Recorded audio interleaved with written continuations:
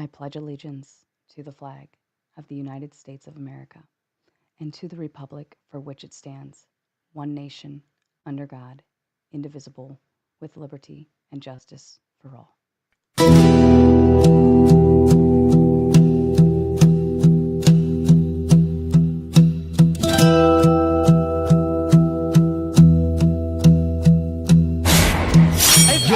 Generally, you said feminism is neutral. Here's what actually happened. This goes at the foundation of all knowledge. I'm really mad that what difference does it make, right? What Stop. Stop. the deregulation of the industry is obviously going to cause more of that industry. And to lubricate the trust connection between people until they have enough. Yet we could still look at biological reality in determining who's a female, even if there are. Why don't you denounce feminism the same way you're denouncing capitalism? If you don't... For something to be objective, it needs to be verifiable. And you can't verify... If I make a claim as a political pundit, it is true that I definitely could be wrong. Yeah, you're promoting, right? Ideology is the main tenet of politics, right? This is my ideology. Yeah, but... So, 2015, anyone go back and watch the footage? The first GOP debate. Cool. Robert. Oh, Dad? With a crowbar, you said?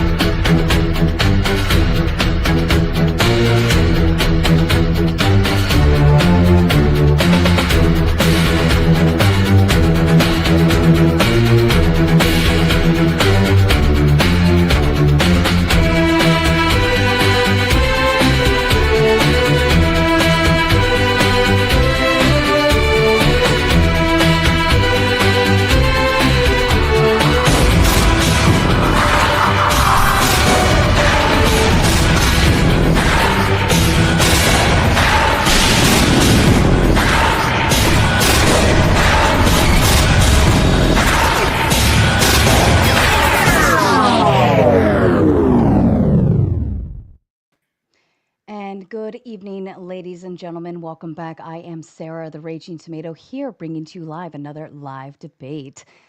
This evening, I have with me Marte Reyes and Ryan, the Radical Coder, both streaming, by the way. Feel free to head on over to their show, show some love, support, like, subscribe, and share it all the way around. The debate topic this evening is stay-at-home husbands are not a prescription for society. Marte, if you'd like to begin with your opening statement, please.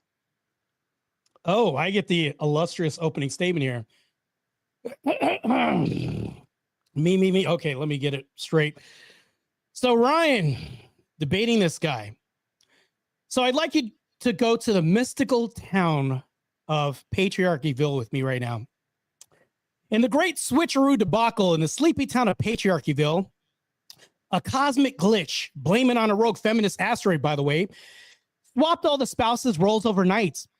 Husbands suddenly thrust into homemaking, discovered they were domestic gods. Wives, meanwhile, were shipped off to infrastructure gigs, building bridges, wielding pipelines, and jackhammering roads. Chaos ensued, and society teetered on the brink of hilarious collapse. Take Bob, for example, a former accountant now ruling the kitchen like a Michelin star tyrant.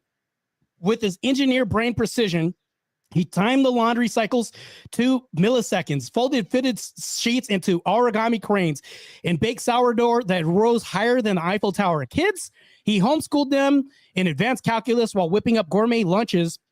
Honestly, and this is what he was saying, honestly, why did we ever think women had the monopoly on multitasking, he mused. As his neighbor, wives, pre-swap, would have burned toast just looking at it. Husbands across town, suburbs, basically turn this into a utopia. Spotless homes, zero tantrums, and dinner parties that shamed five-star restaurants. Men, it turned out, were wired for this. Patience of a saint, strength for lugging groceries, and an innate knack for turning chaos into choreographed bliss. But on the job sites, oh boy, the wives, bless their hearts, meant well, but were hilariously outmatched. Sarah, no pun intended or coincidence intended, a former yoga instructor, was assigned to crane operate a skyscraper build. How hard can balancing be, she thought. Cue the crane swinging like a pendulum in a hurricane. Steel beams dangling, workers screaming left, no right, as she mistook the joystick for a smoothie blender. Bridges sagged like wet noodles because the gals, lacking the raw upper body grunt men, evolved over eons of hunting mammoths or changing tires, couldn't torque bolts tight enough. One crew tried girl power chants to lift a 500 girder, but it ended up in manicures ruined and the girder winning gravity. Roads cracked faster than eggs in Bob's flawless omelets. Pipes leaked. So these are pipelines blowing up all over the place like gossip in a beauty salon. Women's detailed-orientated eyes spotted fashion faux pas but missed seismic stress fractures. Construction delays piled up. Traffic jams became permanent fixtures, with commuters stuck forever because of new intuitive traffic lights designed by wives who preferred vibes over volts blinked in Morse code for Morse code for namaste. Bertha, also the next door neighbor on the left, tried manifesting a leak away. Poof. Nothing. Instead, she hammered a valve so hard it burst, flooding Main Street into a chocolate river. Cars floated like ducks as they declared a poop emergency. Society crumbled comically. Economies tanked as infrastructure failed. Trains derailed into koi ponds. Dams burst, flooding yoga studios. Husbands, lounging in apron glory, sent care packages of cookies to their stranded wives who radioed back, "We surrender. Bring the men." So all the Andrews in this patriarchyville said, hey, we're going to reverse the effects of this asteroid, swap just in time, but lesson learned. So needless to say, my opponent here is going to argue at some point that dads provide better outcomes at home. I would agree with this. I'm going to concede this, that dads are great home, but the problem is, what do you do with the wives? We're not talking about single men here. But, if you look at the outcomes versus like single moms and single dads, we're talking about married couples, meaning husbands. If you take one at home, you have to do a swap. What do you do with this swap? I'm begging to hear what Ryan's outburst would be, or even his rhetorical response would be, to even counter any claims as to how this would be optimal for society. And that's the thing, though. Men are better in every way when it comes to things. In my story, in my hypothetical universe, where Dane Cook, a failed comedian, is now a debater now, never funny in the first place, now debating this whole thing. And I'd like to see if he can make a joke out of this, which is what's going to happen at the end of this. So, literally, the debate's over. I'm just going to make this assumption right now, as I'd love to hear how this swapping position would ever work out in society, because there's a biological I would say a biological imperative that I haven't even touched on. So, but I'd love to continue, and that's my time.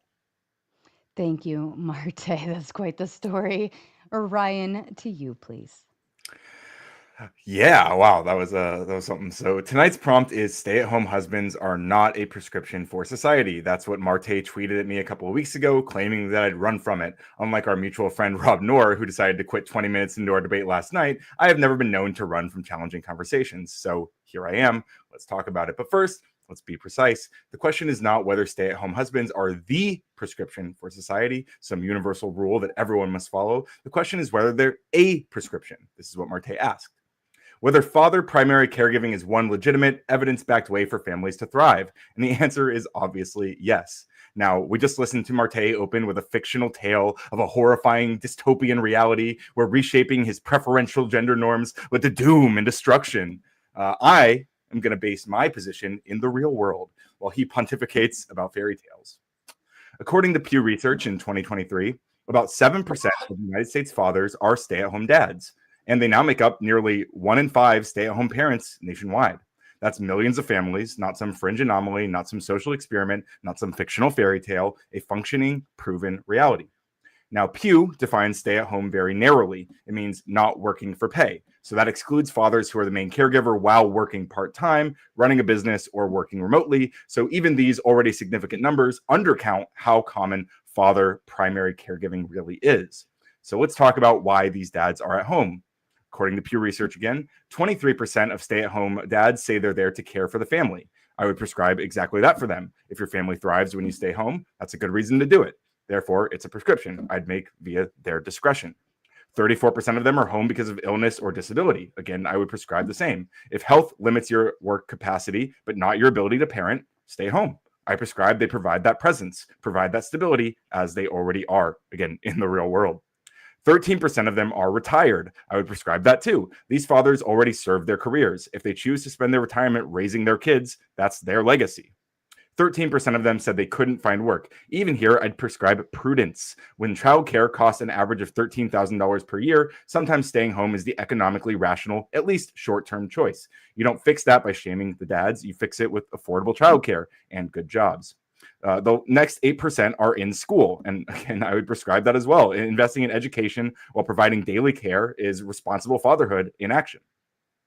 These are not some signs of decay of social order. These are signs of adaptation, families reorganizing around economics or health or caregiving realities. So the question isn't whether men should be stay-at-home dads. The question is whether we as a society should recognize that for many men, they should because it's the best fit for their family and because they already are.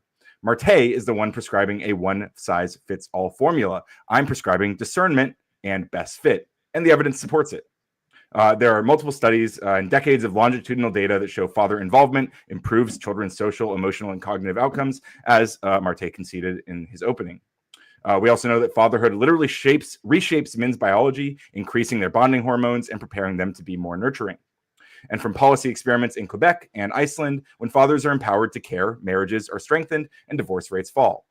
So when someone says that stay-at-home dads are not a prescription for society, they're not arguing from the evidence. They're kind of arguing from a nostalgic fantasy, as was demonstrated again in Marte's silly story. Because the data, the biology, and the families themselves all point in the same direction, that stability doesn't come from these rigid roles that he prescribes. It comes from flexibility.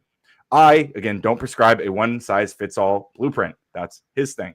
I prescribe what's best for the family standing in front of me in the real world. If a stay-at-home dad by his nature, he's arguably fulfilling it.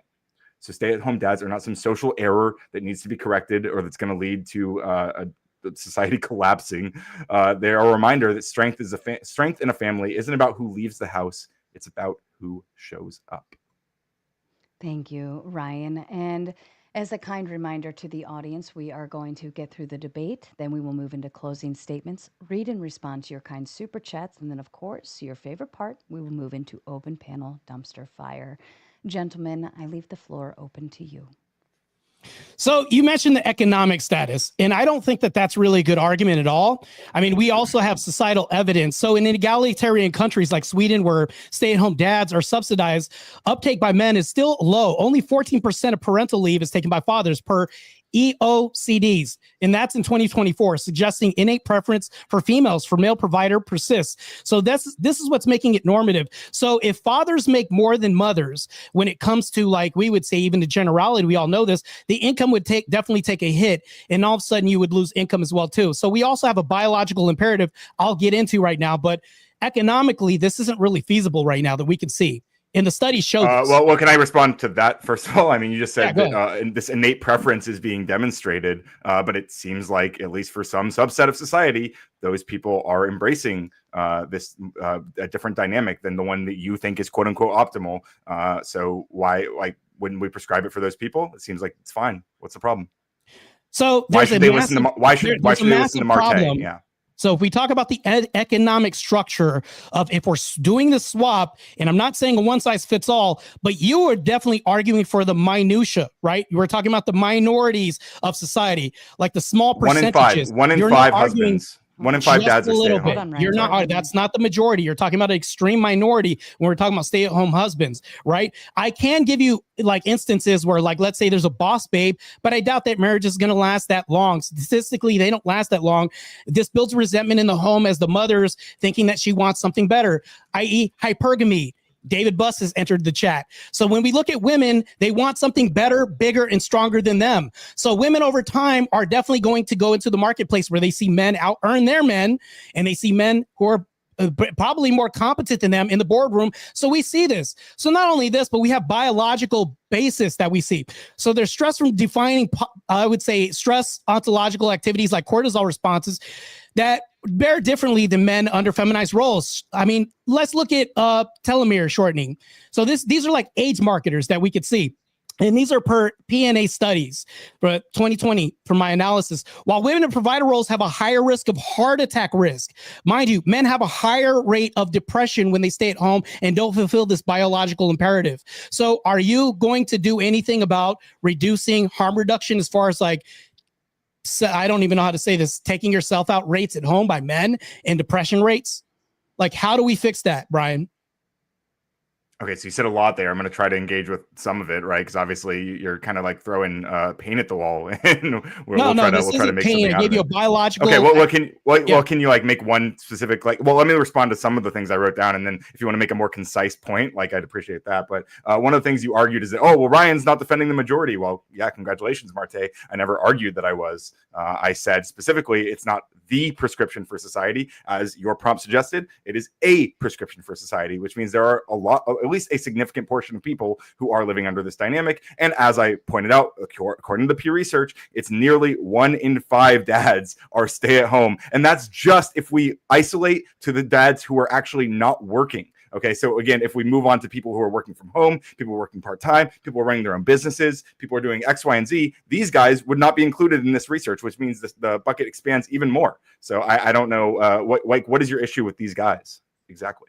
I don't have an issue with those guys, but I have an issue with the prescription. So if 87% of men work infrastructure jobs, like there's no way around this. There's also a biological premise that we have. So you can ask me, well, why is this not prescriptive, right? So I'm going to talk about longitudinal data from the Grant study. This is Harvard ongoing since 1938, I presume. It indicates men in non-provider roles have shorter lifespan, going back to this depression that we have of men that stay at home. Because they're not fulfilling this biological imperative, guess what? Depression rates skyrocket. They're like, this is overwhelmingly showing in abundance in Grant studies and everything else. We can look at all the data and all the metrics that supports this. So even with men that choose to stay at home because they believe that it's optimal because the woman makes more, depression rates skyrocket. Alcohol abuse amongst men goes up big time. Cortisol rates amongst women in those boss babe positions skyrockets. Also does heart problems in all this because it's not the biological imperative that they have. Yeah, so I mean, I guess first of all, I'd point out that like it might be true that depression rates are higher for stay-at-home parents in general. That probably is true for mom Not and in dads. general, more for husbands. I mean, I'm happy to look at the data if you want to send it over. We can maybe we can peruse through that. But again, you're conceding that there are a large portion of society that do live under this dynamic, whether or not you like it. And I would prescribe. Well, I mean, do you not acknowledge the Pew Research on this? Or are you denying that? No, it's saying men. It's saying that the men that do choose to say this. I didn't say the majority, and I didn't say a number or any of this. That's what you're saying, Ryan. Wait, are you denying, yes or no, that about nearly 1 in 5, I believe the number is 17% of dads in America. A small minority? Stay-at-home. And even 20% is a small minority. Rates, they're really low. They're plummeting to the basement, Ryan. I'm sorry.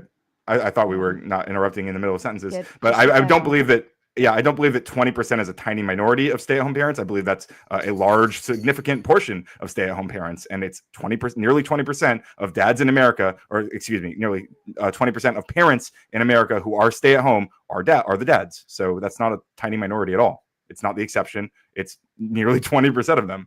It's huge.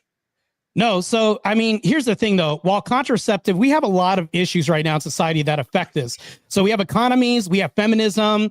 So we are also having all these little constructs that are enabling stay-at-home dads. So one thing though is like these create inherent tensions amongst the sexes. So it's evidenced by lower satisfaction rates, health risk, and rarity. I've already pointed out the health risks that we see. And also your 20% means it's more rare. So also societies thrive on flexibility, but ignoring these imperatives leads to instability, Ryan. It really does. Equity doesn't mean interchangeability. This is something that you're going to argue. I knew you're going to argue for interchangeability, but that's not exactly equity because all of a sudden, when you take men and you put them at home, you're robbing them of their biological imperative. This is something you can't get around in this debate. It's something that's going to constantly stomp your ideological position that you do have right now. And it's something that we have to look at because if we look at the numbers, why are the divorce rates sky high for people that stay at home as men? This is something also that's also evident in the stats and research that we see. So we also have to look at outcomes of this as well, too. Yeah, I guess number one, that last thing you said, I don't think that's true. And the data I've seen, very true, especially the Quebec and Iceland, I think, as I referenced, those specific examples showed that the stay-at-home dads who had access to parental leave and stuff, these marriages were much longer lasting. So I mean, again, I'll ask you to see the data that you cited earlier. I'll ask you to see that data as well, or at least mention like where you're citing this data from. That would be nice. You said we have economies, we have feminism. Yeah, true. You said that I'm going to argue about interchangeability. I'm not. I don't think men and women are interchangeable. I think there are many situations where women are just as capable as men. Doesn't mean all. Doesn't mean that women are going to be all our Navy SEALs or whatever. I think. Okay, well, I don't think it's interchangeable in every case, so I don't consider that interchangeability. I would say that there are certain fields where men are just always going to be overrepresented, if not exclusive, and I don't think that's a problem. And I don't think that limits there being men who decide to be stay-at-home dads. And again, there seems to be a large portion of stay-at-home parents, 20%, who are doing exactly that. Seems to be working out fine for them. You're arguing the increases their depression rates. I'm interested in seeing that data, but I suspect you're not actually ever going to provide it. So. I can't provide that data. Actually, I've also provided the citation when I was talking about it, where I got it from and the year. But back to this, I want to ask you a question. Ontologically, can you provide it again? I must not have heard you earlier. Can you provide it again real quick? Okay, I'll mention that again, but I'm not going to interrupt my tangent, just so that way I can go ahead and provide you this data, which I can provide to you later. So ontologically, I have a question. Do you think males are designed for primary domestic duties like females at home? Who have oxytocin surges post childbirth, bonding with the kids and nurturing. Do you think during this period, do you think that's optimal? Okay, so you said you were going to stop and give me the data, and then you decided not to. So I'm still waiting on that data. But I don't believe that human beings are. I don't believe that human beings are designed. So that's not really. You don't believe they're designed? What do you mean by that? You don't believe they're designed? I don't believe in God, so that doesn't really make any sense to me. That's a weird question. I thought the question was referring to like the biological pieces of a mother. Yeah, that's what I was referring to. I think dads are perfectly biologically capable of being stay-at-home dads. I think they're just fine at that. Yeah. I think you were referring to like those first stages, correct, Marte? Like yes, the first stages. Mothers. So oh yeah, well, to be clear, then I'm not arguing that mothers shouldn't be with their children when they're first born. No one here ever said that. Oh shit. Okay, so they shouldn't be with their mothers with their firstborn, or it should be. I never said anything about that, but until just now, where I said that I didn't argue that they shouldn't be. Yeah, I believe that mothers should be with their children when they're born. I believe both parents should be able to. I believe in parental leave, like many countries have offered to both parents. Because we're looking at a prescription. Are you not hearing me? Is my mic on? I'm literally saying that we should provide parental leave so that moms and dads can be with their children when they're first born for extended periods of time. I think he's agreeable to those first stages of the mother being. He's okay with that. Right, but I'm asking, like, if Ryan had to choose one because somebody has to work, somebody couldn't get parental leave, who would be more optimal during this first stage, Ryan? Okay, that's not what you were asking, but I will answer that question now. I believe the mother will be better. Sure. So you're saying the mother would be better, right? Yeah, for those first few months, yeah, for sure, no doubt. So okay, here's the other thing too, and I'm going to bring up hypergamy as well too. So women have a preference for resource providing partners. Would you agree with that? I think everyone has things they want from a partner. Yeah, of course. No, I'm saying as far as hypergamy, do you think women have a preference for resource providing partners? Or do you think men overwhelmingly prefer this more than sex and everything else? I think women want both good sex and good resources, but sure. Which one do they talk about more in society? It depends on who they're talking to. Hold on. I'm going to present a hypothetical. So let's say that me and Sarah are dating. Please don't nobody clip this, by the way. Let's say we're dating and Sarah goes to her group of girls and she says, hey, I met this guy. He's handsome. He's a bodybuilder, all this other stuff. Do you think the women are going to be like, hey, I was wondering what he looks like? Or do you think women overwhelmingly say, hey, what does he do? Well, they said he's a bodybuilder, so they probably already know that he's like a handsome. Okay. Well, there's ugly bodybuilders out there all the time. They might start to ask about other things, but they're already getting that part of it. And I didn't even mention like looks or anything. Like you just brought in. I was talking about both. Right. Like, he just happens to be a bodybuilder, but then I think a lot of women also. A lot of women. I'm sorry. I thought I was answering the question. Hold on. Yeah, my bad. Marte wanted to clarify. I think if you. So do you think women overwhelmingly ask about? So here's the thing. And let me make this easy and bite size for you, Ryan. So when men are asked by a group of men, and I go to my boys, the first thing they're going to ask is, what does she look like? They're not going to care about what she does. Whereas on the other side with the women, they're going to be like, what does he do? That's going to be a huge question. And that's going to be a big judgment call, whether or not he's a janitor. And they're going to use this as a metric, whether or not they want to judge whether or not, hey, Oh, what is he? Oh, he's a doctor. Oh, great. This is status, which men primarily look at. And this is something that also coincides with depression rates with men because their status lowers. If they're a stay-at-home husband, guess what? Their status in society isn't that of a doctor or anything else. Their status is like looked at as like, oh, so you don't contribute to society. We overwhelmingly know this. This is something. So that's why I brought up the hypothetical, whereas like me and this fictional woman that I'm with right now, when we go to our I would say these groups of peers, when we looked at what's asked because of hypergamy, women want somebody that makes a lot of money or at least decent money, and status, it matters a whole lot, whereas men don't care about jobs and work. It matters to us so much. That's why the depression rates rise at stay-at-home husbands. We look at this, and this is overwhelming evidence. Okay, I'm still waiting for that data that you keep saying you're citing. I'd never heard where you got it from or any of that. I'm looking forward to that. But I mean, yeah, I agree. And to be clear, I do agree that men tend to be more interested in looks, and that women tend to be more interested in status. Is that satisfactory for you?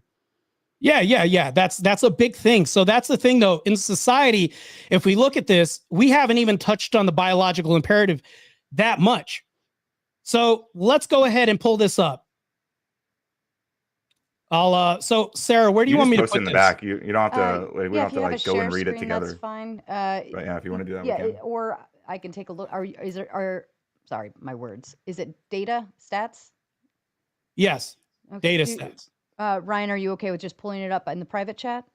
Or Yeah, I don't mind. Do you guys need to? Do you need to review it, Marte? I just wanted to have it on hand, so like I can dig through it at times. Like I'm just curious. So if you have a link, Marte, and you want to just drop it, I'm gonna put the link in the chat, in the back chat, so that way he can see this. Okay. But and while I'll I'm drop looking that this to the up, regular chat for the viewers as well. I guess while you're pulling it up, I guess what I'm curious of is like how drastic is the difference between stay-at-home moms and stay-at-home dads? Like what are the specific numbers that you're referencing here? So here we go. I'm going to pin this right here. This is going to go into our backroom chat. So this is not only just one piece of evidence, but this is all over the internet, where studies overwhelmingly show this because men have a societal stigma, if you will. Whereas, like, guys will ask each other, what do you do for work? Women will all of a sudden ask this. You see this on dating sites and everywhere else. Well, what do you do for a living? This is probably like a big conundrum in which men, because women are now trying to out-earn men graduating from colleges. This is a big thing. But even then, women will overwhelmingly ask, like, what do you do for work? And this is a big thing because I guarantee you, in two worlds, there's two Martes. One that's a husband, or not even a husband yet, but wants to be a husband and says, hey, I'm a telemarketer, which is least respectable job on earth, by the way. Well, one of them. And the other one says, hey, I'm a structural engineer. Which one is going to have more status in society? Meanwhile, none of them have any status in society by their peers or any dating sites if they don't have a job. So even in marriages, if you look at husbands that don't have any status, aren't contributing to society, all they're doing is helping out at home, it just begins this big resentment battle at home. And we can overwhelmingly see this because if a guy isn't bringing any money or helping out in society, isn't doing more as far as outside of the home, the rates of resentment rise in the home. Sure. So I see what you're referencing now. This Healthline article that says that that men are more likely to have these stay-at-home fathers are found to have higher levels of depressive symptoms. I'll accept that. It seems like it's true. Now, what I'd be curious about, since this obviously isn't the exact study, I'd be curious about like what the actual rates are between the two. And I would be curious. It seems like there's a lot of evidence, or there would likely be evidence supporting this, that a lot of these are because of social pressures on men, not because of some biological imperative that you keep alluding to, but because when men are asked, hey, what do you do? They're ashamed to admit that they are a stay-at-home dad, but that doesn't mean they're ashamed to acknowledge that within their families or to their children or to their wives. They might be perfectly happy with that, but they might be embarrassed to tell it to other men who might shame them for it, which would mean that it's the other men around them who are the problem, not the individual man who's deciding to be a stay-at-home dad. I can actually demonstrate why this isn't the problem, because one of the biggest indicators when you're trying to get married is having some status. That's huge, because I guarantee you, if I went to a woman and said, I do telemarketing for a living, I guarantee you this is probably going to make her drier than a Popeye's biscuit if we're talking about jobs and occupation as far as statuses. But if I tell her something like I'm a structural engineer, which means I could just be working on just some crank job where I'm just turning wrenches at some lowly job. It sounds way better, right? So I think that when it comes to like status in society, it means a lot. Women put that on us as well too. Overwhelmingly, this is done by women because guess what? Women want guys to make more than them, or at least be on par with them, or make more than them. Women are hypergamous in nature. They want somebody that's going to be doing more than them because they want to feel safe. They want to feel protected. But if you don't have any of this, guess what? Your status is coming from a biological imperative, because I guarantee you what, 500 years ago, if you didn't slay the mammoth, if you weren't tall, if you weren't handsome, you didn't survive a harsh winter. And we could talk about traditions as well, too, that come from biological imperatives, too, because the reason why we have this, and this sounds like a side tangent, the reason why we give women roses is because guys used to have different floral arrangements with daffodils and everything else because it shows the ability to forage. Do you think that we've lost this over time? Or do you think that this comes from a biological imperative, how we have these social structures that we have that actually helps society, and it stems from all that? That's survival here.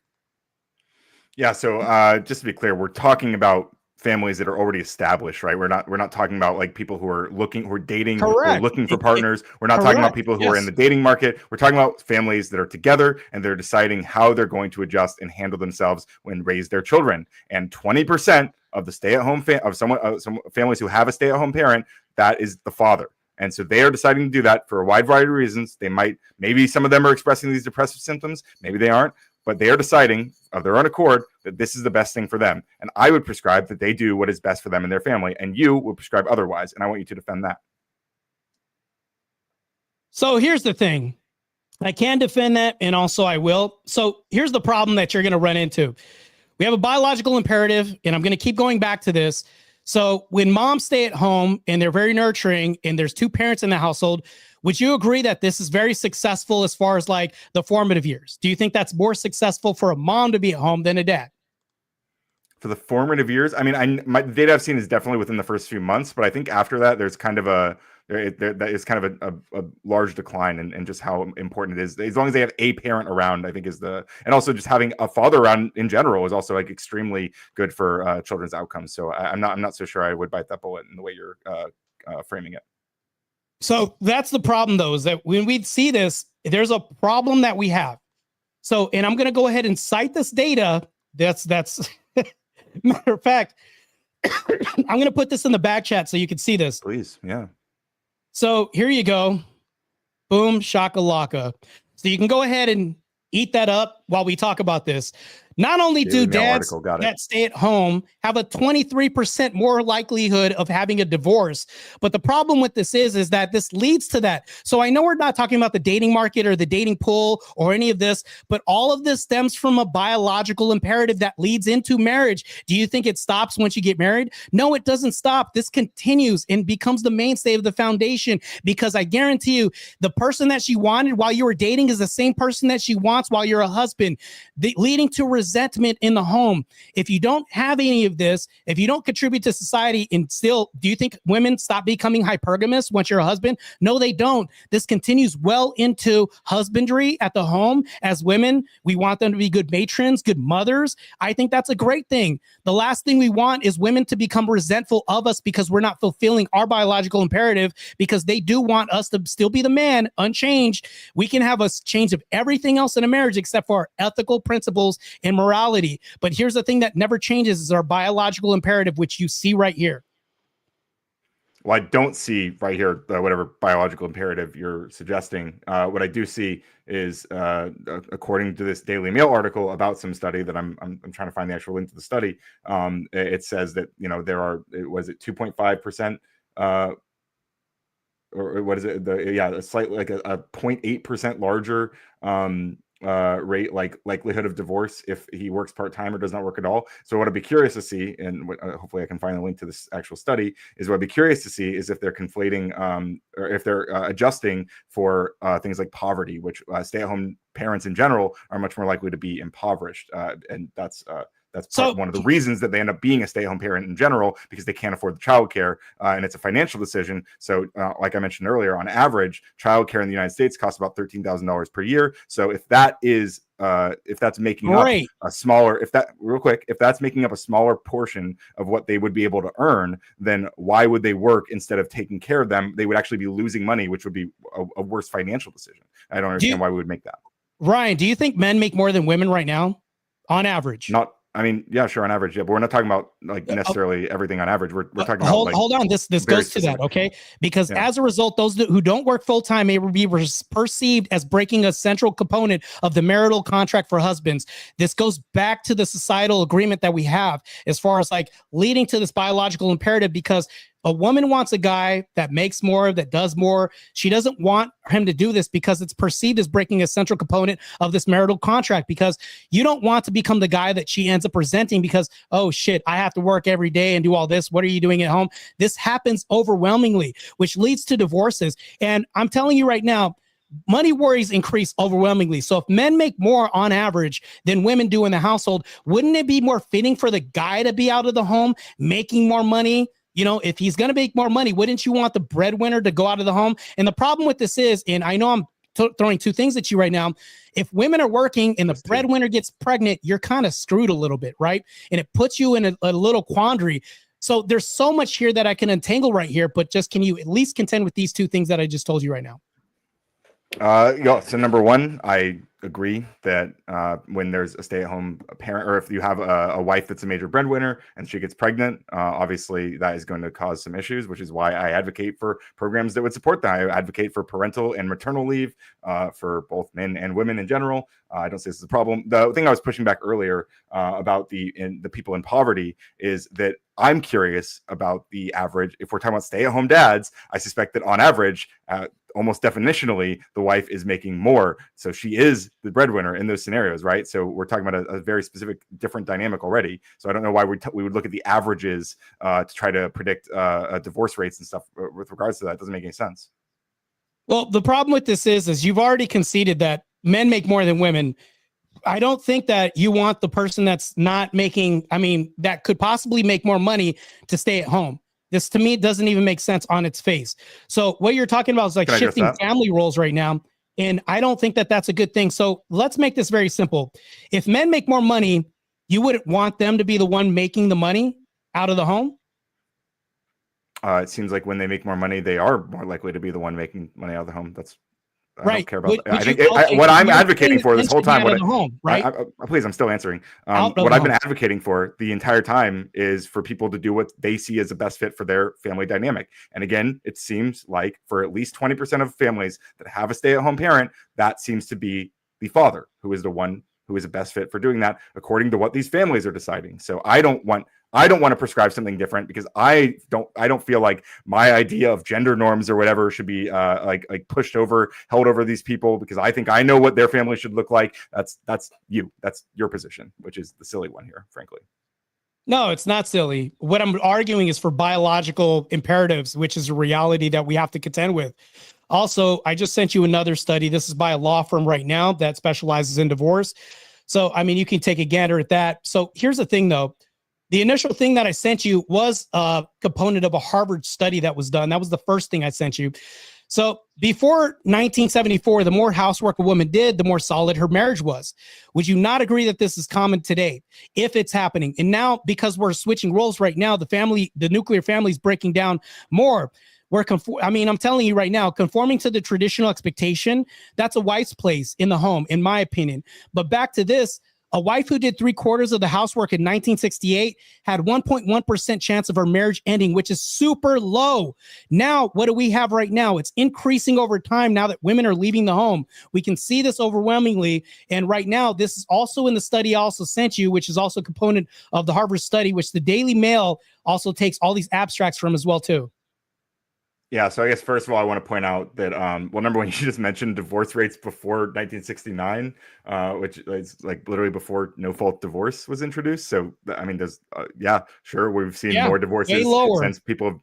Yeah, of course, because people were allowed to get divorces after that without having to prove that they did some other random shit, which is a good thing, because people aren't stuck in marriages they don't want to be in. No, it's not a good thing. Exactly. That's a whole different conversation. We can debate about that another time. You want to force women to stay married to guys they hate or whatever. I don't vibe with that. And you also want to force guys to be married to women they hate. I think that's disgusting. I think that's bad for children. That's you. That's your position. Oh yeah. Well, I wanted to point out that you keep saying you're sending me studies. I wish you were. What you keep sending me is articles, like a Healthline article, which to be fair, Healthline's generally pretty reliable. The other one, Daily Mail, a little bit less so. Oh, now it's reliable. And then the last one you just sent me. The last one you just sent me is a blog post from a yes, it's from a law firm. But like, I just wish that when you were sending, that's just a personal complaint, right? But I wish when you were sending me data, you were actually sending me the data, because it doesn't seem like you actually looked into the data. It seems like you looked into people who were talking about the data, which is a little bit frustrating to engage with, but sure, I'm trying. So here's the thing, though. This is one thing that you can't contend with. You've already admitted that stay-at-home dads who would be the breadwinner and make more money, you're saying that this is a good prescription. Can you give me a reason why a woman who works out of the home, which would make less than her husband, should be out of the home? Can you tell me a good reason why the person who would make less than the man be out of the home working? Well, yes. So to engage with that, you're kind of like begging the question a bit, right? Like you're packaging in a bunch of stuff. Like you're saying that you're assuming that you're describing a family dynamic where it's guaranteed that the husband could make more money than the wife, just because the average man makes more money than his wife. But there are obviously women who are just in great positions where they're making a lot of money, and they might want a dad, or they might want a husband, who can father their child, who can stay at home because they enjoy their job. This is perfect common. It seems to be happening with millions of United States families, and I would prescribe that they do what they seem as best for their families, and they're doing it in reality, not and again in your fictional fairy tale world that you described, where chaos and the world's collapsing around us. It's just happening fine. People are living their lives. People are raising their kids. If anything, the stuff that I advocate for, like paid parental leave and stuff, would make it better for these families and make it easier. So it's not a fictional reality, because 87% of men work infrastructure jobs. So if you took all the women and put them in these positions, guess what happens? It's not a fictional reality. Where in my fictional reality that you say is fictional, I swap all the jobs, right? And if we swapped all the jobs, guess what would happen? Do you think these bridges would be built? I mean, it expedited the way that they are with men compared to women. Do you think that these roles are equal when we talk about this? You have to agree with this, because this is a nonsensical position to hold and say that it's completely fictional. It's not. Well, hang on. So you're asking me if in a world where all men were replaced by women, which would be a fictional world, right? We don't live in that world. You agree with that? We don't live in the world where all. Okay, so I'm correctly describing your hypothetical as a fictional world, right? You agree with that? So how would this be fictional if we really did this? It's fictional right now. This not play out like I said. You're saying if this happened in the real world, would it still be fictional? No, it wouldn't be. But right now, what you're describing is a fictional world, a hypothetical world, right? You said it was ridiculous. You said it was a ridiculous premise. Well, how ridiculous would it be if women all of a sudden got into 87% of the infrastructure jobs and we switched places? I think that would, I wouldn't prescribe that, but I didn't come here to prescribe that all. I didn't come here to prescribe that all women invert their jobs with all men. Nobody is here prescribing that. You said it was crazy, and you made a mockery of it. It's not a mockery. It's non-existent. You're literally agreeing with this fictional world that I just presumed and gave it to you.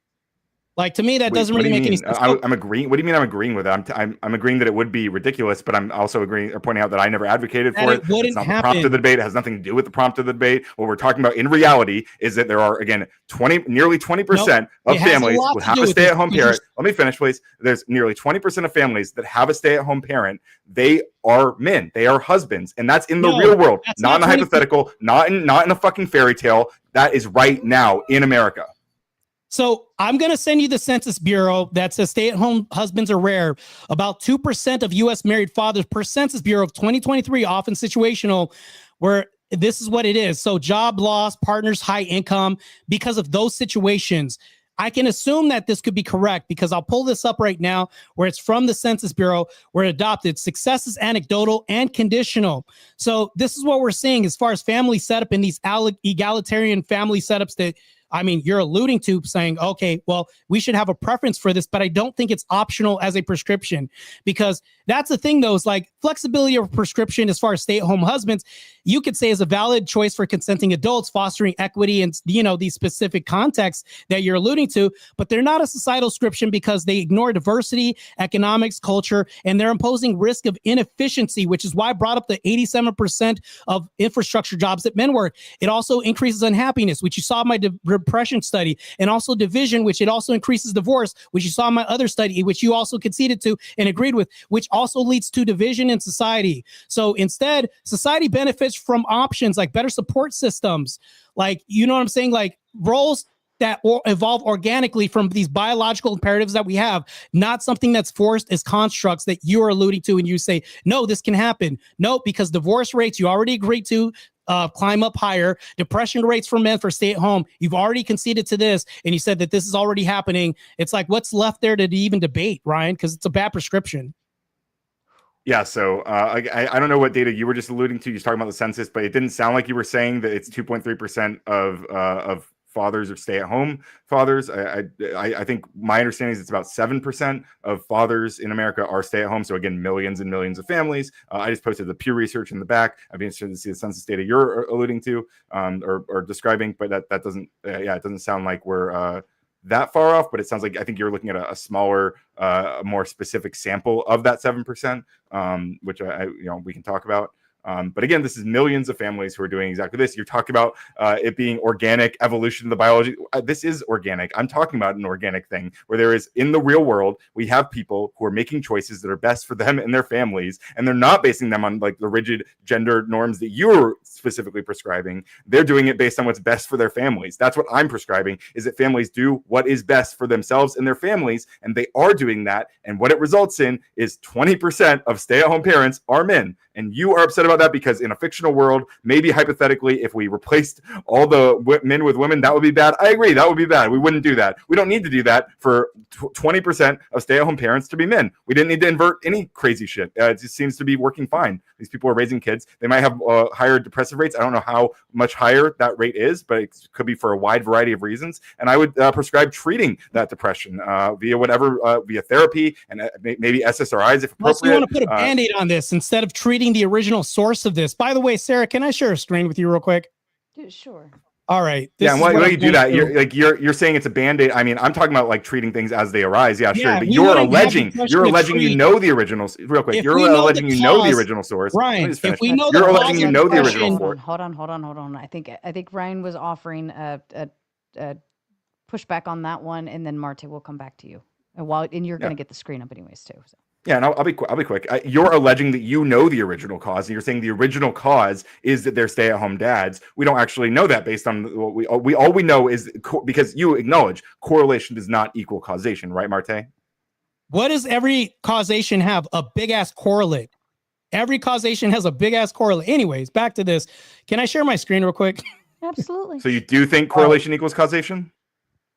Look, Ryan, I can argue semantics with you right now. It's not right now, you've already fundamentals of the scientific method. Ryan, you've already conceded that depression rates are high, and your example is like, well, they could just get counseling. Well, they wouldn't need counseling if we've already had this mainstay of men working out of the homes and not being stay-at-home dads. This is already remedied by that, so they don't need counseling. We already know what the solution is by avoiding this and basically keeping these traditional values. I would argue and actually agree with you that in extreme situations where if the guy loses the job, things happen, or she happens to make more than him, yeah, that could probably happen. But guess what happens? We've already seen the statistics on divorce that you've already agreed with me on. So I'm going to go ahead and share this real quick. Let's get to it.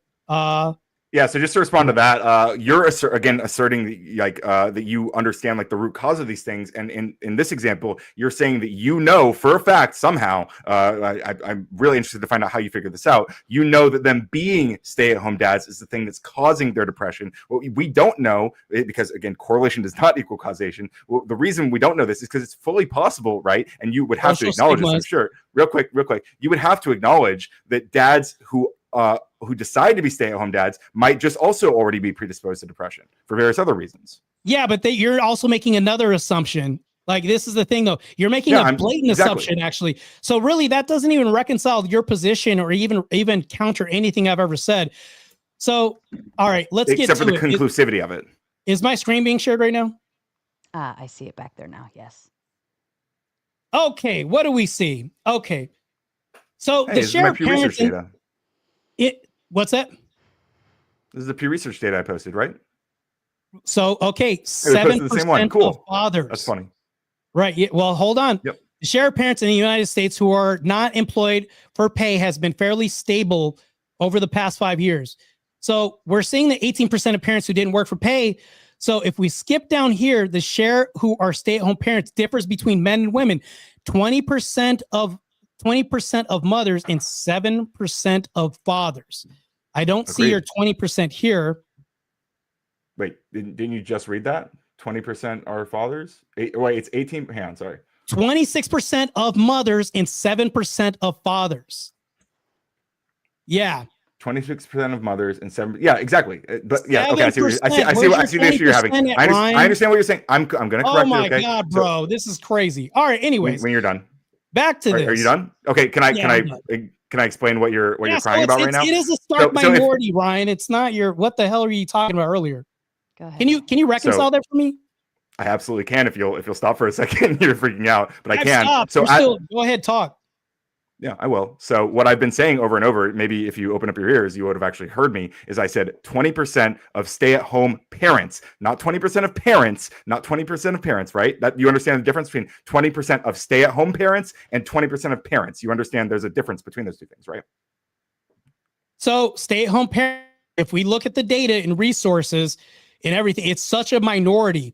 So you're making this out like, so if I gave you a prescription, in the prescription, even if I give you the 20%, we say it's 20%, do you think that this is a better prescription for society than the overwhelming agreement that everybody agrees with in society right now? That's happening right now. Do you think that it's a good prescription for dads to be out of the home in working compared to like mothers being out of the home and working and dad staying home in a marriage? Do you think that this is good, knowing that the data that you've already conceded to saying that depression rates are higher regardless if they have depression prior to or during the marriage? We've all seen the numbers, and you've already conceded that the depression rates in stay-at-home husbands are higher. You've already agreed that husbands make more than the women, and you're saying that the people that make more would be better breadwinners stay at home. None of this really makes sense to me, Ryan. Can you reconcile any of this and tell me why this would be better? I'll do my best. So yeah, what I pointed out is that we don't know the cause of the depression, which you pretended to know earlier, right? You were asserting that it was because they were stay-at-home dads that they were depressed. You don't know that. It might be the case, as I suggested. This could go either way. I'm not asserting that I know because I have a little bit more epistemic humility than you. What I'm saying is I'm not sure whether that's causing the depression or that depression might make them more likely to want to be stay-at-home dads, which would be a separate problem, right? And we can engage with those in a wide variety of ways. But that wouldn't mean that all stay-at-home dads are doing something wrong, right? And to once again, just to correct what you're, it's kind of funny that you are hammering down on this when I was so specific all throughout this debate about the 20% thing. So what I'm referencing, I'll read directly from the article you were just looking at, the one that was the article I cited over and over in my opening statement. That was where like almost all of the numbers I talked about came from.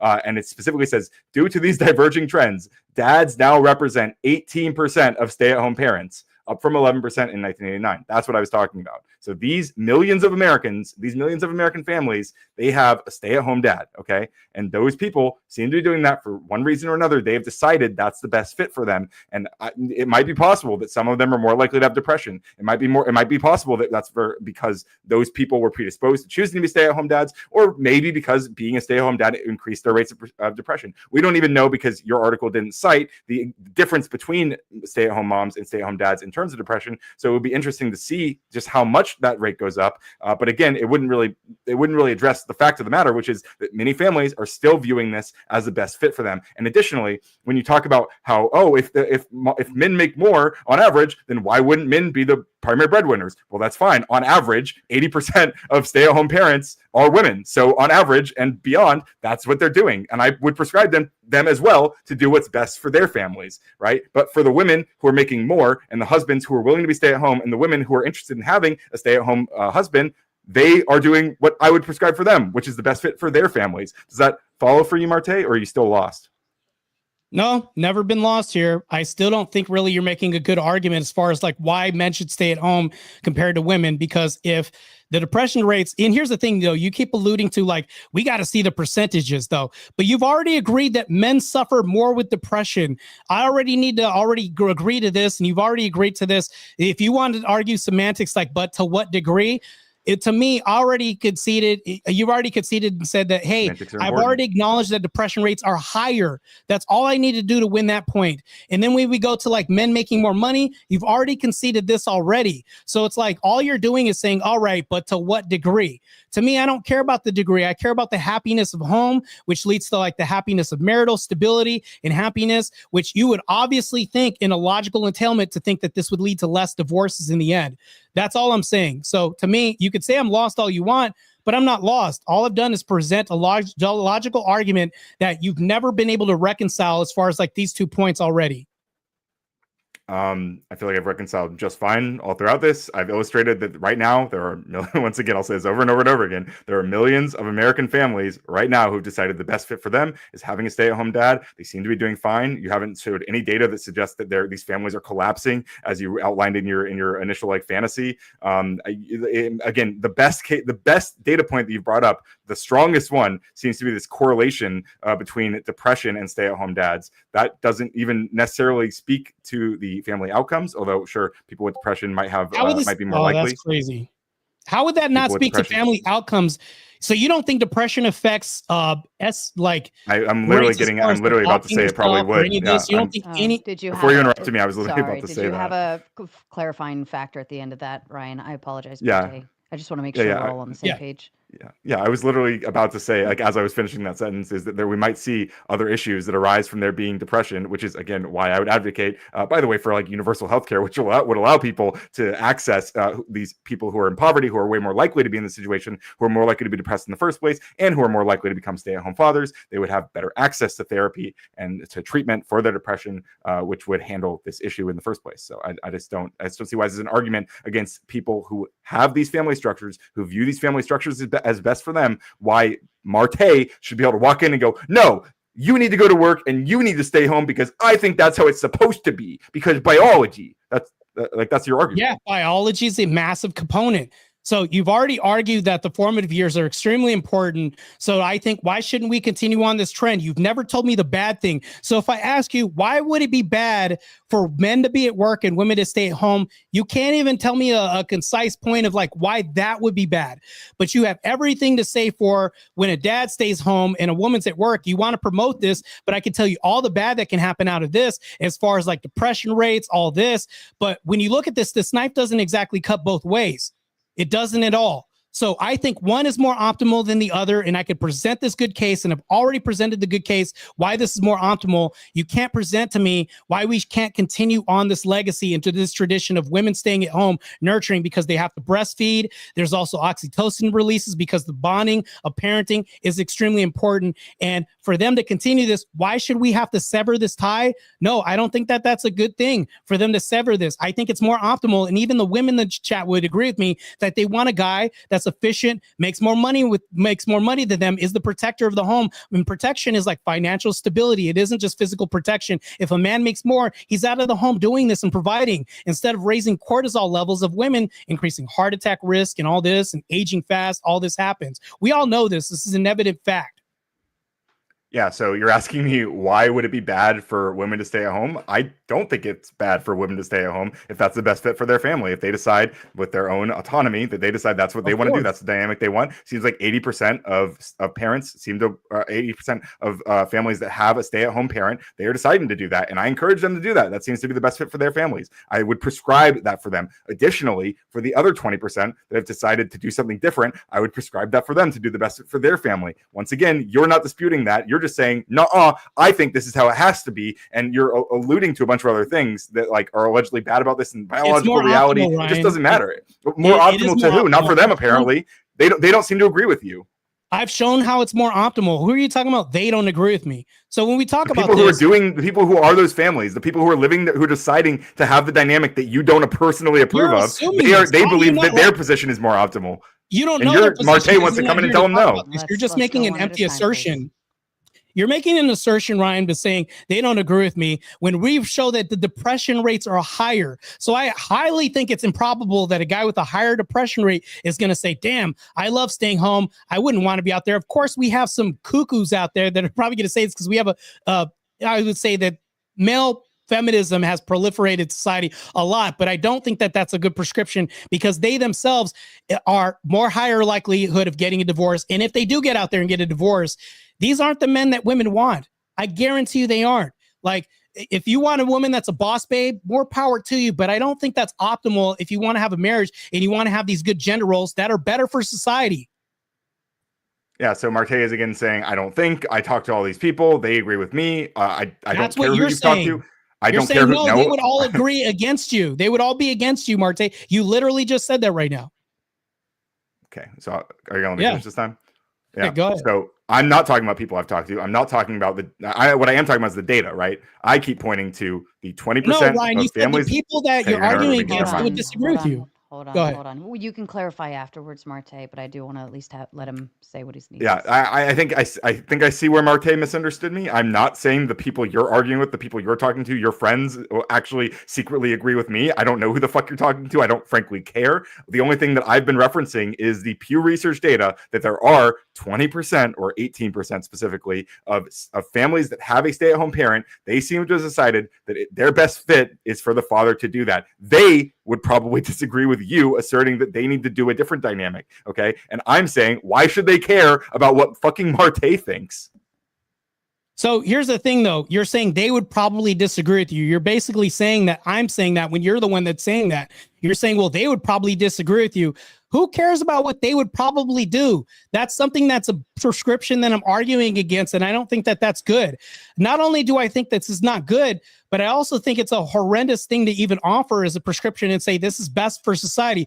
No, I think that there's a higher likelihood of satisfaction in marital rates when the husband's making more, he's out of the home and comes home, and the woman's fulfilling this biological imperative of nurturing her families, and she actually has more access to her kids and says, okay, matter of fact, I would make an argument for why homeschooling is more superior and optimal than public schools, which are a propaganda machine. So to me, I can see this happening, but you can't reconcile what the bad would be. You've already admitted this, and I could say, hey, the depression rates are higher, which you've already agreed to, and you've already conceded this already, which you're going to keep conceding to. This is the biological imperative that we keep going to. And women overwhelmingly, even you could agree with me, and you're living in cognitive dissonance if you're saying that women are okay with men making less than them, because also there's studies that obliterate this too, that I can also present. We can go there too, because this applies to marital rates too and happiness.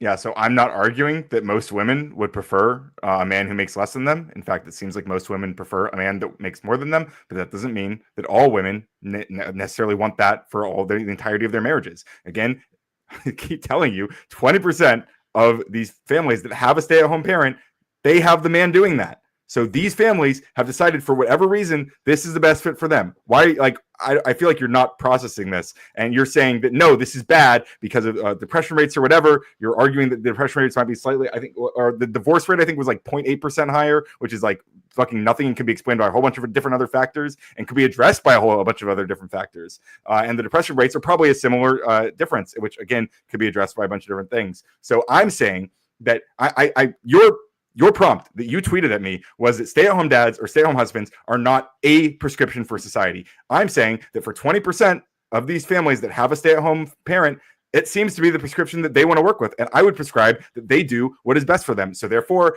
it is at least a prescription for society. I feel like this is extremely clear, extremely simple. Even if Marte disapproves of their family dynamic, I mean, honestly, like, who gives a shit? So? I give a shit. And the reason why I give a shit and the reason why I really care about this is because we're inverting family values. The traditional structure of families has been upended for a very long time in society. And guess what's happened? What's also increased? Marital rates have basically plummeted through the basement. Divorce rates have skyrocketed. Yes, we could say that no-fault divorce has also added to this, which you say, well, this couples shouldn't be forced to stay together. You mean work through their marriages when they have problems? So this is my argument. My argument is saying it's a better prescription for society if men uphold to this and they're staving off divorce when they have a woman that stays at home and they're the person that's the breadwinner and making more money, thus staving off resentment for the future in their home, basically avoiding the treacherous, I would say, the gallery divorce that awaits them, because marriage is a business. Let's admit there's the front end of marriage and then there's the back end. Getting married, there's a shit ton of money. People spent $20,000 on marriages. And I'll get back to the point. Divorce, high-end industry over here. But in order to avoid this, because we're talking about outcomes here and a higher success rate of marriages, which is also part and parcel of this, I think it's a better imperative for us to follow, a biological imperative for men to be at work and women to stay at home, because we've never seen this opposite successful. We're trying to have this happen in society, so where we have boss babes go out of the home and while husbands stay at home. Guess what? Marital rates haven't gone up. They haven't increased at all. This hasn't been a thing. But if we go further back in the past where you say women were slaves and stayed at home, marital rates steadily rose and satisfaction among married couples increased also. There's no way you can reconcile this, because it's all going downhill from here when we have this egalitarian society, which you say, I'm not arguing for egalitarian. I'm just saying, hey, it's good all across the board, man. This fits and anybody could do this. No, it doesn't, because overwhelmingly we see that this is such a marginally small community, and you keep arguing for the 20%, which it's like, why are we saying that this is optimal? That's my argument. That's not optimal at all. Not a prescription. Well, it does seem to be optimal for them. Again, like, it might not feel optimal for Marte, but it does seem to be optimal for them, which is why they're doing it. People are generally make rational decisions in many ways about what they want their lives to look like, how they want to take care of their kids. And these families are deciding that this is what's best for them. Marte doesn't approve. Again, fuck it. Who gives a shit? Like, Marte, we don't need Marte's permission to set up society. Additionally, when we talk about the marriage, no fault divorce and all this crap, like, yes, people will be forced to work on their marriages, even if they continue to not work. Like, you want to force that on them. That's not my world. I'm not about that life. Yes, I do actually advocate for egalitarianism. I haven't talked about egalitarianism tonight at all. I haven't ever said that men and women are equally or interchangeable widgets like you keep prescribing to me. I never argued that. What I did argue is that your dog doesn't even agree with you right now. He's literally like refuting your whole argument when I don't even have to. So not only does your dog disagree with me, but I don't. Yes, my dog does disagree with you. But I disagree with your whole argument too. So both of us, that makes two of us. Your dog disagrees with you. I disagree with you. So on your premise right now, when you're talking about, I'm not arguing for egalitarianism. What are you arguing for? If I'm arguing, no, I am. It? Okay. To be clear, I do believe. I do believe in egalitarianism. That doesn't mean that I'm arguing for egalitarianism right now. What I'm arguing for is that there is a subset of married couples who have children, who have a stay-at-home parent, and that subset, a large subset, which means millions of American families, they have decided what is optimal for them is to have the father stay at home. They are deciding that. If we see that, like, all these different outcomes that you don't like, these people are still making that decision. I do want them to be allowed to do that. Do you think they should not be allowed to do that? In a sense, you're arguing for the exception to be the rule. And yes, I agree that they're arguing for this. They can argue for this and say, hey, this is great. But I guarantee you, and this would be an assumptive claim on my end, I don't think that they would say, hey, this is a prescription we see in society and that should be normalized. When you say this, you're saying, well, no, this is okay. It's fine. It could be normalized. But if people are talking about things that should be normalized, it's because it's not normal. And that's the thing, though. If we look at this historically, we don't see any of this playing out in the beginning. We've always had men outside out of the home working and becoming the workforce, adding to all this, bringing home the kill, as they say, while women are home nurturing their babies. Now we have this inversion. If you notice on the scales, marital rates are plummeting. Your dog doesn't agree with you. I don't agree with you. And even Sarah laughs because she knows that your dog's right. Okay, my dog, for the record, my dog was barking because someone just came home and he wants to go see them. Some claims don't work that well, right? When you're throwing it my way and saying, no, they wouldn't agree with you on this. Well, you don't know if these people have lost their jobs or anything would have happened where the guy got disabled, things like this. We don't know their Actually, we do know that. I cited all of that in my opening statement. That's exactly what the Pew Research says, that about a third of them are disabled or are stay-at-home fathers because they're disabled or because of illness. And for those people, I would prescribe, if they're capable of taking care of their kids while they handle the illness. Are you gonna let me finish talking? Yeah. So while they are dealing with that, they are going to be, I would prescribe for them to treat their kids. You keep saying that I'm arguing for a one-size-fits-all solution, basically, but that's not my playbook. I am not arguing that stay-at-home dads are the prescription for society, and that was not the prompt that you suggested to me. You suggested a prompt, are stay-at-home dads a prescription for society? I believe there are many prescriptions for society, many prescriptions for a healthy family, and for 80% of people, they want to use your prescription, more or less. 80% of families that have a stay-at-home parent, they want to use yours. Base, good for them. Love that. I'm about that. I would prescribe that for them. What I would prescribe to the people who disagree and want to have a different family dynamic is to use that family dynamic that works best for them, which is what I've been arguing this entire time, and you've never once actually engaged with that. I'm saying it's not a good prescription at all. Therefore, it shouldn't be a prescription. Although I can agree that there are happenstance cases of people losing jobs. I think that people get sick, can't go to work. I think that people get out earned all the time sometimes because the way that we have colleges literally ostracizing men right now with their educational programs. But here's the thing, though. I think that if we have husbands that make more, I think we're going to lower resentment in the home and we're going to stave all this off. And then not to mention this, but we're going to lower societal shame for men as well, too, in the workforce, because societally right now, we've never seen anything work out to where it's like, this is what we need as far as like the whole prescription.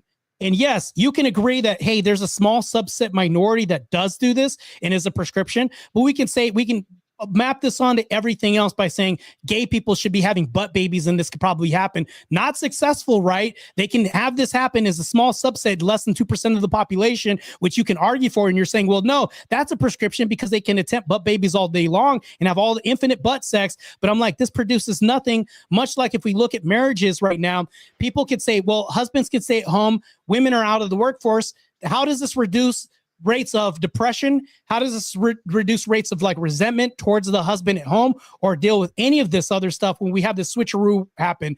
I'm actually agreeing with you to some part that this can happen. Well, women make more money, but I'm saying it's not a prescription that I would recommend or anybody else in society would recommend, because I guarantee overwhelmingly, if you ask husbands, would you rather be outside of the home and work? Well, there's a couple of feminists here who probably disagree with me that are men, but I'm just telling you right now, should something happen, you want the husband taking all the hits, protecting his family, not the woman. That's what I'm arguing for. So I think Marte just conceded the debate. He would accept that it's a prescription for some small subset of the population, which has been my position the whole time, not the majority. Obviously, as I agreed, it would never be the majority, and that I don't expect it to ever be the majority, and it doesn't need to be. It needs to be a prescription for some subset for the prompt to be for his prompt to be incorrect, basically. And he seems to have just accepted that by saying that there are some people who this would actually be a prescription for. So that's pretty funny. And when he asked, how does this reduce rates of depression? My prescription for depression would be therapy, and things that actually are demonstrated by the data to reduce symptoms of depression. You might believe that, I'm Marte and I have conjured up the real cause of depression in these men, and secretly it's because they're not adhering to my idea of what a dynamic between them and their wife should be, but otherwise they seem to be choosing this different dynamic. Well, perhaps you're right for some of them. I don't know. We can endlessly speculate about that. We can ask the magic 8-ball all day, Marte, but in reality what we'd have to look at is more granular data, which you did not provide. So I mean, I don't know what to tell you, but my position on depression would treat it, would help these people handle that, and they would still be able to be good parents, as they've decided to do, as they seem to be doing. These fathers have perfectly good outcomes, very comparable, definitely not worse, comparable in some cases better, where there are stay-at-home dads. I just don't even know what we're arguing about at this point. So here's the thing. You're arguing for a subset, like a minority. What I'm saying, it's not a prescription. So if we look at the subset of minority, you've already said that, hey, I've conceded. No, I haven't conceded at all, because when you're saying this, so to me, how much sense does this make? And I'm talking to the chat and everybody else right now. If you're talking about husbands that have lost their jobs, is losing your job a prescription for society? No, it isn't. This fringe case of like, oh, I'm disabled, would that be a prescription for society? Even if we agree that happenstance, like nobody wants to be disabled, nobody wants to lose their job. Hence, those aren't prescriptions. So those aren't even good use at all either. So even if we admit those and say, hey, this is what happens, it's not a prescription because nobody wants to be disabled. Nobody wants to be out of work. So you're running out of options as far as like, okay, well, what's preferential for even those people? We can't even say that that's preferential, because I guarantee you that these husbands that are unable to work by whatever metric, would this be like disability, I can't work because she makes more than me. If you switch the roles, they wouldn't want to be disabled, out of a job, jobless, or having their women make more than them. I guarantee you overwhelmingly, you're going to have some cucks out there in society that are saying, yeah, you know what? I love being home, making origami cakes and all this while she goes out. That's a fringe subset of society, but I guarantee if you switch this, these husbands will be like, you know what? I love being the man of the house, making more money, being the breadwinner, being eyeballed as like the sex object of the home, coming home while she's like saying, hey, I have the cakes ready and dinner and all this. Guarantee you that this is a better fit for society. I don't think it's a prescription at all. So I think, first of all, I think the origami cakes meme is kind of a telling and funny it reveals a lot of what Marte thinks about stay-at-home parents in general. Obviously, the 80% of stay-at-home moms he believes are sitting at home making origami cakes all day, doing nothing productive, being basically useless in his eyes, which is kind of curious because that's how he is characterizing these stay-at-home dads who are doing all of the same stuff that they would be doing. So obviously, he believes that about them too, unless he believes that women are somehow doing completely different jobs at the home than men are, which doesn't really make any sense. I also agree that men are obviously, anybody who is ill or unemployed and looking for a job, they would prefer to not be, almost definitionally. But we're not talking about whether or not getting sick is a prescription, whether being disabled is a prescription, whether losing your job is a prescription, as you said. We are arguing what should people do in situations where there are. Let me finish, please. Let me finish, please. We are arguing what should people do when they are disabled, what they should do when they are sick, what they should do when they are looking for a job, and what those men seem to decide to do is take advantage of the fact and spend more time with their kids. And I think that's good. I would prescribe that they do that while they get back on their feet if they can. Yeah, you know what?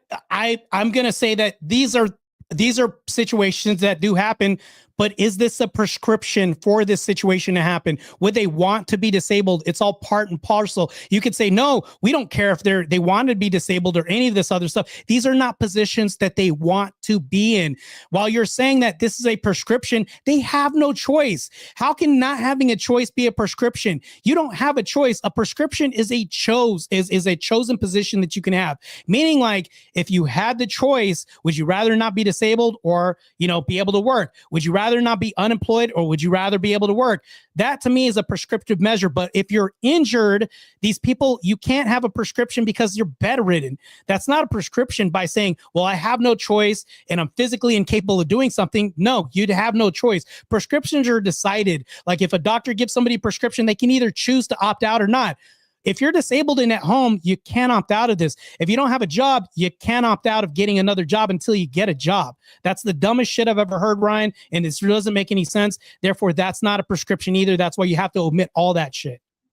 Yeah, so I believe you when you say it doesn't make any sense. Maybe it's because you took a bunch of NyQuil or whatever, like you said at the beginning of this debate. But I'm not arguing that that's a prescription. I never if you listen that. to any, if you real quick, if you listen to whatever you said, Benadryl, my bad. Never whatever said that either.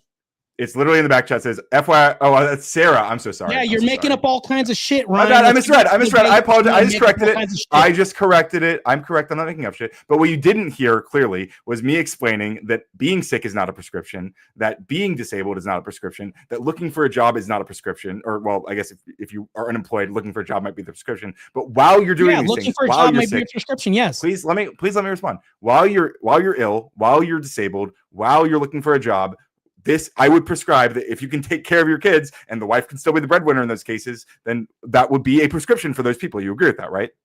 No. So I wouldn't call that a prescription as much as like, if you're home and you're bedridden, stay in bed. Like that's a prescription. You would say like it's something they should do. That's what a prescription is, right? You're saying something something should do. I can agree with the stay in bed thing, but if you're subjected to be in a wheelchair and you can't walk, would you say a prescription is to not walk? To me, that doesn't make any sense because that's what your argument boils down to. So I'm just telling you right now, as far as a prescription, your prescription, which you would say is a prescription to get a job, which means to not be at home. Your prescription is working on getting out of the home. The prescription isn't staying at home. That's what I'm saying. And this literally goes against your whole argument as far as staying at home. Because if the father's disabled, the prescription would be the antithesis of this is working out, staying out of the home. Like, hey, I need you back on your feet so you're not a stay-at-home husband. Hey, you don't have a job. I need you looking for a job so you can get out of the home so you're not a stay-at-home husband. So every prescription that you're talking about as a prescription is, in a sense, working to get out of the home. Staying in the home isn't a prescription. You're literally agreeing with me here when you say, well, they're home, they're disabled, and I'm just saying this happens to be. Do you think they want to stay in this position? No, they don't, because the prescription you're even agreeing with me on is working out of getting out of that position, which goes to my point, Ryan.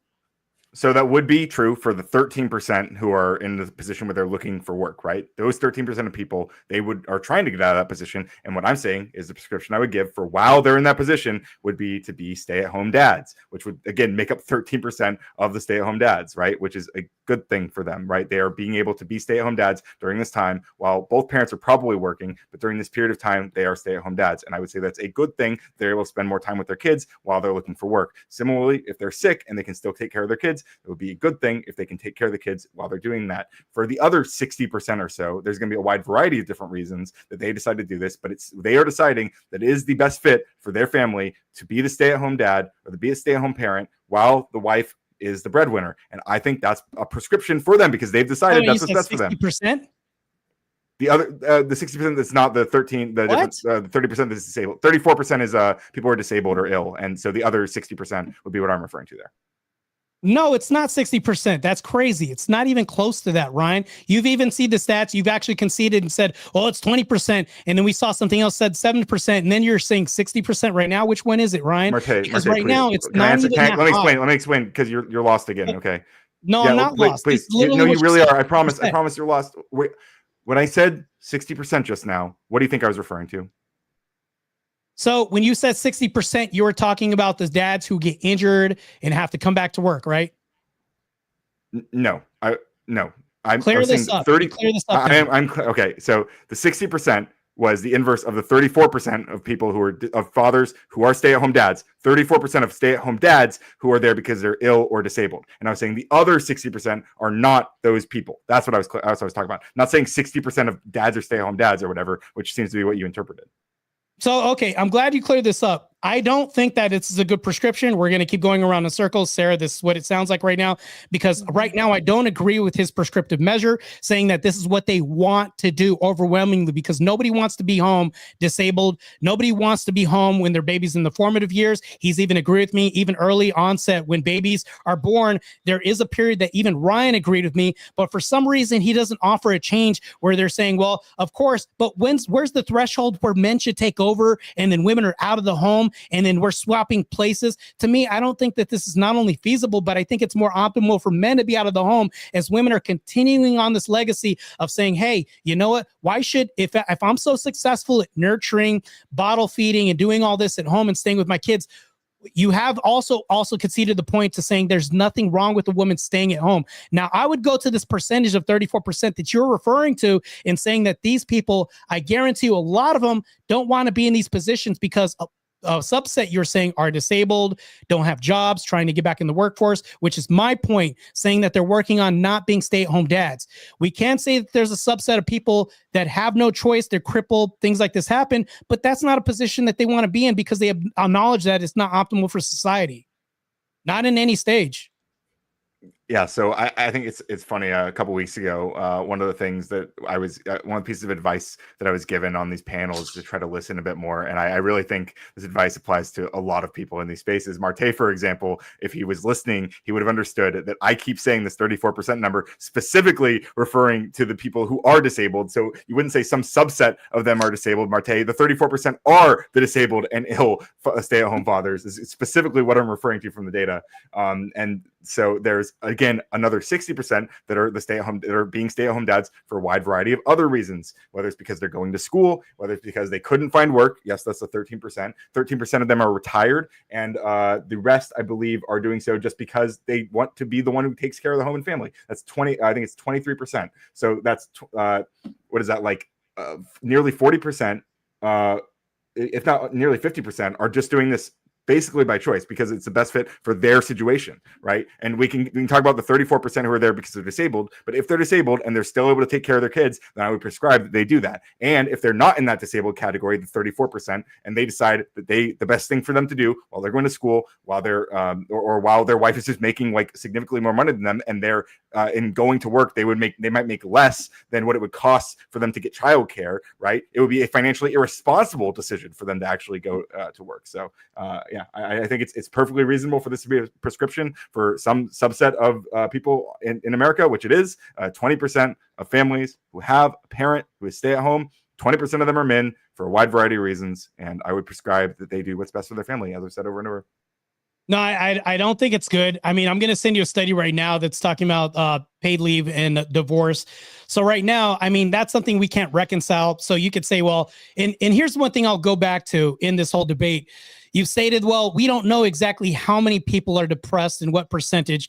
The fact of the matter is that we see that the majority of them, or most, it says in the article, it says most of them are depressed and they're leading to higher depression rates. So when it says higher, what does that mean? We don't even have to look at the percentages because we know that this is part and parcel with staying at home and nurturing your kids as a husband. To me, I think that this is a social thing, which you've also alluded to. It said, well, no, it's because of social pressure for men. I've also proved that this is also from women, the majority, especially with the dating market leading into marriage, which goes into marriage because we have these societal functions and these constructs of men wanting to work. And there's an expectation of men. This comes from a biological imperative that men have because we're stronger, we're bigger, we're more competent to go out here and work these infrastructure jobs, which are, mind you, 87% of men work these jobs. Women don't work these jobs. So if you were to do a switcheroo with even some of these, I don't really think it's optimal because of air conditioning. We have women that can now complain about certain things and then swap a little bit here and there. But I think it's a temporary thing. I think it's no more than like an internship until you buy time to get into the position which is optimal for bioavailability as far as like your functions. So I think men are more optimal out of the home because 87% of infrastructure jobs are out there. I think when it comes to cortisol, men are better adapted for these type of stress because we have a higher stress tolerance level when it comes to this. We can argue about pain thresholds and all this other stuff, but I'm not going to get into that. But as far as the workforce, we've noticed when women started getting into the workforce, there's a higher rate of cysts, hair falling out with women, and coronary heart issues. So this is with women getting into the workforce. When you're pushing women out of the workforce, health increases risk in all this. With men, there hasn't been a drop or a raise. Actually, it's been a consistent flow when we talk about the metrics of this. I think it's better for men to be out of the home. We're the protectors, and financially protecting is a part of protecting. You don't want this. If the ship ever sinks and then the family gets foreclosed and the News Channel 5 comes over and says the family, why are you guys out in the street? Are they putting the microphone in the woman's face or the guy's face, Ryan? For why you guys are foreclosed? I don't know. I mean, I guess whoever is closer. So when it comes to the depression, can you answer the issue, question? I really just don't care about who they're going to interview. That's super relevant. Maybe it will be the man. I don't know. This is a societal expectation because I just wanted to address. Okay, I'm sorry. I thought it was my turn, but can you clarify why you wouldn't that wouldn't be applicable, Ryan? And maybe that'll help. Yeah, I just don't understand the relevant. Like, why does it matter? Like, who they would put the microphone in front of? I don't know I don't know the answer. They might interview the woman. They might interview the man. I have no idea. There's a wide variety of factors that could play. Meaning, like, who would they blame? That's what I'm pointing to. Who would society point the blame on for why the family is getting foreclosed? The woman or the man? Oh, well, it would be reasonable to assume that's the man because 80% of the stay-at-home parents are going to be women. And so if we assume this is a stay-at-home family, I mean, men are on average make more. I never argued otherwise. That has nothing to do with this argument. So this is my second question. Do you think if I thought I was 100% of these stay-at-home dads, do you think that society would hold the same stigma to the men, or would they change it automatically to putting the microphone in the women's face? I don't understand the question. So do you think with these stay-at-home dads, 100% of these stay-at-home dads, if we look at this, even the majority, do you think society would put the blame and the onus on the man or the woman for why they got foreclosed? Well, if the woman's working and the guy's at home. Well, if they know that the woman's working, then they probably wouldn't put the. Let's say they don't know, Ryan. Let's say they don't know. Then it would be probably reasonable for them to assume. I still don't understand the relevance to anything that we're talking about. So I'm going to address the things. I'll get to the relevance. I'll get to the relevance. Before you do, I would like to talk for a minute. You just gave a long spiel and then you get to do like a bunch of questions. Like I thought I was going to answer the question. Some of the things you said, I don't care about your question, but we can come back to it. I would like to respond to all the other shit you said before I sit down. Let's put a pin in that question, and we can always come back, even if it's during open panel, maybe when there are some other voices that might contend to it. Well, if we're wrapping up, okay, you know what, Marte, I will be gracious. I'll let you finish your line of questioning. Okay. So 100% of these stay-at-home dads, do you think that they would put the onus on the dad why they're out in the street and their home got foreclosed, even if the woman works and she's the breadwinner? 100%. Would they put the onus on the men? If they didn't know, it would be reasonable for them to assume that it was the man's fault. Yes. So the reason why I asked this, and I'm just going to wrap this up real quick, I'll be short, I promise you. So if we think about this, there's a societal stigma on men having to work and do all this. This is part and parcel with the depression rates of men rising up because they don't feel like they're performing these biological imperatives that we've had, which has been successful in tradition society, and the traditions of the experiment that's proven successful over a period of time. From seeing this, we can then presume that that I would say the elf, and I want to basically carefully phrase this, men deleting themselves in depression rates wouldn't be as high. I think that if men were fulfilling this biological imperative working out of the home, which this actually imposes itself on marital happiness rates and actually decreases divorces if men are working outside of the home and being the breadwinner and women looking up to them because of their hypergamous nature, because they're admiring them. The men are making more, they're fitter, doing all this, going outside of the home and then coming home. I think that when we fulfill these biological imperatives, homes are happier. Okay, so I'm glad that we went through that line of questioning so that you could get back to the point that you've been making the entire debate about biological imperatives. Thank you for walking us through that. That was really helpful. So what I wanted to address was specifically the depression topic, which you brought up again there, because I'm looking back at this Healthline article, and it does say fathers who left the workforce to be stay-at-home parents were found to have higher levels of depressive symptoms than women. So that actually doesn't even mean that they're more likely to have depression. It might, to be clear, it might mean that, but this is why critical thinking skills are really valuable, okay? And why being able to discern what like more granular levels of data are really important. So what it says, again, is that they're found to have higher levels of depressive symptoms. So do you understand that depression is a cluster of symptoms that people experience, right? It's not like I'm sad. It's a cluster of symptoms that manifest. And what it's saying is that the men who are in these stay-at-home dads, they are more likely to have higher levels of these symptoms than women. That doesn't actually mean, again, it probably does mean that they're more likely to have depression in general, but it doesn't actually mean that based on what you've said here, which is why I wanted to look at the actual data, but you didn't provide that. We provided the Healthline thing. But even if it did, I would still argue the solution would not be telling them, hey, you shouldn't be in this dynamic, in this marriage dynamic. It would be to try to figure out what is causing those depression symptoms, and try to figure out how to treat them, how to treat them. And it could be a wide variety of things. You have not demonstrated anything that demonstrates, or you haven't provided anything that demonstrates that it is because they are a stay-at-home dad that's causing that increase in depressive symptoms, which is why I was trying to push you on. I was saying correlation does not equal causation, which is why it's important to understand why people choose different family dynamics and what they might experience in those family dynamics. And we would prescribe, as you accepted a couple times throughout this debate now, that would be a prescription for at least some small subset of families, as it is, in fact, for millions of families in the United States. It's a bad prescription. I mean, because of depression rates, and all you're doing is making semantical arguments of just assuming. You're just making an assumptive guess and just saying, well, we don't know to what the symptoms are, what it looks like, and all this.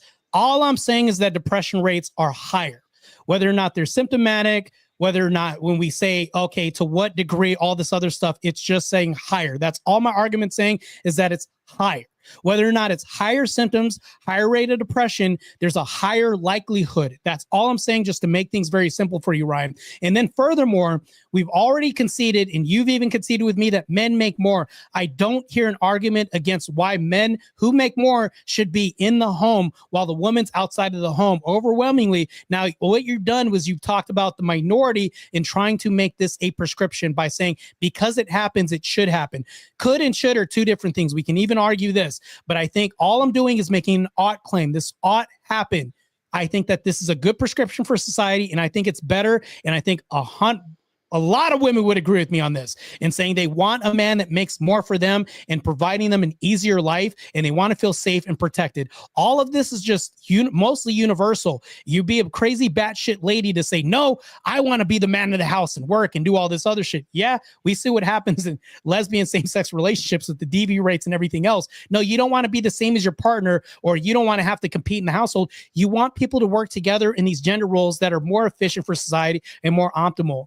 I think it's more optimal for women who make less, more often than not, to stay home with the kids, nurturing. I think statistically in the past, we can look back. It's been successful. It's proven successful. Now that we're having this whole switcheroo epidemic, which alludes to my beginning topic that I brought up in this world where there's a whole switcheroo happening. Look at the divorce rates happening right now. They're plummeting through the basement right now. Marital satisfaction is also plummeting. All the other rates of families sticking together plummeting.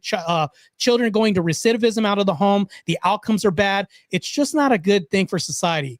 I don't think it's a prescription at all. And I think that overwhelmingly, a lot of women would agree that they want a man that's going to take care of them and protect them, especially if they're an honorable man and actually leaning towards Christ. That would be a better prescription. Yeah, that's great. I agree that most women would prefer that. And that seems like how it plays out. 80% of families that have a stay-at-home parent, that stay-at-home parent is the woman. And I think that's perfectly fine. I would prescribe that for those families, as I've said dozens and dozens of times in this conversation so far. I would just also say that for the 20% that are deciding to do it differently, I would prescribe similarly that they do what they think is best for their families, which again is being a stay-at-home dad. I just want to point out to you simplifying the claim about depression rates are higher. This is what I'm telling you, Marte. That's not what the article says. It may be the case. I'm not. You're saying I'm making an assumption. Real quick. You're saying I'm making an assumption. I'm actually not. You are the one making the assumption. I am saying I don't know. I'm telling you what the article does say and discerning it between what you think it says. You are saying that it says higher. What are you talking about? Yes. Yeah, it says the word higher. Thank you, Marte. It says it does not say depression rates are higher. It says specifically, let me pull it up again.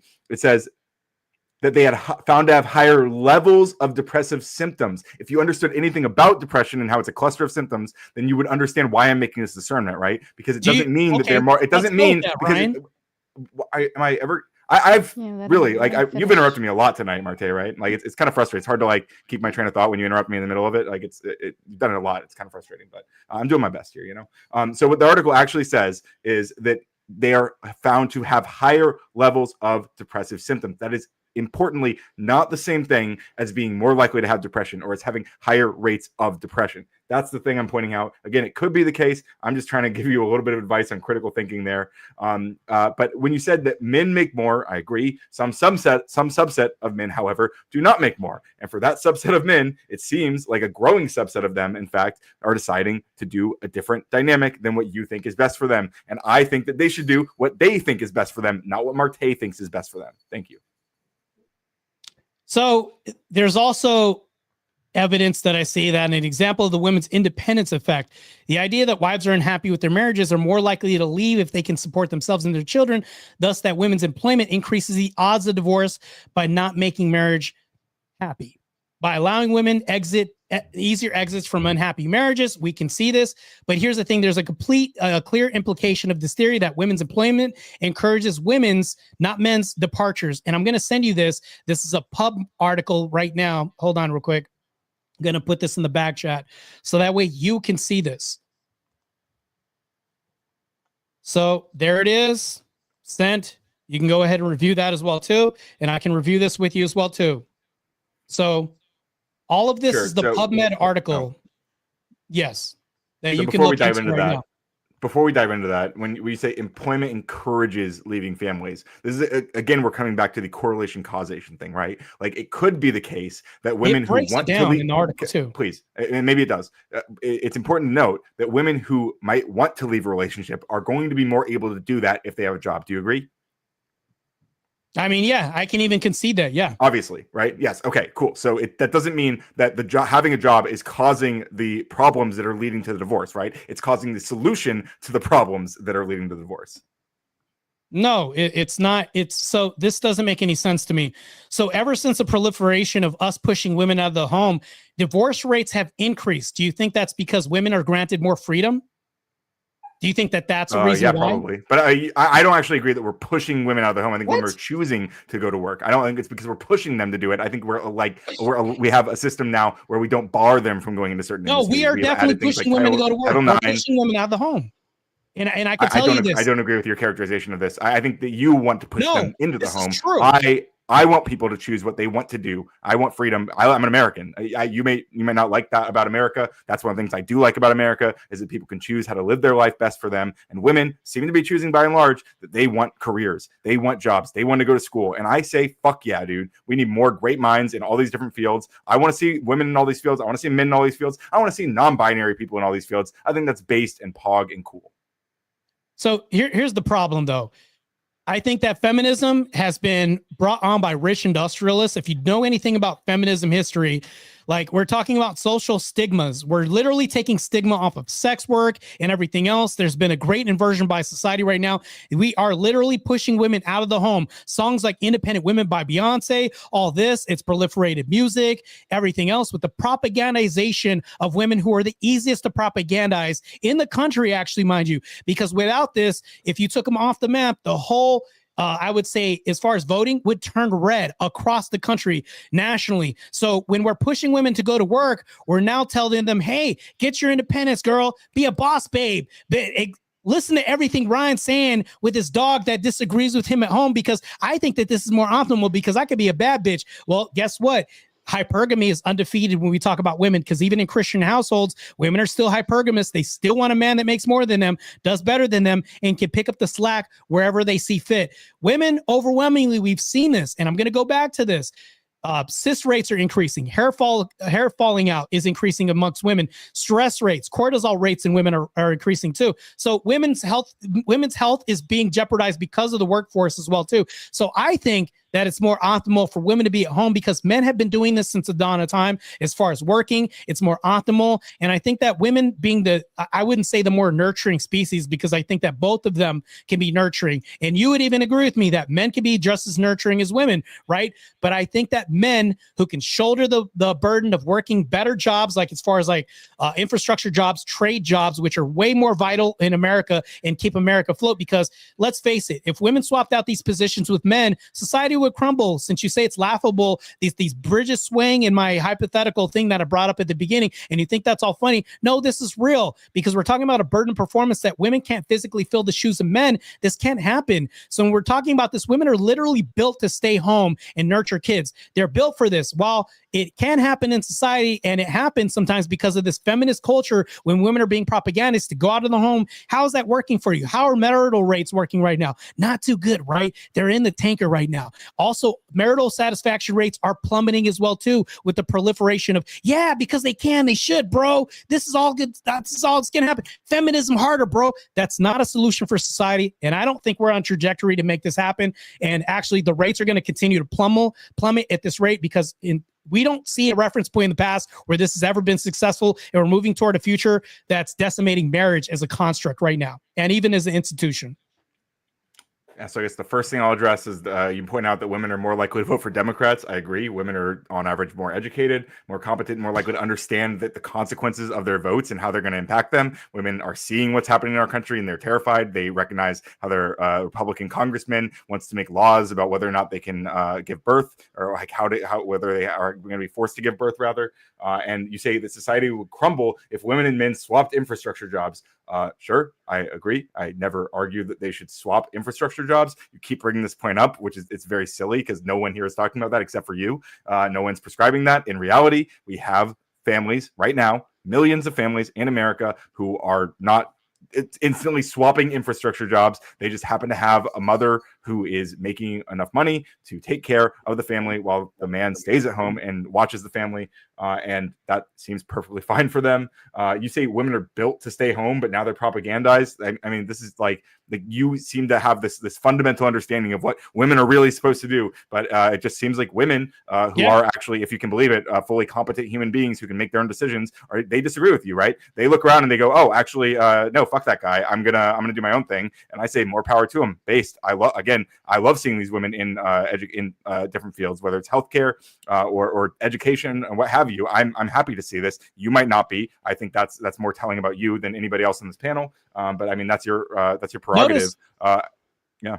Notice how I didn't bring up education or medical fields. They've always worked these jobs. Women have always worked in health fields, bed sitter positions, daycare, teacher positions, all this, right? I'll even concede you this all the time, right? But when we think about this, those jobs haven't changed. Meanwhile, feminism is propagandizing women to do the jobs that men do. This isn't optimal. Since you think it's funny, like you've already conceded that 87% of infrastructure jobs that men work, you say, well, that's not even what I'm talking about. Yet you talk about nursing nursing jobs and education. Hold on, I could say the same thing. This is what we're talking about, Ryan. So if we're swapping positions and we're talking about what men do, trade jobs are also increasing in America and are in dire need in America right now. We see what women graduating college is amounting to right now, because they're just getting a piece of paper and they're getting these gender studies degrees while they're still working at Starbucks after they spend all this money out of this. Like, this doesn't really make any sense. So the whole swap thing isn't really working out right now. So anyways, furthermore, I'll go on to say that men working outside of the home is more optimal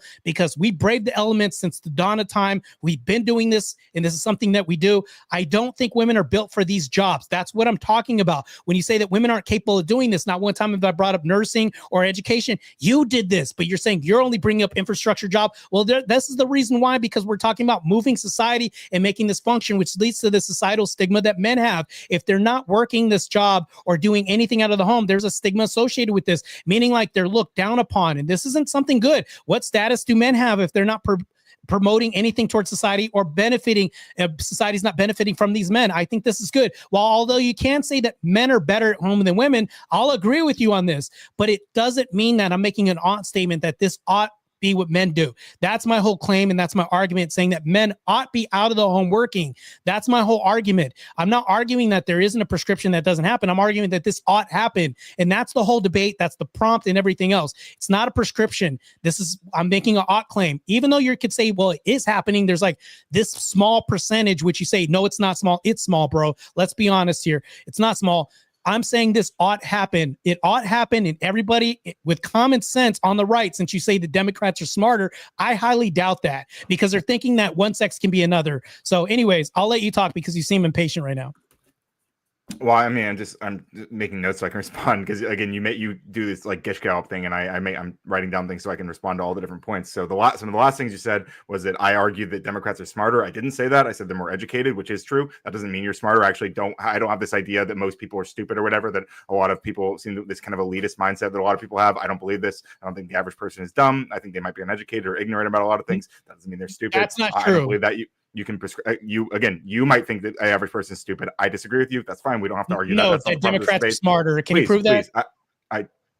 I literally let him finish. Like, first of all, you're interrupting me again to accuse me of saying something that I literally just clarified I didn't say. Like, I'm not saying Democrats are smarter. I'm saying yes, I can demonstrate that. We can come back to that. You say it's small. It's not. It's a negligible amount of people. No, it's not. It's millions of families. The data suggests that it's millions of families who have a stay-at-home father, a stay-at-home dad, a stay-at-home husband, and it seems to be working fine for them. And so you say, when I point out the jobs, right? I talked about the medical field. I talked about education, and you brought up nursing. You brought up daycare. I was talking about doctors. I was talking about professors. You never mentioned doctors. I'm not. I understand that. I understand, but I also didn't mention nurses. I also didn't mention daycare. I mentioned the medical field. You did. I mentioned the education. Please, Marte, come on. You've interrupted me so much tonight. Let him finish, Marte, please. I mentioned the medical field. Yes, that's true. I mentioned the healthcare field. Or I'm sorry, that's medical. I mentioned the education field. I was talking about doctors. I was talking about professors. Another example would be not just flight attendants, but pilots, right? This is what I'm pointing to. When you say the swap isn't working out right now, I'm not arguing for a swap. There are people with degrees right now that make more money, men and women.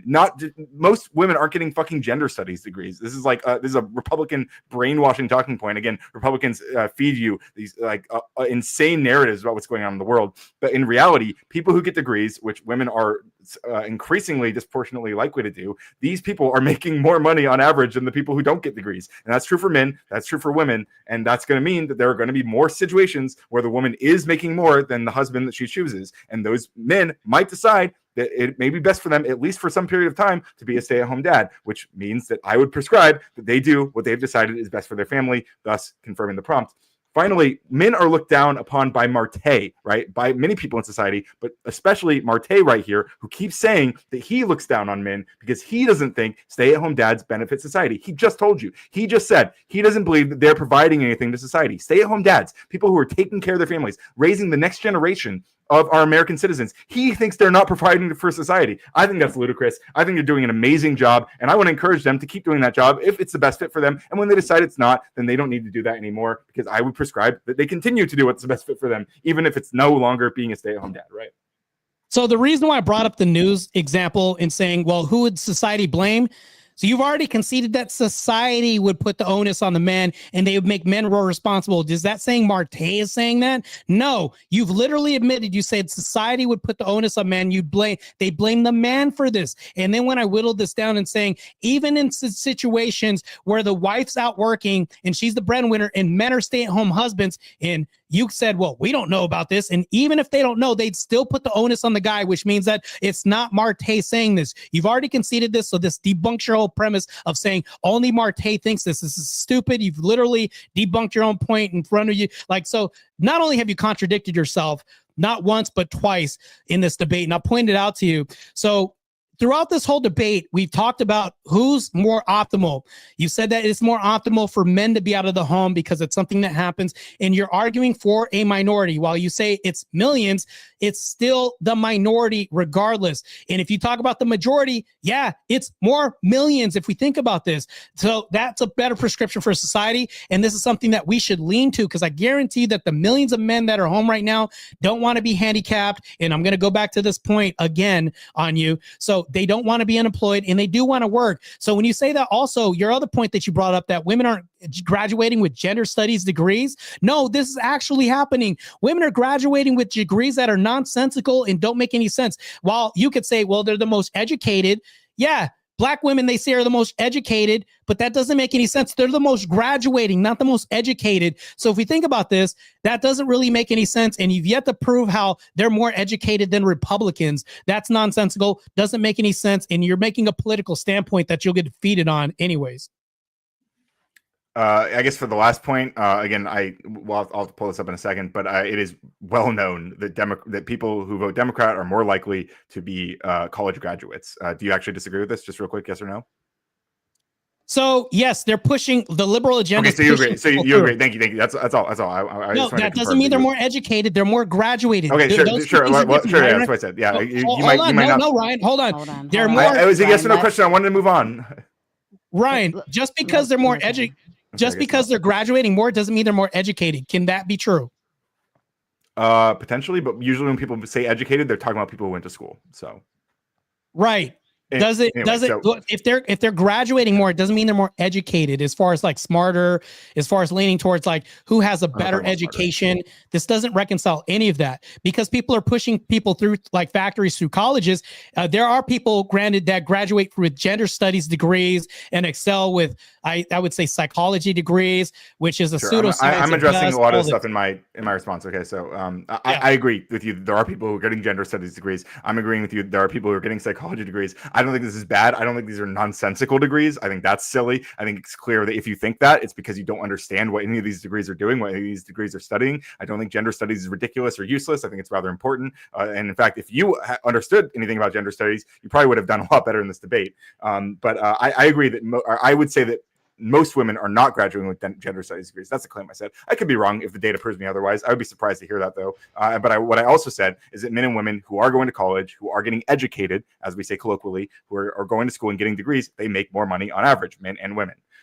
You mentioned the people, you brought up again the people who are unemployed. I told you I'm not prescribing that people get unemployed. I am prescribing that if people who are unemployed can take care of their families while they're unemployed, while they're looking for a job, they should do that. I would prescribe that they do that, and therefore they would be part of the stay-at-home dads in that situation, or stay-at-home moms, or stay-at-home non-binary parents, which I also think will be based. Okay, so when you say a better prescription would be what you're prescribing, I agree that would be a good prescription for 80% of families. All I'm saying is that there is another prescription, which is why I'm thankful that the prompt you suggested was not that stay-at-home dads are the prescription for society. If you had, I wouldn't have agreed to the debate, because I don't believe that it is the prescription for society. I believe that there are multiple prescriptions for different people in different situations. And for 80% of families who have a stay-at-home parent, that prescription that I would make seems to be that prescription would always be do what's best for you, and that seems to be that they are choosing to be a stay-at-home mom, or with the 20%, they're choosing to be a stay-at-home dad.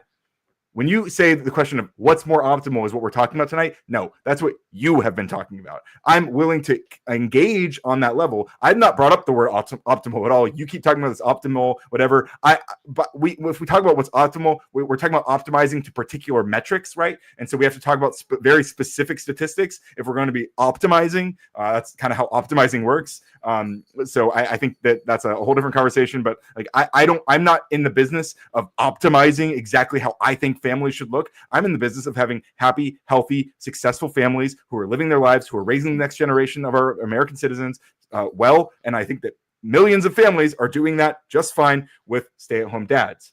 And to the one of the other things you said, when I don't think I ever said that only Marte is making this. In this debate, it's only Marte. On this panel, it's only Marte, although maybe Sarah even agrees with this. But in this conversation, it is only Marte who's talking about shaming these men. I agree. Many people in society would shame these men. I don't think that's good. I think we should embrace these men who are fulfilling the role for their families that they seem to be best fit for. And I think that's good. I think that's based. I want to see more people, if they are best fit for that role, to do that. Not be shamed by Marte because he doesn't like their biology doing that job. No word did I say I'm shaming men on this panel, and no word did you say on this panel that only Marte is talking about this on this panel. You said no, because Marte doesn't think this, and Marte's shaming them for doing this. No, you outright said that, which is a contradiction. So back to this. I do think that when we talk about people graduating from college, there is this societal norm right now that's pushing women through. We're eliminating programs for men through, taking away shop programs, other programs, PE programs are being decimated. So college is being structured mainly for women, not for men. If we think about all the new programs that we have, we didn't have gender studies and all these other programs proliferating college at the rate that we do right now. If you look at the rate of women graduating right now, we can definitely tell this. I think that trades are more optimal for people in situation. So when we look at trades, which is a booming industry, diesel tech, all these other industries that make a shit ton of money, I think that this is good. Women can't be in those industries that much. It's extremely rare for women to be like diesel techs, electricians, plumbers, and things like this. This is what runs societies, not like the person that's a counselor, a person that's a gender studies major, things like this. I don't think they're quite running societies, because if we delete one person out of the society, and we would say, who would we take off the map? Would we take out the counselors and gender studies degrees graduates, or we take out the plumbers or anybody working infrastructures? Yeah, you would agree with me overwhelmingly what keeps society afloat. So I think that men being on the road as truckers, plumbers, doing all these jobs that we see, which are also more successful, producing in society, creates this great stigma that we need to run society, because ever since the dawn of time, men have died on sinking ships while women and kids floated off, because we had to be the protectors and the providers, i.e. going out of the home, making everything foraging so that we could survive a cold winter. All of this 500 years ago, this wouldn't have been a prescription, because we modernized society so much so where women can complain because they work air conditioning jobs. I don't think that this is optimal for society or a good prescription. The only reason why you can even reconcile and say this is a prescription is because men are modernizing society and making things capable for women to do this. Back in the day, yes, I can agree, women work nursing jobs and all this, but that's because they probably had to do this. And we could look at this at the big push of women out of society, pushing out of the homes and all this because of feminism, pushing women to do this and becoming the man that they want to be in relationships. And just to give you a heads up, we'll go for about 5 more minutes, gentlemen, then we'll move into closing statements. So if there's any loose ends you wanted to tie up, now's the time. Sure. So I guess, first of all, truckers are good. Plumbers are good. I know you guys have this caricature of a Democrat that you've invented in your mind, where they hate truckers, they hate plumbers, they hate trades, they hate all this stuff. I don't actually believe this is the reality. I think that people encourage people to do what jobs are best for them, and many people go into trades, and it's awesome. I love that they do that. I agree that men who are more likely, by far, to do a lot of these fields, that they are making it possible for women to do other things and to be in other fields, and I think that's great. I'm glad that's happening. I think that's fine. That a lot of your spiel was just about that, and it's not anything we disagree on, really, except for that you think it's bad that women are taking the opportunity to do things besides staying at home. But I wanted to share specifically, because I've said this a couple times. I'll post an article, not a study. I think it's referencing a study, but I want to be clear that I'm citing an article, and this is from Inside Higher Ed. It says, overall, college graduates voted for Kamala Harris by 13 points more than they did for Trump. and that gap was starker for certain demographics. So that's just one example of college graduates being more likely to vote for Democrats because they are more educated, because they have a better understanding of what's going on in our political system, frankly. And Trump constantly loves to say, you guys knew I would bring up Trump eventually, loves to say that he loves the uneducated, and he does, because they vote for him overwhelmingly, not because they're stupid, but because he's lying to them, and they oftentimes haven't gotten the education that will give them the skills to realize that he's fucking lying to them. No, this doesn't make any sense, Ryan. So I'm writing a book called The Female Warrior Fallacy that's going to be published in 2 months. So in the process of writing this book, I went to 2 colleges. I went to Arizona State University, and I went to our other college that we have right now. In the process of telling them, hey, because you guys have this curriculum that you guys are helping, I'd love to know what you guys are teaching here as far as this.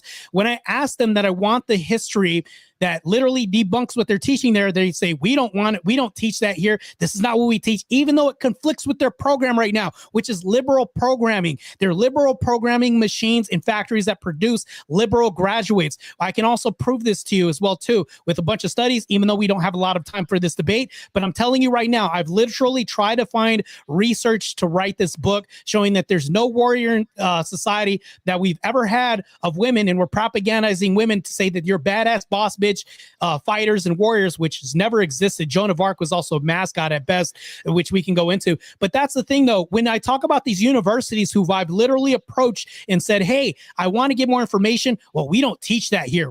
This is what we have here, which literally is revisionist history that they have. So if you're talking about people graduating, they're graduating with liberal indoctrination through these universities. And this is what's happening right now, because if you go through the history and you tell them, hey, this doesn't make sense, well, that doesn't compart with our studies and what we teach here, we can then see why these people are so liberal. And that doesn't make any sense when you say, well, just because they're graduating means that they're more educated. Yes, through liberal indoctrination that's leaning toward these universities. This is what they're pumping out, and this is what I've seen personally, and it doesn't make any sense, because actually, if you look at this, it's been gatekept throughout history and universities. They're literally doing revisionist history when it comes to all the facts and data. So I can imagine what else they're doing this with. So that doesn't make any sense. Yeah, so we can probably start to wrap up after this. I'll just tie off that end that Marte just talked about. Basically, what he's telling you is colleges don't teach what Marte wants to hear, what Marte believes the reality of the world is, and he has a very strong feelings about what that is. And the colleges, for a wide variety of reasons, I imagine, disagree with his analysis. And so he calls that liberal indoctrination, which I think is really silly, but... It is, because when I check them on their feminist studies and when I check them on everything else when it comes to historical relevance, none of this actually works out. They're literally glorifying these women and saying, well, this is what we have, and this is what happened. We had shield maidens back in the past, which Xena Warrior Prince. None of this. They're literally basically saying that some fictional thing happened, which didn't happen. And I went to them, and I was ran off of campus, basically. And security had to escort me off because I wanted to get some data. And the person who was teaching the class didn't like what I was saying because it literally went against their stuff. What I'm saying comparts with history. What they're saying is comparts with the liberal agenda, saying, no, you're a badass empowered babe, which that's what they teach. To me, that's more liberal than anything else. So when you say, well, it's funny that he's saying they literally are, they're pumping this out. This doesn't make any sense. So my whole thing is the debate prompt is stay-at-home husbands are not a prescription for society, meaning society, overwhelmingly society. We're not talking about one-off cases or, hey, this is an anecdote here and there. Society is more than just that, meaning if I was to prescribe something for society, this is not a prescription that I would overwhelmingly tell people, hey, jump on board with this, because it fails at a higher rate than it succeeds at. We could look at the stats for depression, symptoms. We can even go with your terminology on this. The symptoms, that's not a good thing, Ryan. If we see this rise and there's higher rates of symptoms, that's not a good thing. Men make more, and I'm going to basically tell you that over and over again, that men are more optimal for society, and this is a better prescription. And matter of fact, this is a prescription that we want men to lean towards, which is a patriarchal structure of a household. You want men to be at the top, and you want them to be the figurehead and fathers, meaning they're running shit, working a job, providing everything, being the provider, support role, and all this. You don't want the woman being in that position, because that leads to resentment of a husband real quick. Did we want to go ahead and move into closing statements, gentlemen? Yeah, that's fine by me. Perfect. Ryan, if you'd like to kick us off, please. Sure. Yeah. So, we've heard Marte say a lot tonight. But what he's a couple times at least acknowledged that, you can clearly argue that there are some people who this would be a prescription for, basically conceding the debate when he says that. And it is the reality that you can't argue that because there are millions of families who are doing that successfully. We had a disagreement about the language used in that one article, not because there are not increased depressive symptoms for stay-at-home dads, or people who choose to be stay-at-home dads. This again, there's a correlation causation thing there. But what I was pointing out there is Marte's inability to critically think about what he's reading, which is further makes me very skeptical when he says that, he found the truth about all the studies that he's pointing to in the colleges, saying they got it all wrong, but Marte figured it out. Based on everything that's happened tonight, I would express extreme skepticism that that's actually what's happening. What's far more likely is that Marte has no fucking clue what he's reading 90% of the time, and that he looks very silly when he tries to cite it. He, like, for example, at the end of this just now, he said, well, I'm talking about one-offs, that I'm talking about, a handful of people. No, Marte, I'm talking about millions of families. I'm talking about millions of people in the United States right now who are stay-at-home fathers for a wide variety of reasons. You kept saying that I was prescribing people be disabled, or that which makes no sense. What I'm saying is that people who are in certain situations might find that their best option, aka what we would prescribe for them to do, is to be a stay-at-home dad. And I don't know. I think this has been ridiculous. I'm glad that we live in a society where both men and women can go to work and be breadwinners. I think that's cool. I don't have any problem with that. Marte has a big problem with that, and he proposed this entire debate to tell us just how big of a problem he has with that because of biological imperatives or whatever bullshit. But in reality, these families are doing just fine. They might have some problems, like every family does. But the solution to those problems is not completely switching their dynamic to Marte's whim. That I think that would cause way more problems, actually, if you ask me. And I think that's pretty obvious if you think about it for even more than like 22 seconds. So thank you for having me. Absolutely. Marte, to you. Okay. So here are 10 short, concise reasons why I feel like Ryan's wrong. I'm going to wrap this up real quick. So if stay-at-home husbands provide equity, why do wives still do 70 to 80% of childcare planning? And this is through peer research as well, too. Why do stay-at-home husbands report higher rates of depression from isolation, which he's also agreed with, too, because of the symptoms, like he said. So in economics, so how is a 20 to 30% earnings penalty on reentry sustainable? So if we look at this, husbands report a higher rate of depression. So reverse, as far as divorce rates, 50% higher role reversal in marriages. So if Evo Psych primes women for nurturing, but assumes stay-at-home dads match that, like that doesn't make any sense. So also testosterone in men drops, harming men's health and ambition as well too. This isn't good because we already have plastics and everything else contributing to that. So also they face emasculation and stigma leading up to 60% higher rate of substance abuse too. Didn't cover that in the debate, but I'm telling you right now, that's what's also being shown. So if it's embarrassing, if it's also empowering, stay-at-home husbands also report a higher rate of regret of lost careers. So this is also something that's happening. So in recessions, to me, DV spikes from frustrated husbands as well too. Also, I should have prevented this, proposed this. This is FBI unemployment data as well, too. So in a sense, I don't believe that this is a prescription that we should also prescribe. Mental health decline, stay-at-home husbands often face depression from stigma, which I've already put out there, in isolation.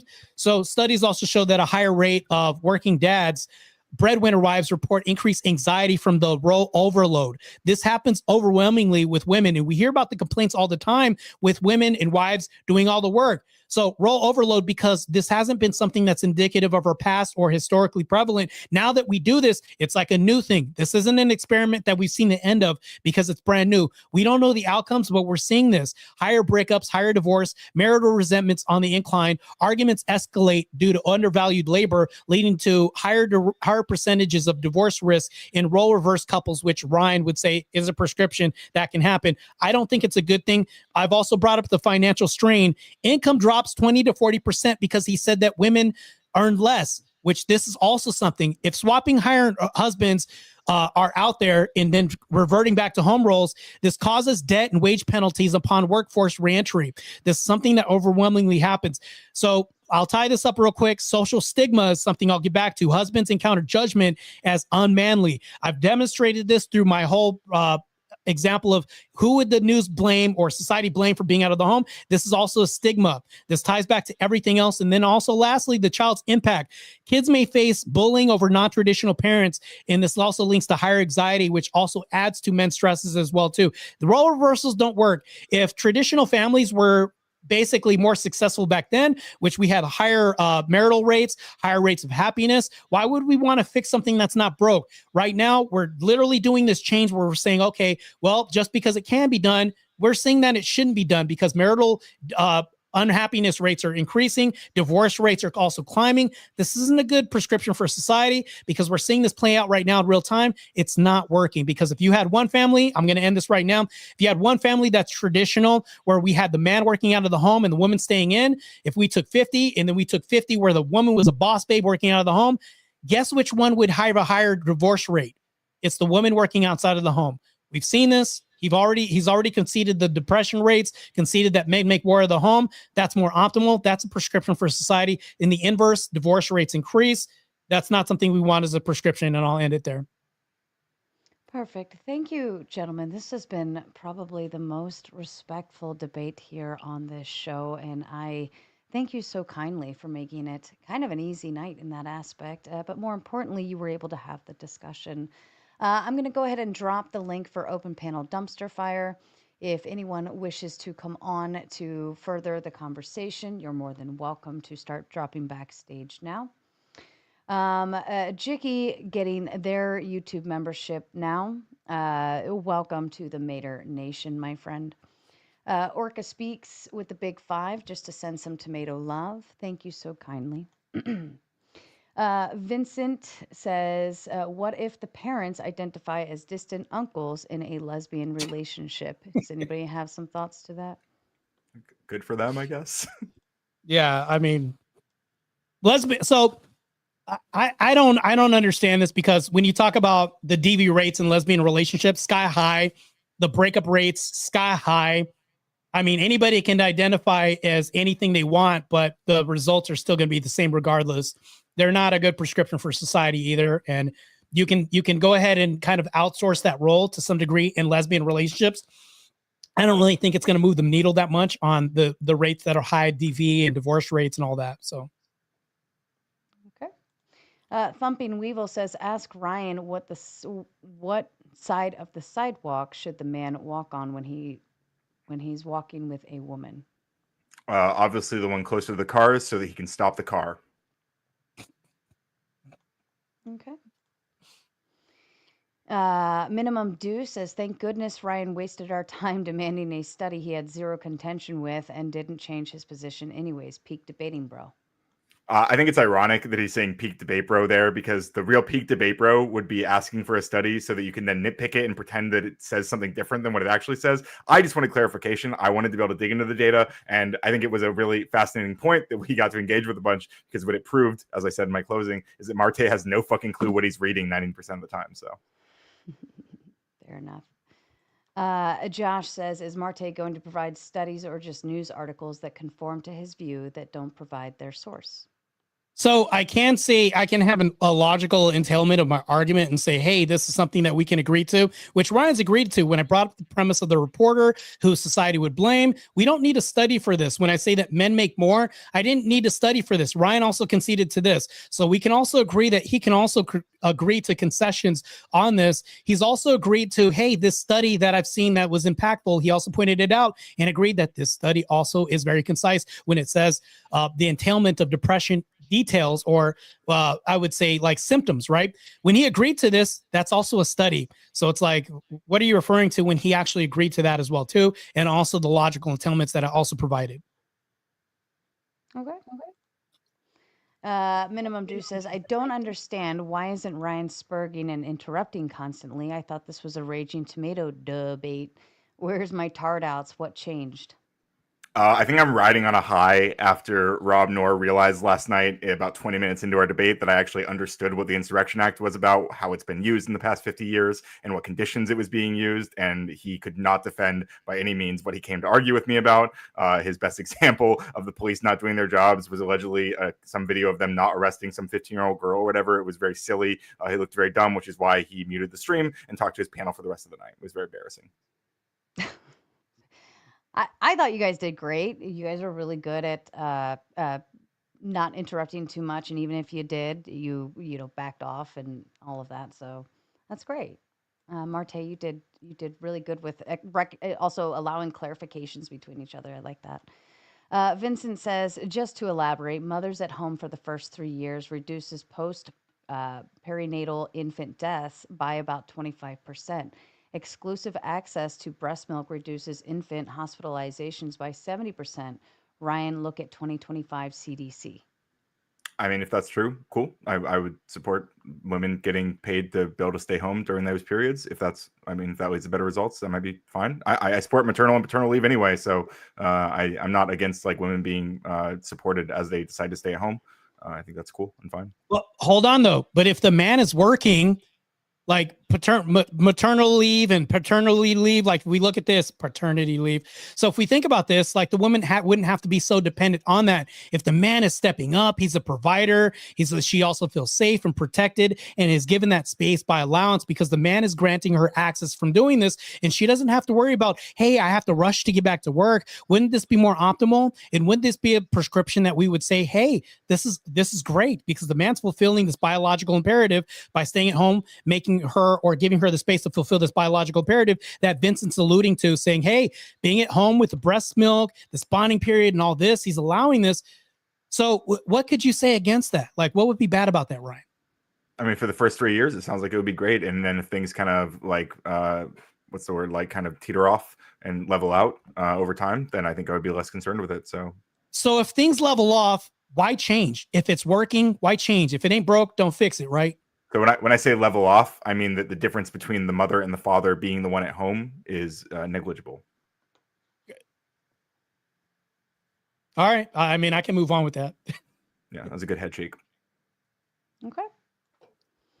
Atima says about 1/3 of stay-at-home dads, 34%, were not working due to illness or disability, according to Ryan's sources.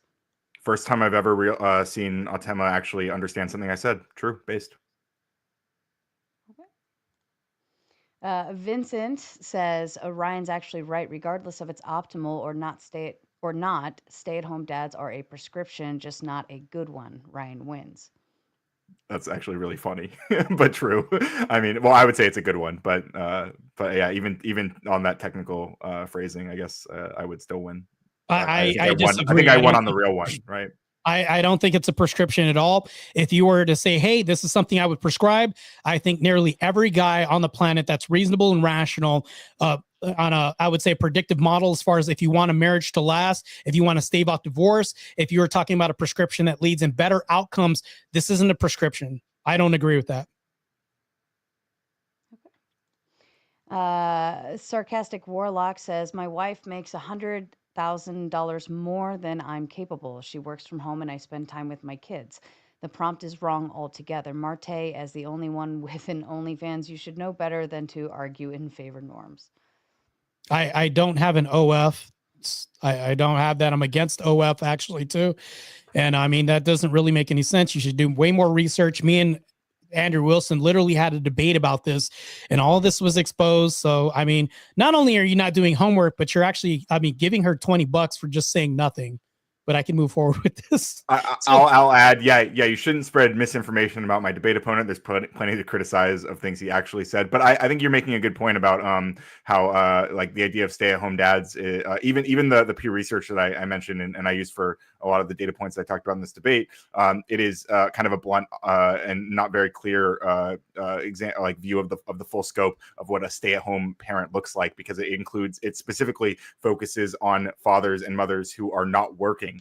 So that would include people that would not include people who work from home and spend all day with their families, or people who are starting small businesses, or people who are making money on whatever side hustles, whatever. It just wouldn't include them. So I think that it's an interesting point and adds a lot more perspective.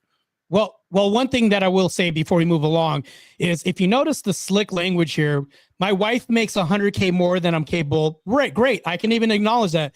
But here's the thing that he'll say, which also leaves out things and also is very slick as well too. She works from home, meaning she's a stay-at-home mom, right? Which leads to my point. And when he says, I spend time with my kids, notice how he leaves out, I'm employed or unemployed. Kindly leaves this out, and then he goes for the gut shot, which is fallacious. So to me, this actually makes my point. I appreciate this comment a lot. Just one final point on that. This is what I was pointing out about the Pew Research data. It actually wouldn't, his wife would not count as a stay-at-home mother according to the Pew Research data, but we again, colloquially, we might agree that she is, which yes, demonstrates that there are probably far more families, far more stay-at-home fathers than even the millions that are already demonstrated by the Pew Research data. So no, it can go the other way too, where it shows that there's actually not stay-at-home fathers. So this knife cuts both ways. But anyways, we can move along. Okay. No, but okay. Yeah. Jen says, "Win, Ryan. Just let people live and mind your own business." Thank you, Gen X. Okay. What is it with the OF? Like, we already determined he doesn't have an OF. Marte is in fathers being away from their children more days than not. That's his prescription for society. So I have a response. I don't know what it is with the OF. To me, that doesn't make any sense. I was in law enforcement.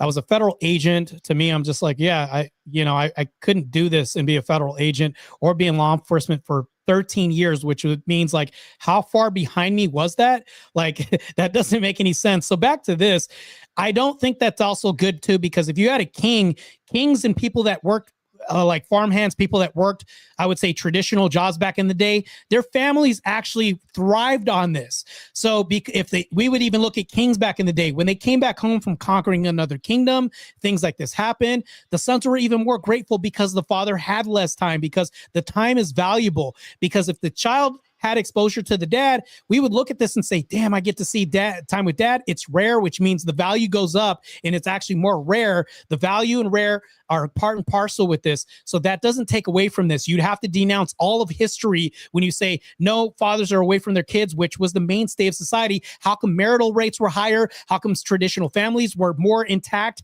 Like, to me, this doesn't make any sense, because that was the norm. That was literally the traditional foundation of the day, where men had to do this, and it was a societal norm. Look at marital rates higher, marital happiness higher. So every prescriptive measure, if we look at the past, maps onto a more predictive model for successful marriages in the future. Right now, they're seeing the predictive model, which you're saying it's not successful with outcomes.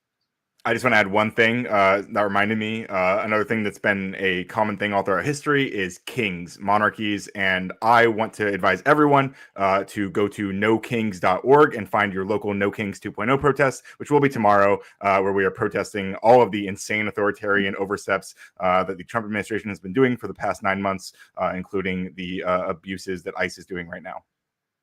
No, that's completely false, because in the Biden administration, guess what happened? YouTube was stripped, no free speech, the stabby jabby, all this other stuff. So I'm like, so this is bad. You get destroyed on this one too. But anyways, moving forward, let's get to the next comment. Okay. The low end theory says only one person has asked chat for help in this debate.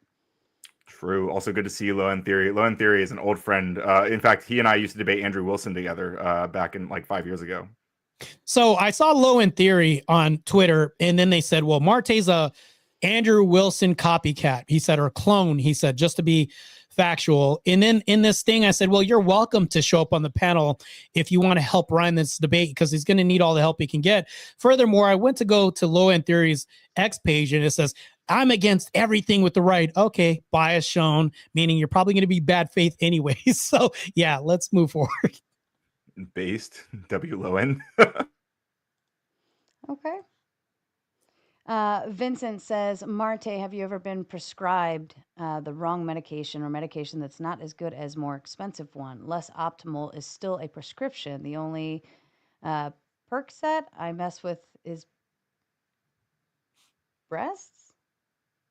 Is that what they said? The only perky set instead of Percocet, the only perky set he messes with, as in like boobs are perky, a perky set of tits, and a Percocet, which is a pill. It's a pun he's making. It's pretty funny. But it is a really good angle Vincent keeps alluding to. I actually kind of wish I would have thought of that, but I'm glad that I engaged in a like fully good faith, because I think I was fully capable of winning without the meme. So I would actually challenge that by saying this.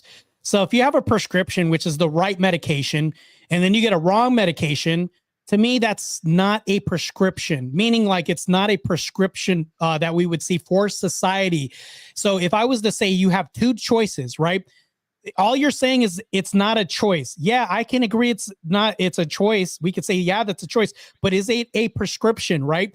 You mean a mistake. That's what we're talking about. So when doctors get lawsuits all the time, I can basically be liable for a lawsuit if I prescribe the wrong medication to a client. So to me, I'm actually increasing liability in society. I'm also increasing malfunctions, everything else. So even a doctor can come and say, hey, yeah, that can be a choice. That's what that means when you're saying this, but that's not the prescription for the client. That's not a prescription for them. Meaning like this can be a choice that we could say, but hey, now I've opened myself up to more lawsuits, liability, and also losing my practice because of this. This is what we're seeing in divorce rates plummeting. I mean, skyrocketing through the ceiling. Matter of fact, breakups, traditional families, all these norms are literally being degraded by society and feminism right now. We see this. If I give you the wrong prescription, you break out in hives, guess what? I lose my business and my practice. Yeah, good job, though.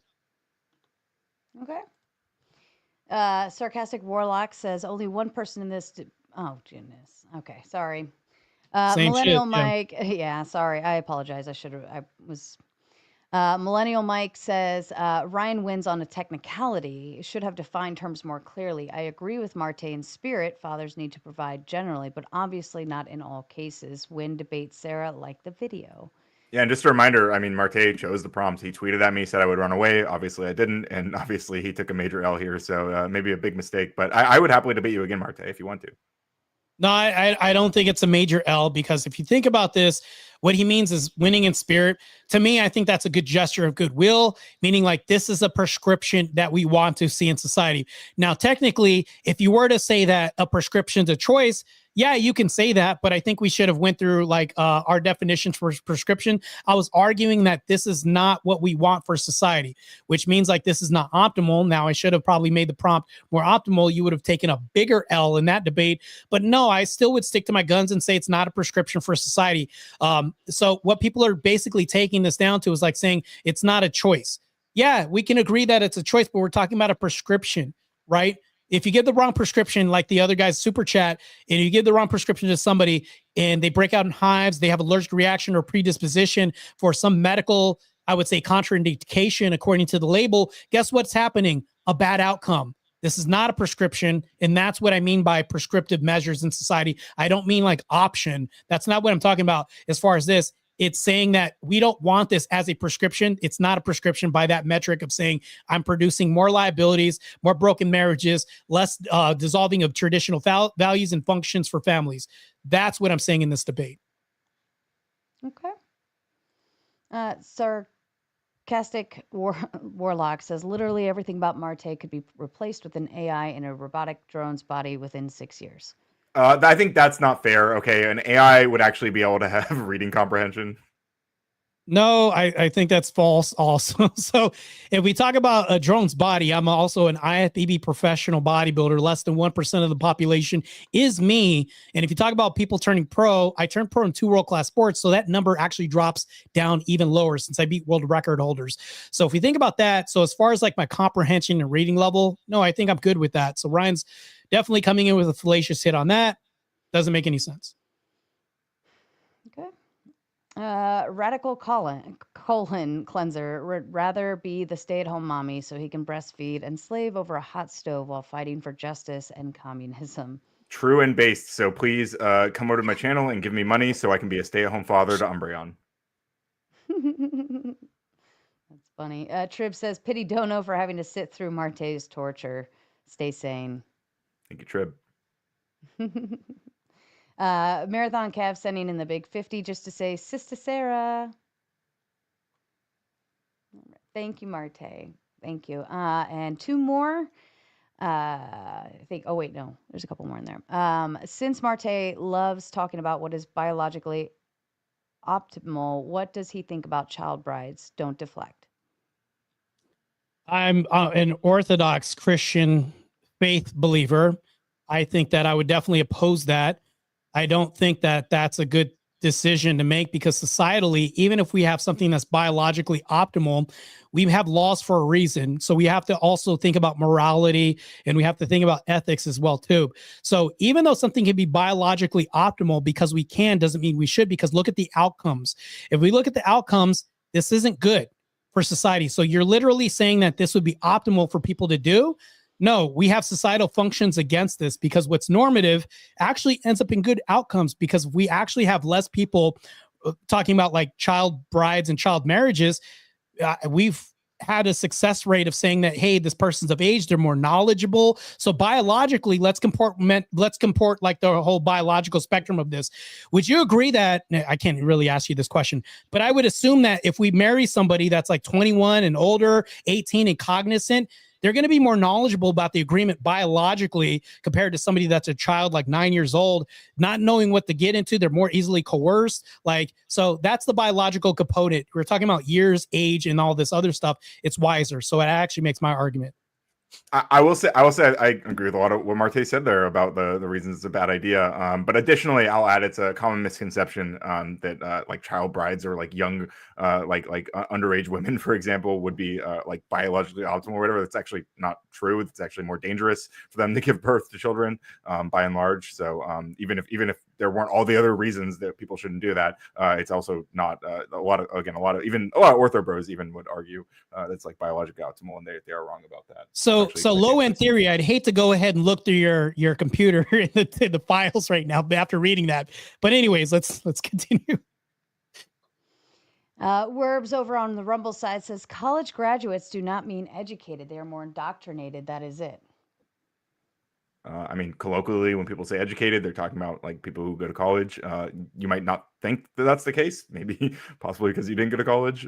But I mean, that's like there are other ways to get educated. I don't disagree with that, but generally, that's like what we're referring to. And you say they're more indoctrinated. You just, again, like Marte was saying earlier, he thinks that he knows better than all these college professors or whatever. Obviously, he doesn't, as we've seen like so many times tonight. He doesn't understand what he's reading most of the time.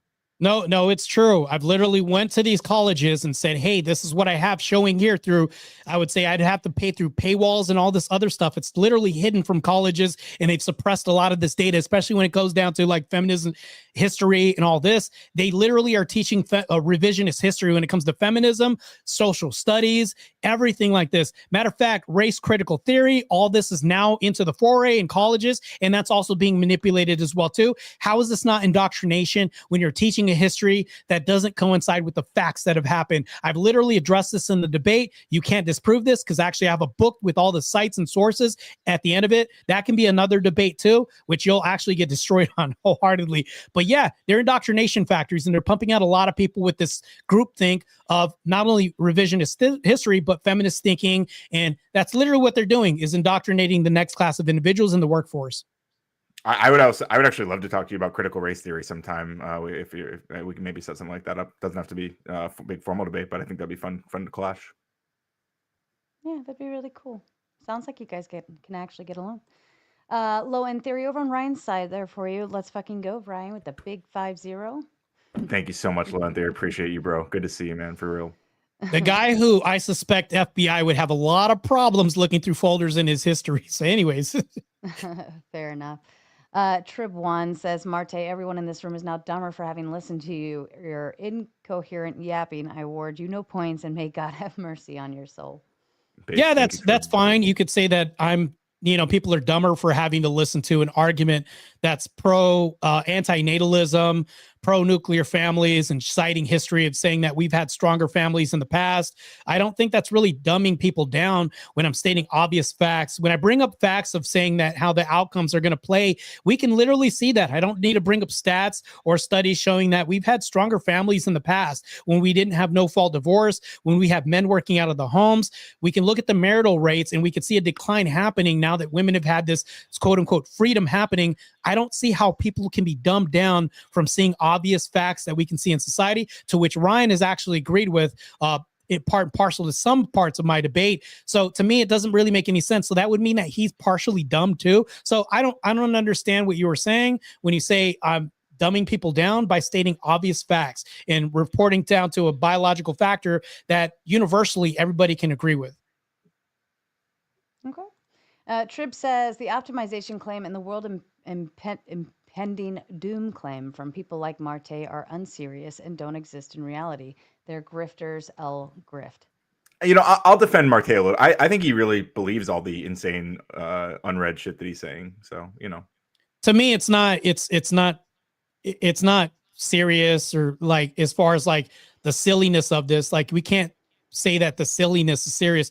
What I'm saying, though, is that the reality of the world that we see right now, as far as like nuclear families, that's all going down. So yes, there is impending doom. So if we see the trajectory of nuclear families being dissolved, how is this not impending doom? Because if we look at the outcome of single mom epidemic that's happening right now that can be a different debate as far as like women initiating divorce. They're not intact families right now. How is this not dooming everybody? Because if we look at the outcomes of I would say children from these relationships have a 65% chance of recidivism, jails, all this other stuff. This is not something that we would want in society. So yes, there's a lot of doom right now. I think less doom would be more intact families. I think men working outside of the home, being the protector provider. How would this be like doom at all? Like, actually, it's anti-doom that I'm arguing for. It's more doom to go against this that's been proven, I would say, successful over a period of time. We have traditions for a reason, because they've been successful experiments, if you even want to call them that.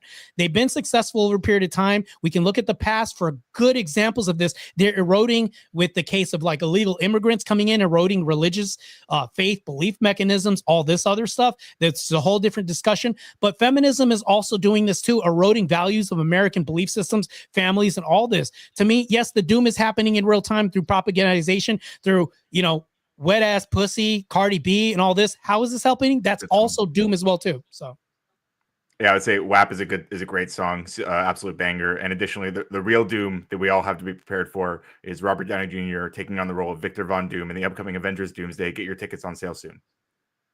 Yeah, Ryan, that doesn't make any sense, because we literally have I covered this on another stream where we had a black hip hop artist and she was twerking outside of an AB clinic saying, I didn't get the plan B, so I'm going to delete your baby. And there was another music video of the woman who sued the Lyft driver dancing outside of a KFC with a 40 ounce. Yeah, none of this is helping nuclear families at all. It's actually pervasive culture that's deconstructing this nuclear family premise that we want for society to have success rates for America and our children in the future. I think that if we want to see a better society for our future, we need to bring Christ back in the home, which brings back two fathers. I think in your world where it's okay for Christ to be out of the home because you're non-believer, but also with that being said, fathers are also out of the home, which is not a good prescription. I think that this is a bad prescription for society, which means it's not a prescription at all, not a choice that we want. And to me, we can take optimization out of this. It's actually something that actually causes more liability in society and increases degeneracy. And I don't like it at all. And I don't care if you disagree with me. I think that Christ is king and Christ is God, and you should convert someday. That would be a good option for you. I'll just add, the people who are twerking outside abortion clinics are actually they're successfully doing what they're trying to do, which is triggering Marte and people like him. So that's their goal. That's what they're doing, is they're making fun of you, and it's working. I think just 4 more and then we'll kick off with the panel. Vincent says, you have the flu. Is there only one prescription, or is there multiple ways to clear it? Most optimal is the best choice. Your use of the word optimal already contradicts your weird take of only one prescription for a problem. So here's the thing, though. I'm not talking about that. I've already reconciled this by saying if a doctor gives you something, right, you're talking about the onus of one person by having choice. I'm not talking about choice. I'm talking about, is this a prescription? So if a doctor gives the wrong medication, I'm going to go back to this example to somebody, and the person breaks out for hives, yes, that can be a choice, but it's not a prescription. All you're doing is saying, do they have a choice? Yes, we can agree that they have a choice, but is a prescription? No, it's not a prescription, because a doctor is going to give you one. He's not going to mostly say, well, if you have contraindications and there's bad outcomes, he's not going to say, well, we're going to give you the thing that leads to bad outcomes. He's never going to give you that, and that won't be a prescription. He's going to give you, say, hey, this is what I want you to do. Take this and let me know if it works or not. He's going to point you to the most successful outcome based on tradition, based on experiments and proven success results, which is going to narrow it down to just one. Smoky Guru getting his membership. Welcome to the club. Marathon Kev says, win debate. Didn't agree with many things, but still a win, bro. Then Vincent says, you're smart, Marte. I'd like to talk things with you. You've said 50 times that Ryan's prescription isn't optimal, acknowledging it's a prescription. It is prescription. Well, I'm using his words. Basically, if he's saying that, hey, this is a choice. Yeah, I'm saying that your choice isn't optimal. So I can say that what I mean is choice. So that's what I meant the whole time when he was saying that. And I can clarify that for you. So when he's saying this isn't a choice, that's what he's been alluding to the whole time. Meanwhile, I'm saying it's not a prescription. So I'm using his own words, and I'm basically being really benevolent right now by not switching his own words. And I'm saying, hey, your choice isn't optimal. And to me, that doesn't really make any sense. We can repeat things back to you. Like if I say that you're a boy and you think you're a boy, I'm just going to say, for courtesy of saying, hey, even though Ryan's a girl, I'm going to say, hey, a boy like you shouldn't be wearing a dress out in public if you think you're like, you know what I'm saying? So we can have this conversation, and I can use his own language just to prove my point. And that's all I'm saying. Trip says, does Marte think college-educated people don't do all of the studies he cites, or does he mean just the youth who inevitably turn into adults? Well, when I went to the university, I went and talked to the professor or whoever was teaching the curriculum, and they were really pissed off, like to the point where I got escorted off campus by security. So I wasn't talking about like college educated people. I'm talking about the figureheads representing the studies department of these universities. So when I go to them, this is the example that I'm giving, and this is the curriculum that they're teaching overwhelmingly all the students that they're indoctrinating with this revisionist history and all of this that's currently false. To me, this doesn't really make any sense, and it exposes something that's happening in society right now that I don't think we're really addressing, which is a falsehood propaganda machine that we're pumping out all these other people. And to me, I don't think that's really an education if you're indoctrinating people with a belief system that's not really true. And these are like figureheads, not like students. Whether or not the student accepts this indoctrination is up to them, but that's what I'm talking about. I just want everyone to wonder, do we think that Marte was escorted off the premises because he was, telling some deep, hard-hitting truths, or because he was an insane guy screaming on the college campus trying to get them to change their lesson plans? No, I wasn't. So I did get into a little bit of discourse with the professor, and I said, no, that's inaccurate. And then when I said this, they got very pissed. And I said, well, if you look at this, shield maidens didn't even exist. At best, they were cheerleaders, and I can actually prove this. No, I don't need to hear any of this, right? They actually got really pissed off. And I said, well, hold on. I just want to ask you some questions, because to me, I just want to get the truth, and that doesn't match up with this. And I literally showed them the info because I brought documentation with me. They didn't want to see this. They didn't want to hear it. And for some reason, they escalated it, and they got pissed.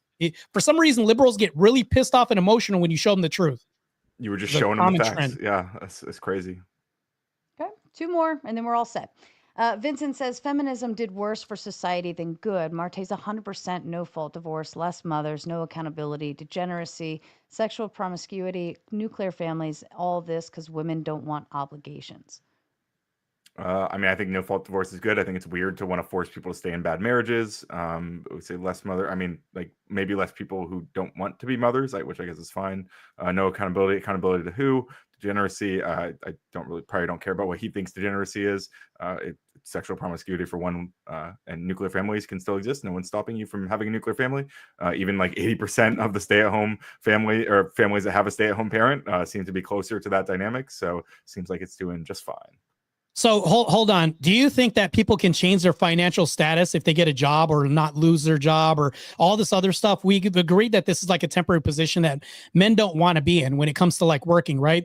And men can get back into the workforce because, as the lady alluded to in the previous super chat, she said, well, these people are like disabled or due to illnesses. We could say that, but these are positions that they don't want to be in. Now, granted, when we talk about the divorce rates, the majority of them are due to financial disparity or unhappiness. It's not like, and it doesn't sound like women are being forced into these positions, because a lot of this is just unhappiness, which means like this could go into things like you breathe the wrong way or he snores too loud and I'm just sick and tired of this, you know? So if we think about this, these are all problems that we can work through. But now that we've given people an easy out, they can literally say no fault, meaning like, I didn't like the way that you breathe.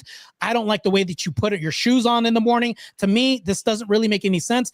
I still don't hear anything where women are being forced, because this isn't the conversation that's happening right now. Because if you look in social circles today, I don't hear women saying that they're leaving because they were forced to stay. This isn't a big complaint that I'm hearing. They're saying, I left because I just wanted to, giving no reason by saying, I'm just unhappy, even though it's something that we can all agree that they should have worked through this or could have worked through this. That's why marriages lasted longer, because we promoted people working through the storms and hardships through their marriages, and just saying, well, I left because I could, and it was just easier for me to do this, and I didn't want accountability. And that's what he's alluding to.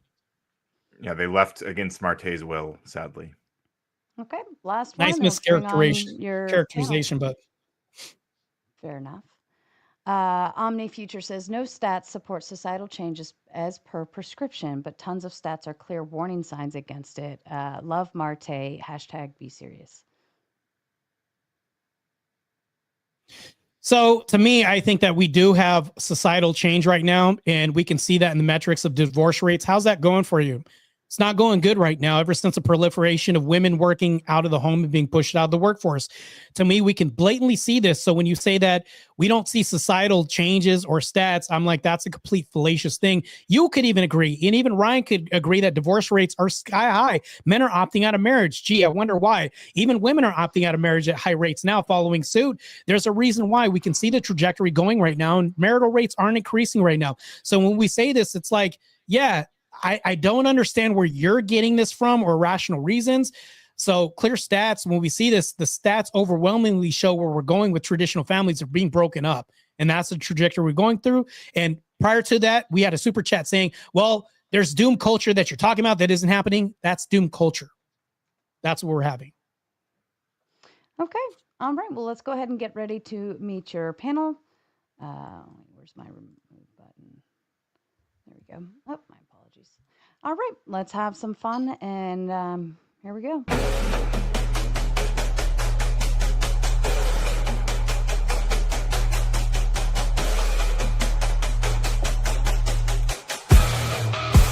Hello.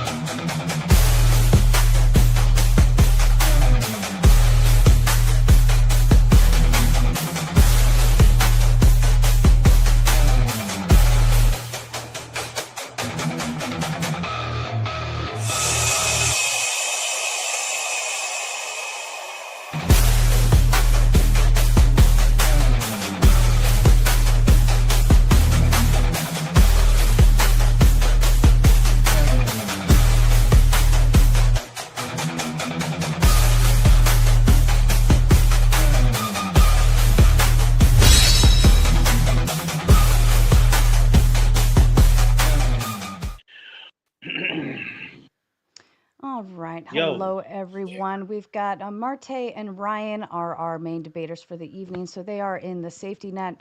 Brandon, welcome back. Andre, you look new. Welcome to the show. Vinny, Modern Men Lost Again. Welcome. And Zers, I'm going to step away for just a moment to use the ladies' room. But outside of that, Brandon, you were waiting so patiently back there. If you have a question for the gentleman, I'm going to go ahead and let you kick it off, okay? Awesome. Thank you, Sarah. I had a quick question for Marte, because I'm not even sure if you and Ryan actually disagree on anything, so I'm just curious. Maybe this will at least clear things up for me. Do you think it's impossible, and I'm talking about logically impossible, for a stay-at-home husband to be the best option for a given family? Yeah, I think that it can be possible, and that's where Ryan would say, well, I won the debate. Well, that's not what I was saying as far as like choices. So if you overwhelmingly ask people in society, because the whole prescription was for society, not an individualistic perspective of like one man. So we can't use like an anecdote. So whenever you use society, we're not going to be cherry picking and saying an anecdote. Society is like what? More than one? We're saying like a premise that we can map on to society. So if we look at men overwhelmingly, meaning if we ask society overwhelmingly, we would see a position that men would overall agree with me on and say, I would love to be the breadwinner. I'd like to be the hero that slays the dragon and comes home and stops the castle from crumbling. I think that's a good position, and that's what I was alluding to. So you don't think it's impossible, but you think generally speaking it's the best option, generally for societally. Families. That's Okay. that's Now, the tagline. Society, yeah. Now, do you think Ryan disagrees with that? So as far as that, I think Ryan would fight me for egalitarianism, even though he says like that's not my whole premise. Even though in this premise, he's literally switching women around and saying, well, it can happen, and I can say it should happen for these people. But overwhelmingly, we're talking about like societally. I think that he would disagree and say, no, they're empowered, they're boss bitches. This is something that they can do. Well, I'm saying that this is an ought claim that I'm making, and he's referring to like now because it happens, it's a prescription. I don't believe that it's a prescriptive measure that we should be able to map onto societies in general, because we're talking about society. We're not talking about like one-offs or anything else, which Ryan is saying, well, we see this percentage of people have. Well, no, we're talking about society, right? So you think like if there is a given family where that is the best option, that they should do that? What are you talking about? As far as like if the man, it's more optimal for the man to stay at home? For that given family, yeah. You think that should happen then for that family? Yeah, but what? So I would ask this, like, so Ryan doesn't disagree with that. I'm just trying to figure out where you and Ryan actually disagree. That would be you, Ryan. Well, I mean, I guess it would be the degree of which how many we might disagree about how many families we think are in that position. I would say there's probably. Can you hear me? There's probably a decent. Test. Mike, test. You sound distant. All right, we can hear you cutting off everybody on panel. You sound like you're talking into one of those cans with a string. Do you think that Ryan's opinion that it's a prescription that he wants, isn't that still a prescription, even if it's less optimal than yours? You're talking about a choice, so it's like I'm talking about a prescription that he believes is a prescription. For a second, could you stop crying for a second? All right. So at what point? So are you guys all leftists, communists? So like, what are you guys? Yeah, everybody here's a communist. I'm a Marxist, Leninist, Satanist, communist. That's right. Vinny actually asked a question and then got interrupted. Pretty normal. Saying wait. Why hold on. Why don't you let him answer the question? Vinny, can you answer your question? I'm sorry, you were interrupted. I'm just saying that everybody's going to have, no one's an expert on society, but if someone says, well, I think this is a prescription for society because I believe this is the better way of doing it, regardless if he's wrong or not, he's still offering a prescription.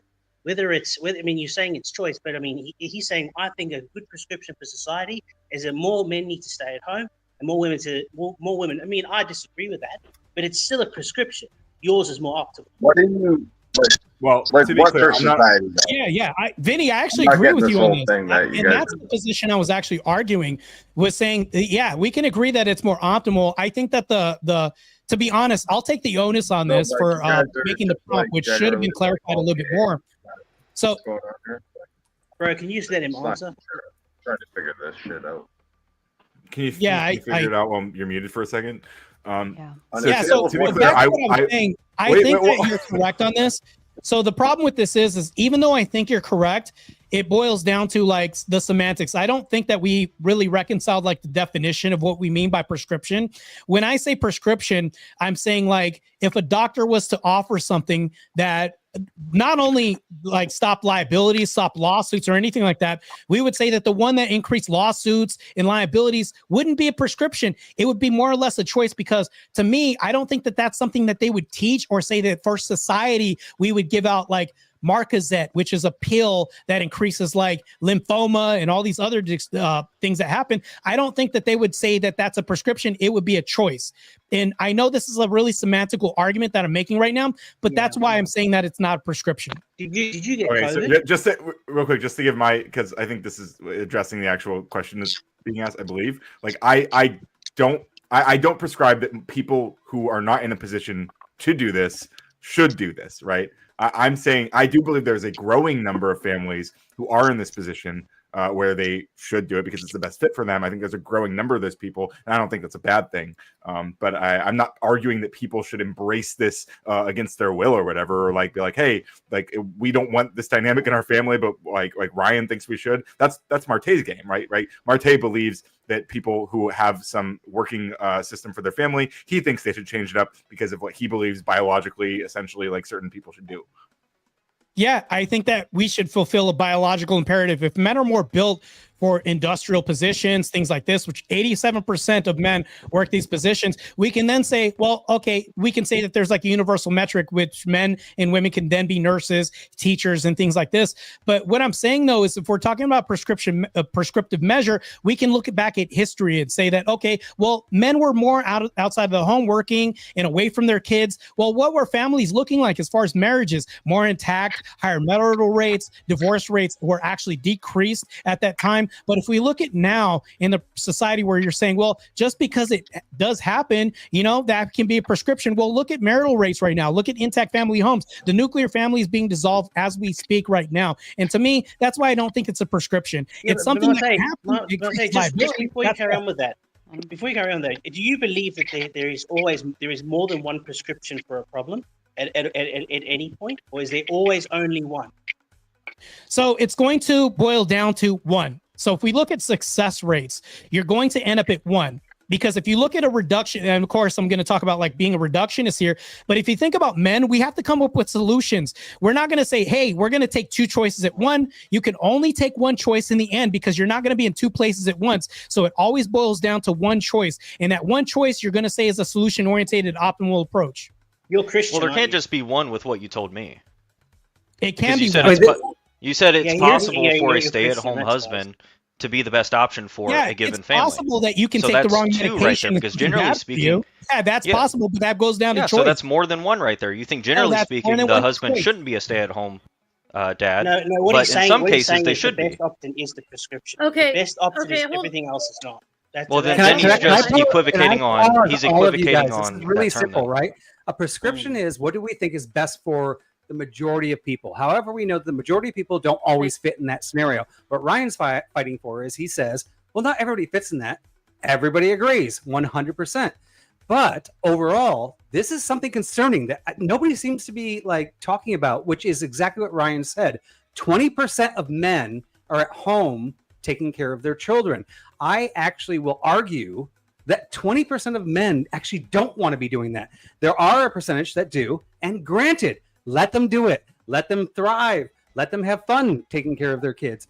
But in circumstances where a man is at home taking care of his kids because he can't get employed, he feels like crap because he wants to be the provider for his family. Where did that come from? And so the prescription here, I think actually Marte wins on pretty easily. The 20%, I think Ryan loses on, because I think every man on this panel will agree with me. If you guys were just to say your gut, your feeling, do you think 20% of men want to be home taking care of their kids? Or do you think 20%? It's not about our gut. It's not about our gut feeling. It's an empirical question, right? So if you don't have the empirics to back it up, why are we talking about feelings? Well, then why don't we go ahead and look at the actual empirics? Who gives birth to babies? Who gives birth to babies? Don't tell me that seems super relevant. That seems super relevant. Birthing people do. Birthing people. That's so. No, that's women. So Birthing people. Sometimes did you say? Like, did you mean that? Hold on. So we have one question. Very serious Who gives question. birth to the babies? 2. Who's the one that feeds the babies with their bodies? Okay, not a birthing person, a mother. Okay. It's women.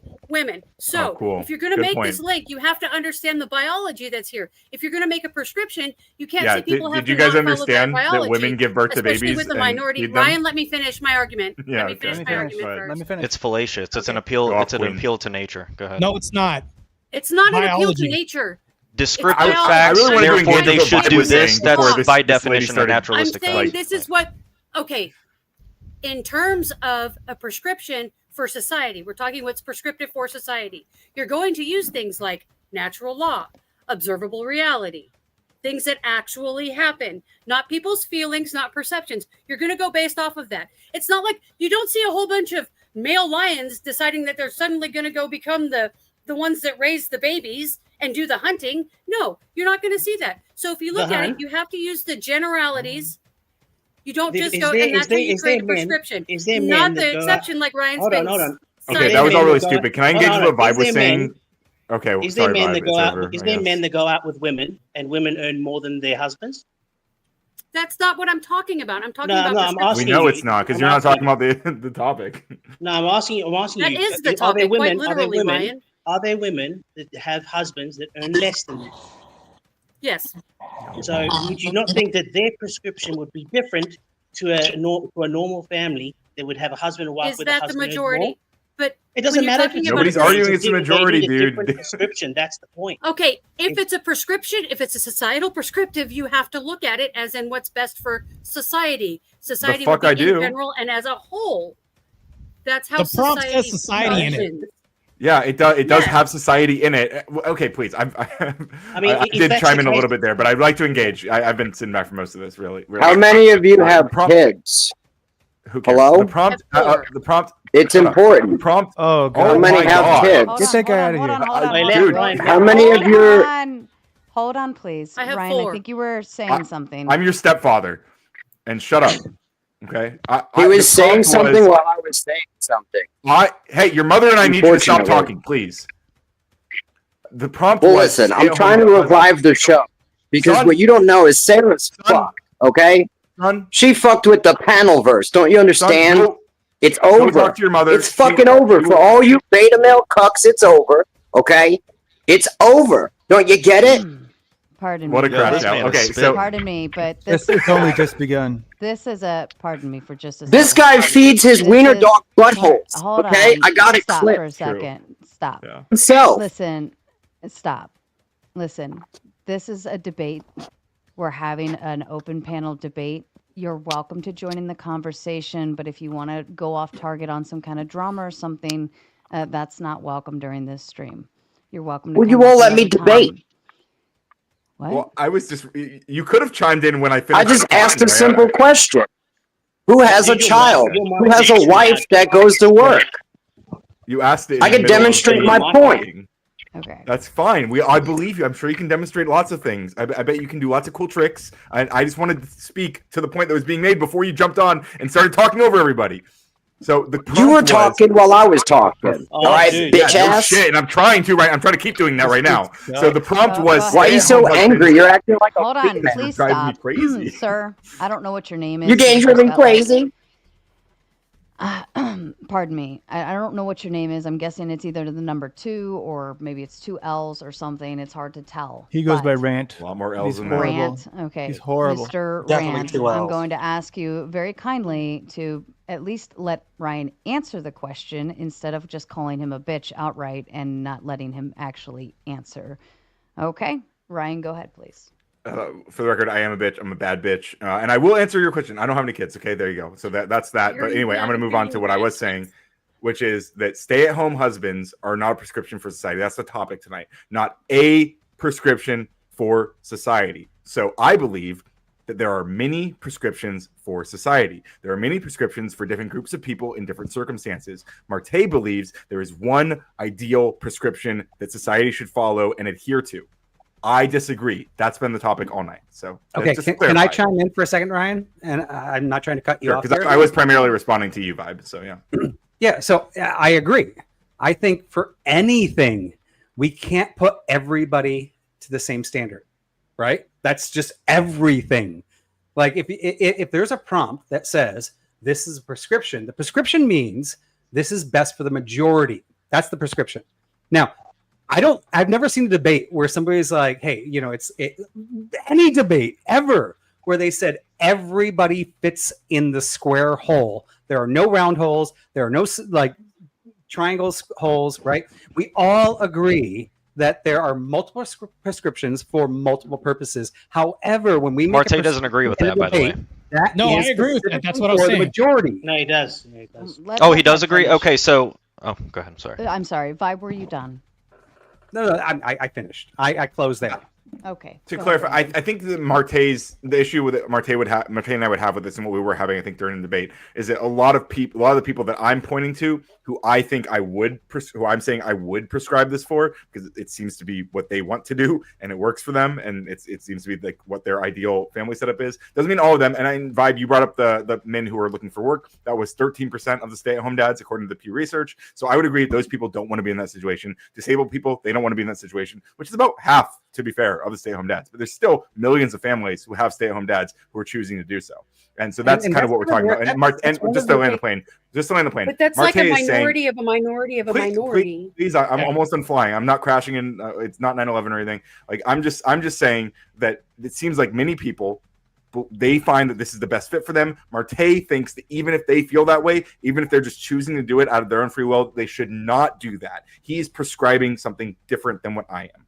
Yes. So you know what? I'll kind of go on both sides. I'll kind of concede on both sides here, because I kind of feel like you just said, well, maybe there's 13% of that 20% that really don't want to be in that situation. But hey, I'm a man. I know the family has to be taken care of. I feel like crap that my wife's taking care of them. But I know it's the best thing for our family right now. So I'm just submitting, right? These are the unemployed. It's not that the wife is beating him down, making him do this, right? He's just saying, this is the best thing for my family, and I feel like crap. I want to step up. And in that percentage of America, and when you counter his argument, I fear that it's almost a promotion for saying, actually, more men should be at home. More of this should happen. More men should be depressed, right? I get worried about that prescription going from 80% to 70% to 60%. This is my worry, because I think men, and I don't think this is like a bad thing. This is not like men beating up men. I think it's a very noble thing for men to want to take care of their women. And in my marriage, by the way, I do have a bitch boss as a wife. She is freaking awesome at it, right? And I let her do it. But she's told me many times, thank you for letting me be one. Not that I let her, but I mean, in the sense that when she says letting me, meaning that thank you for making sure that if I didn't want to do this, I'm still secure, if that makes sense. And I know for like a lot of left people like yell at me. They're like, oh, I'd hate to be Vibe's wife. I'm like, I got a fucking awesome wife that makes good money. But my wife doesn't have to worry about anything. She doesn't have to make the money. She just likes doing it. And I want more men to be empowered. So what I want to look at in the end, and I'll land my plane right here. I want more men to have that empowerment. And I think some of the feminist movements and things like that, and putting so many females in the workforce, have both hurt women that were told they have to work. They have to be independent. But secretly, they don't tell their other women friends they actually want to be provided for. They rather actually be nurturing. Not all women want to. I'm not saying all women have to. I'm just saying, like, I think they want that. Marte was pointing out multiple studies. I landed my plane and I kept on going. So I'm just going to stop there. Yeah, just quickly. Marte, just on your... Hold on. Drop says, if you're going to argue for what's optimal, wouldn't it just be more optimal to be a millionaire, retire, not have to work, hire a nanny, not fuck bitches? I think. Dude, No, that's not optimal either, right? That's just so stupid. That's just so stupid. Yeah, I was that's just saying that- Oh, it sounds pog. Oh, Vibe, can I Not respond to argue you? my point yet. Hold on. We're And then just Trip gonna rabble says, routes. Should a household with 2 male parents not have a stay-at-home dad? No. Good question. That's not what we were. I wasn't even touching on that at all. No, that's What the hell does that again. even mean? Now we're talking about a minority of a That's minority of gay. another minority. Yeah. Like, It's That's okay to be literally gay, gay though. too. Yeah. Yeah, and here's the thing. By the way, I go to we're work talking and I about work my ass off, and my right. wife does things, and then I come home and I take care of my kids. I do homework with them. I teach them math. We read the Bible when they go to bed. We do our prayers. Like, I'm not an absent father. It's not like my But- wife no, is ask me responsible something. for everything. You I read go the to work, Bible? make some money, come Tell me home, how I your make- wife is submissive to you if you read the Bible when you just said you submit to her. Break that down for me. Wait, sorry. Repeat whoever said that. What was that? I just said if you read the Bible, did you read how your wife's supposed to be in submission to you? You just said you submit to her. How does that Yes. work? When? No, Tell he me when I met- said that. Rewind the fucking tape, genius. Lower end wanted to chime in. I want to give him an opportunity. Go ahead. I'll challenge that, but I'll let Sarah go. No, let you guys go ahead. I'm waiting for a place to pop in. Okay. Great. So here's the thing. Biologically, women are built to be nurturers, not men. We don't really deal well with children. We're not built like that. We're built to compete. We're aggressive. You understand? Men statistically have higher earning potential than any woman in any field. Look it up. The best chefs in the world, the best scientists. You ever hear about a woman being top of anything? Never. Why? That's not because it's a male-run world. And here's, listen, shut the fuck up. I was quiet when you fucks were speaking. Now listen to a fucking thing. Are you listening? Here, I'm gonna demonstrate some knowledge. Hold on a second, Rant. Hold on. I'm gonna. You hold on. You fucking sunk your own channel. You don't even know it. All right. I'm not gonna listen. I was gonna give him the floor, and I was trying to quiet everyone down. I'm not here for the stupidity tonight. All right, back to you guys. So Vibe, can I kind of co-op what you were saying a little bit? Let me go ahead and just clear this up because he was being addressed about this. So I'm going to clear this up on 2 points. Now, what Vibe is saying, if I can clarify a little bit, is that women want the option of working or not. This literally goes to my point, and this is what Vibe is saying. He's not submitting to his wife. He's actually providing her the option of choice of saying, hey, do you want to stay at home or not? Do you want to do this? He's giving her choice. So that's a prescription which coincides with what I was saying. If the man is the guy that has to be the person that doesn't have a choice in saying, yes, I am saying this, I'm funneling men into one hole of saying this is a prescription that should be universal for society that we want to lean to, is that if men aren't the one with the option of saying, you know what, I like the woman to provide me the space, if I want to work or not, this and that. You don't overwhelmingly hear about men in the society saying, I want the boss bitch freedom. You hear about women saying this because they want a choice and they want a provider. This is congruent with historical society. If we could see this, that's prescriptive measure that I'm saying for society. And furthermore, this is a comprehensive approach, meaning that men have to be the rock that their emotional waves crash into. They have to be the rock if financial, I would say, apocalypse happens at home. You want to be the one in a position of working and staying out of the home, because when it happens the opposite way, divorce skyrockets. Now society looks at you as the fault of everything else. You want to be in this position of being the rock of the relationship. You don't want the woman to be the rock of the relationship. That's what I'm saying. Yeah, Marte, what you're saying is what's most optimal. You're not saying that this is the only prescription for a society that's allowed. If people want a more libertarian society where women don't want to be mothers, whether you disagree or agree with that, it's still a prescription in the other direction. You're not the arbiter of prescriptions. But that's what my whole point was in the beginning here, when Ryan was saying, "Hey, there's many prescriptions." Yes. Once again, I disagree with Mike's way of things, but it's still I agree with you. I'm going to concede. There are women that are 10 times better at running a company than another man. Now, I'm not saying all men, just another man, right? There are some men that are not competent running a company or even laying a fucking brick. I've worked with some men that can't freaking figure out left from right, right? Every individual is different. So, but when we're talking about a prescription, we're saying what works overall best. We're not saying let's figure out how we're going to cope with this one guy that can't fucking lay a brick when we're defending men being able to lift or lay bricks, right? Like, not every man is suitable for that. Some women excel at things that men fail at, but the majority is, our biology is, and the prescription fits. Does that make sense? This is so dumb. I disagree with everything you by said societal before, prescription. the last bit. Because if you want a society that where women don't want to be mothers predominantly and they want to be out in the workforce, it's not a good thing for a society, but it's still a prescription that people want. You know, because they don't want the outcome of No, I'm asking, what do you mean by prescription for society then? Because obviously what would be a rational step for what is a prescription for society, or the assumed what people would normally think when you make that in a statement, especially for a debate prompt, isn't what's agreed upon. What do you guys actually mean by prescription for society? I'll tell you exactly what it is. It says that is dad staying at home a prescription. It's not alluding to if it's a good prescription or a bad prescription. Is it a prescription? You're using the word that she wants defined. prescription. Yes, you know what? But that's what Thank the debate you. prompt is. You know, this is That's the what the debate dumpster prompt file. is. So let's just reset it. Let's just say what the actual debate is about, and not debate the prompt, because they already did their debate. They won or lost, however they went.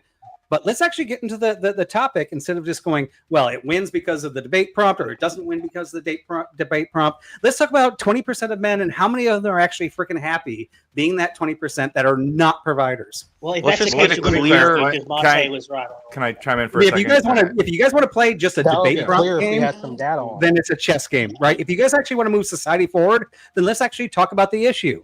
Yeah, we Okay, have well, to talk, so but we- we have to define our. Go ahead, Ryan. Yeah, go that ahead. sounds good. Yeah, with peace and love, we're not gonna change society tonight on Sarah's panel, but at least in our small part, I'm with you. We could. You don't know. Yeah, maybe, you don't know maybe. that. Tonight's There's so many the night. fence sitters at home. Tonight's the Ryan, night. True that. Listen, okay, but fuck, I lost it. I think Well, Ryan, Deere was since you gonna say lost it, I can then talk right now. So I can say that Seppiku is a prescription for Society for Depression, right? But you would say, no, that's not a prescription because of outcomes. Oh, I remember So what I was really gonna what I'm pointing to, which coincides with Vide's moving towards what I wanted the debate prompt to be, is like, what is a prescription for society? What I meant by that is saying optimization. It's kind of built in. It's kind of baked into the prompt. So if I was to say, hey, Seppiku is a prescription for depression in society, yeah, you could say that this is a choice for society, but is it a prescription? Meaning, is this recommended, or is this an optimal thing that we want to optimize society as far as the population? You'd say no, because then it leads to decimation overwhelmingly. If we say, hey, take Seppiku, it's a great pill for you, meaning like it's a prescriptive measure that like literally you're arguing for the decimation of society. We would say, no, that's not a prescription. Why do we have this? Delete the prescription, matter of fact. Take this prescription off of the board, meaning like, hey, this is a choice. So if we're saying this, it leads to optimization, because alluding to outcomes, which is the end of the argument, I kept going to like outcomes. If we keep going to outcomes, it's naturally baked into the prompt of optimization. So that's literally what I was alluding to when we talked about the topic. If we're going to make a definitive measure of what this means, that's what I meant by saying this. That is a lot of words for Marte just saying that he regrets framing the debate in the way that he did. Like, that's your problem, dude. You tweeted at me. You know what? Shit happens, but this is what I'm saying. You want you're the making an optimization objective for society saying some inverse of household roles. I don't want that for society, meaning I don't want this prescriptive measure. That's what the argument was, and that's what we're talking about right now. So yeah, we can fix it now because we don't have to talk about prompts. We can talk about this right now. Yeah. So Yeah, I would agree say with that Marte. there is an increasing number of men who are in a position where they do want to be stay-at-home dads, and Vibe and Marte and etc. These people might not like it, but like, who gives a shit if they don't like it? Fuck you guys with love, with peace and love, you know? Like, fuck you guys. Yeah, I also didn't realize you guys were It's not a big utilitarians. I didn't know prescription. you guys cared about outcomes. Ryan, can I just ask you something?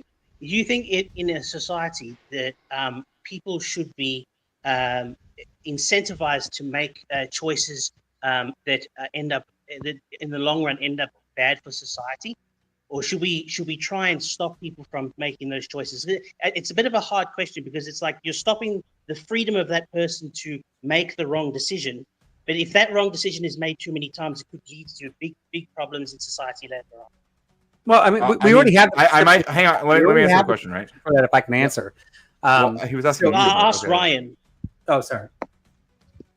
Yeah, I mean, like, I'm not sure I'm not sure how to engage with that really broadly. Like, I don't know specific things that I would do that with. But in this case, I don't think that it's wrong for society, right? So this wouldn't really apply to this situation from my. But that's not what I'm asking. I don't think it's bad.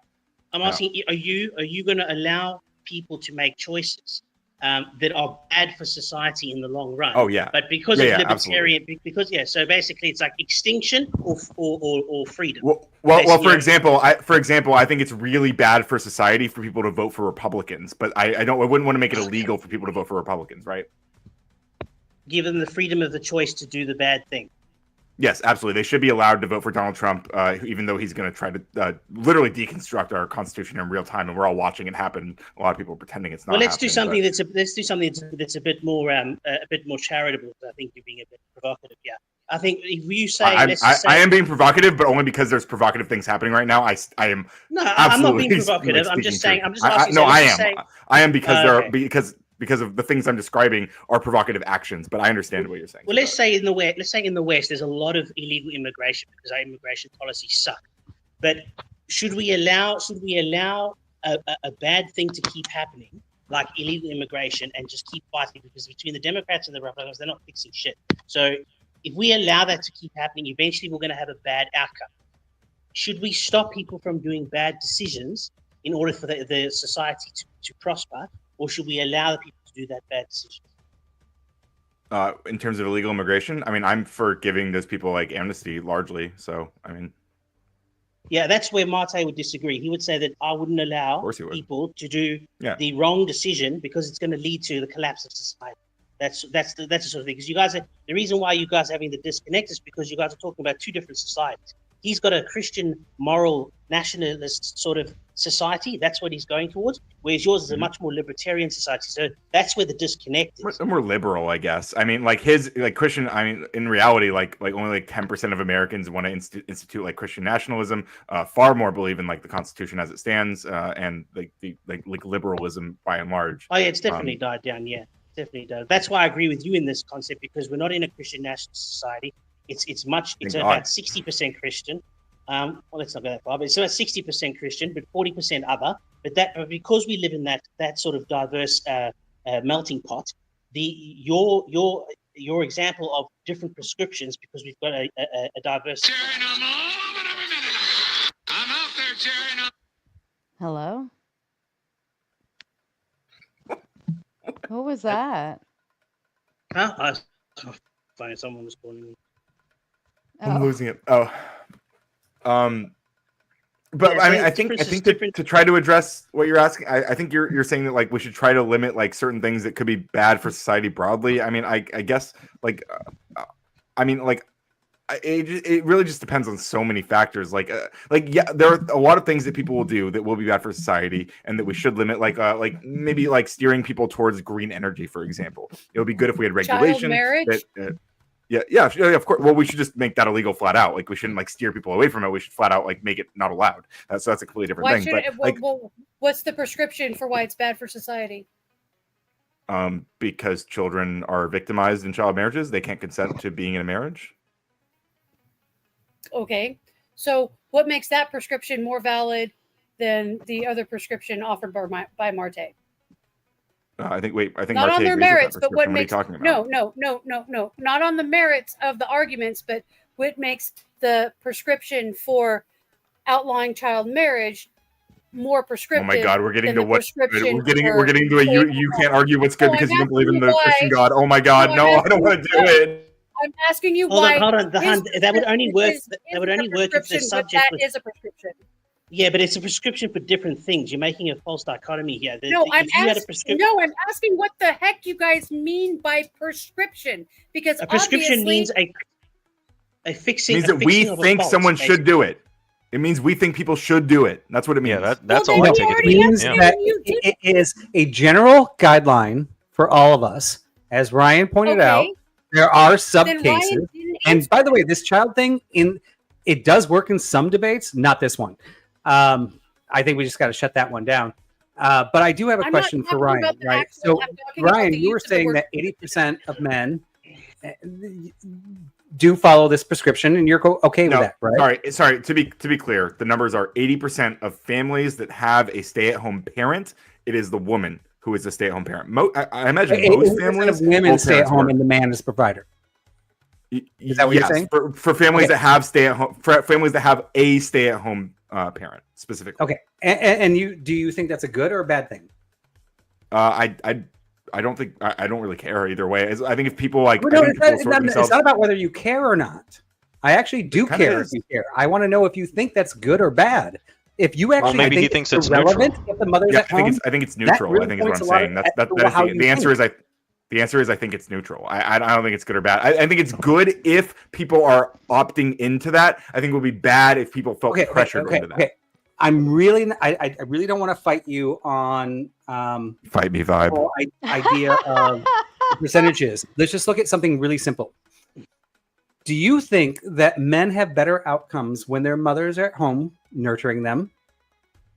And I don't care if or do you think it's better when they have the men and the mom working, right? Just gut feeling. No, actually, I'm aware. I am aware of the answer to this question based on the data, and they're pretty comparable. In fact, in some cases they can be better with dad, some cases they're better with mom, but it's pretty comparable across the board. What do you mean by comparable? And I see why they call you vibe. You like going on vibes, vibe. The outcomes are good when they have a parent at home. It's good. Yes. Okay. Yeah. And you think dad or mom? You think the outcomes of women versus men being the parent at home, that those are equal? You're saying if we were to go men at home, women working, and I'm not talking about Marte's crazy world of women all like collapsing the world. I'm just saying that's not crazy. It's a world where women could run the world.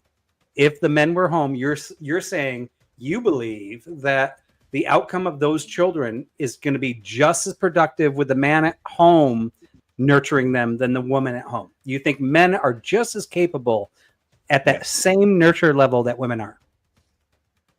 Yeah, that's your belief. I mean, yeah, like when men have children, they actually. And I won't hold it against you. I mean, I don't care if you hold it. I'm telling you factually, like that's what the data I've seen says. Yeah. Well, yeah, it's not. Look, you said neutral just before, but if we had to swap 80%. Wait, hang on. To be clear, when I say neutral, I mean that I'm saying that because it seems to be the case that whether it's a stay-at-home dad or it's a stay-at-home mom, the outcomes are good, and they're not like drastically better in one case in one way or the other. They can be better in one. They can be better in different dynamics for a wide variety of reasons. Agree. But the gender is not the thing that's moving. Yeah, he's not talking about the gender yet. Okay. How when that is part of the prompt though? I don't understand. Like, I am I just understanding words in a different way than you guys are, because they have a pretty straight definition here. What is prescriptive for society? Well, that would mean it's supposed to be in a generality. Well, what you're talking about in citing is a minority of a minority. So I don't see how that works as a prescription for society that's supposed to be used in generalities, because that's how you work a society. What minorities made up of subsets? Well, that was the. Does someone else want to clarify it for her this time? Yeah, that was just the. Moms or dads. It's talking about a parent at home is better for kids than no parent. That's what he's saying. He doesn't want to dive into man or women. The prompt was. I can clear it up very simply. The prompt was a confusion about what the actual debate proposition was. Marte took it to be talking about generally speaking, and then Ryan took it to be talking about can it be a prescription? And in certain cases, it is a prescription. So they're talking past each other. They're not even debating the same proposition. And to be fair, I will hang on. I will say, I recognize that when Marte wrote that prompt, he was thinking that we should take this as stay-at-home husbands are the prescription for society. And I am taking advantage of the fact that he didn't write that. And the reason I'm doing that is because I would not have agreed to the prompt if it were that they are the prescription for society, because I don't think they are the prescription for society. I think there are multiple prescriptions for society, and that is only one of them. So I was glad that we could use this prompt. I was thankful that Marte wrote it, even though I think he wrote it as a mistaking that it would be implying something different than what it does. All right, great, Ryan. You just ruined every debate that we'll ever have, because if we're ever going to make a prescription and take an affirmative, you can say, well, there's a 1% group that says this affirmative is true. Therefore, you better prompt vibe. Yeah, maybe you should be clear about what the prompt is ahead of time. Hey, no. Are you Christian or atheist? The big key of every debate is actually the prompt, right? Before, it's not the prep, it's not the opening speech, it's none of that stuff. It's the prompt. So I'll give you a little bit of that, but however, I don't think he really failed on this particular prompt, because a prescription, by the way, and I think everybody knows this. And matter of fact, if we're going to keep on going on the prescription instead of like talking about the topic, let's debate how debates work. Like a prescription is We're doing the meta conversation. We were just doing in the majority of the time. And if you guys disagree with me, I'm open. I'm ready. Let's go. Yo, what's up, man? What's up, man? What's going on, Jensen? All right, mate. How's it going? Not bad. What's going on? What's up, Jensen? All right, mate. Yeah, but look, what Marte was saying, that what he's saying, that I reckon Christian, because a lot of people take nationalism and actually mistake it for ultra-nationalism. Nationalism is basically just a nation of people within that nation that have shared ideas. That's basically it. They don't have liberalism has got different ideas, but still work together. Nationalism is they all have the same shared ideas and they live coherently and peacefully. That's what Christian nationalism is. That's what you put any sort of descriptive word in front of nationalism, It's just they all share that same idea. That's True. The, Wow. the people are Really people are shifted confusing. Yeah, I mean, I love it. I love the nationalism, right? So nationalism and ultra-nationalism is Yahtzee, right? Our current administration is economic nationalism. By the way, the Democrats are also nationalists, and they are currently societal nationalists, right? We're all nationalists, right? But No, I don't we know. can't be. I don't know how we just switch the whole conversation. Nationalism to describes shared nationalism. ideas. If you've got a country with Democrats and Republicans, how are we a nationalist country? We've got two separate ideas. It's not a nationalist country. I agree, but I'm just so confused where this came out of the woodwork. Because that's Marte's framework. Marte's framework is sides thinking of the about medical one list, objective but truth. honestly, like, Christian Thank God truth, there's a which is reasonable voice which is that just nationalism. showed up. What's up, Grid? I don't understand what. Hey, you're how's it getting going? at. Can you hear me okay? I'm Good on to a see you, different Grid. How you setup. doing, buddy? What's up, Grid? Hey, what's up, fucker? Grid One Motorsports.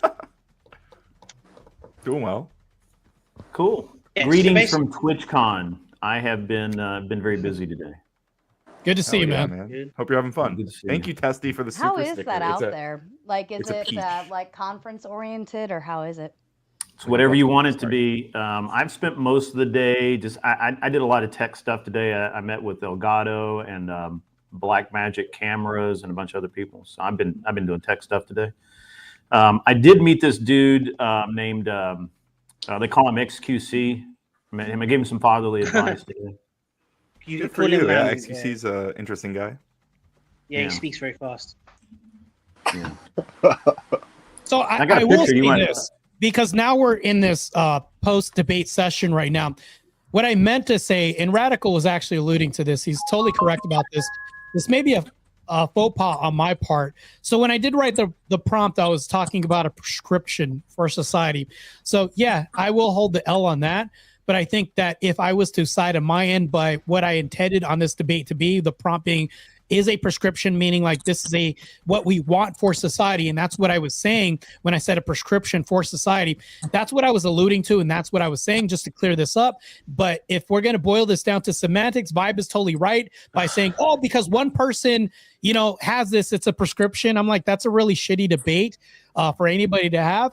But what I meant by is like, is this a suggestion? Is this an ought claim? And that's really what I was making as far as the debate. So now we get into semantical argument, and Vibe's right. You just ruin every debate moving forward, because that's literally what I meant, was making an ought claim with the prompt. That's all I was saying. Yeah, that L cost me a lot of money, Barrett. Thanks.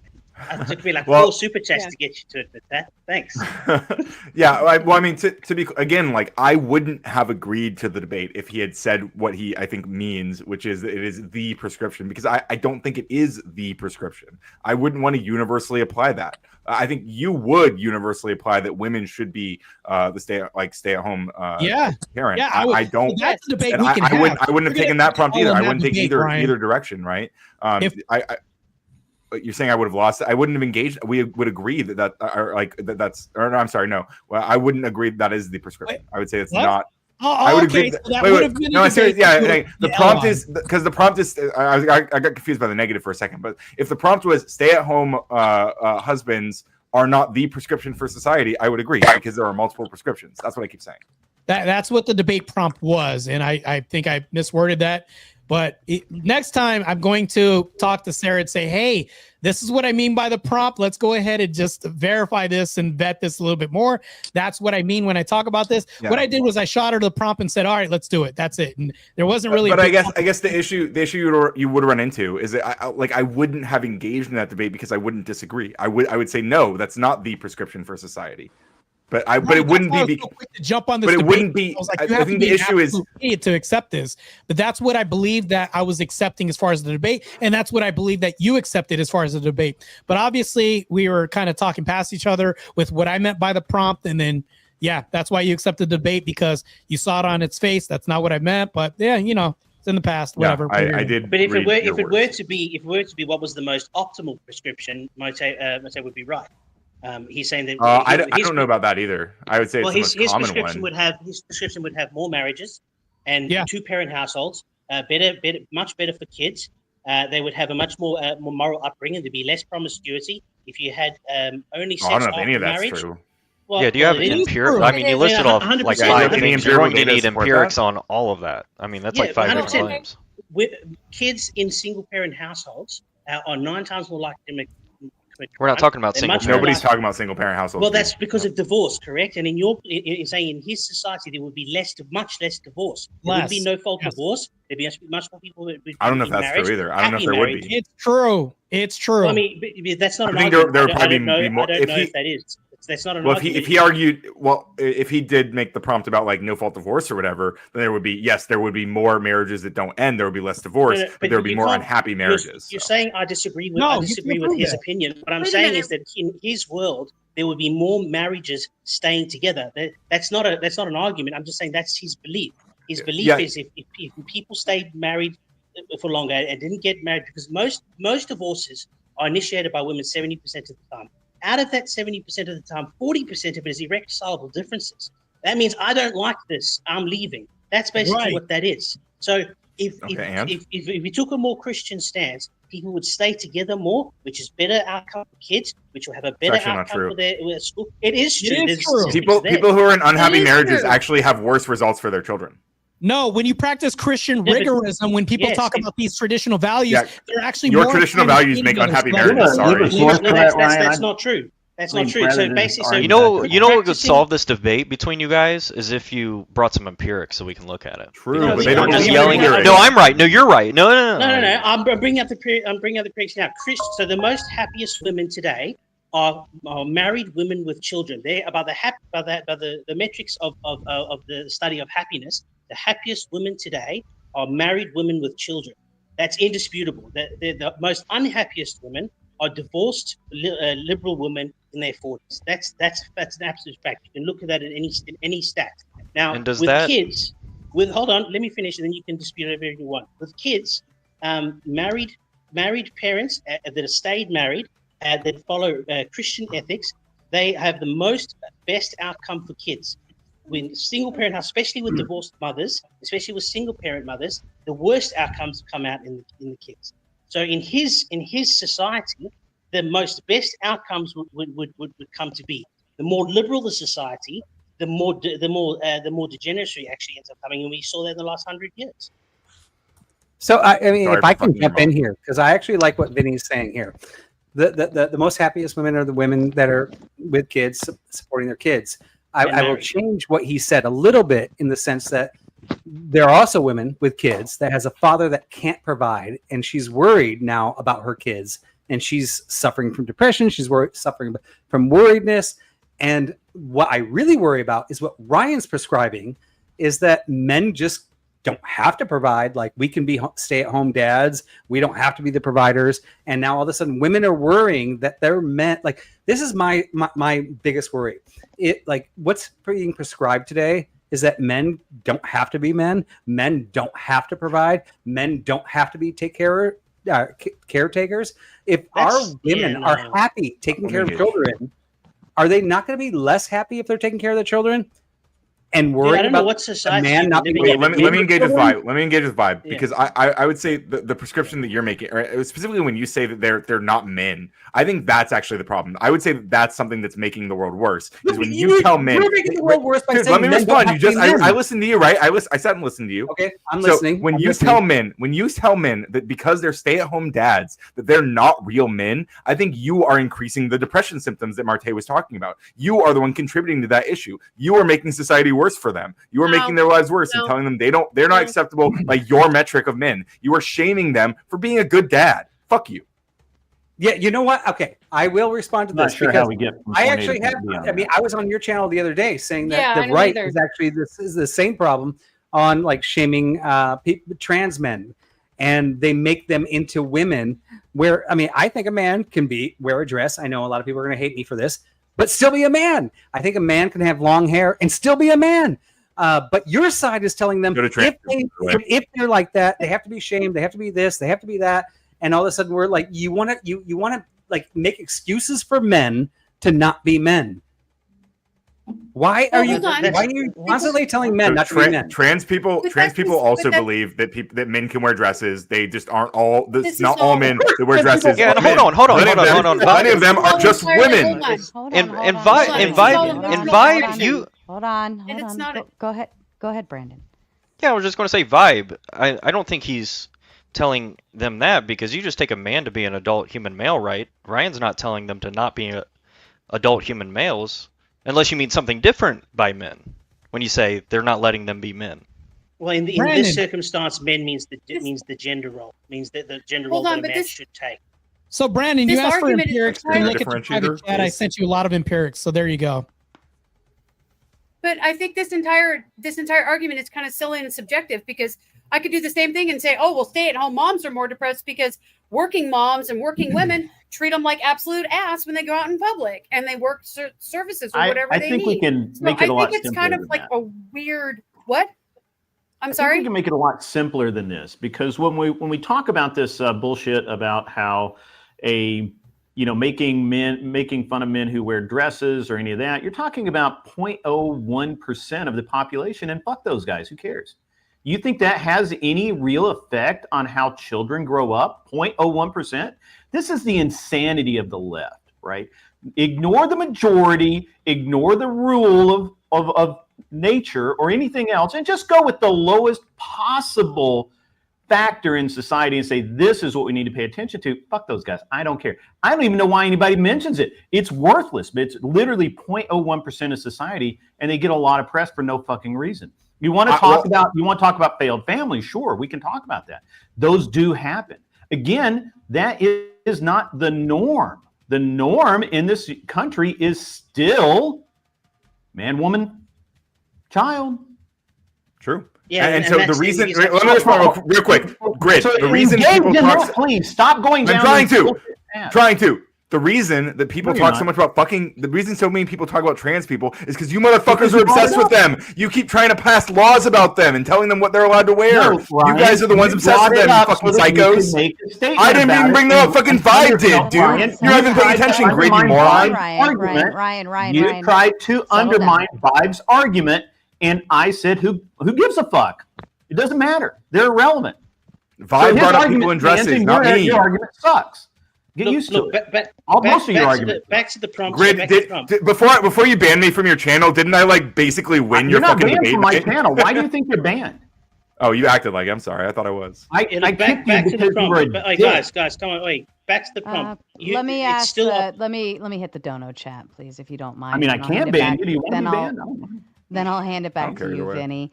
Tom Carpenter says, "Am I the only one who heard that? Plenty of men wear dresses and are men.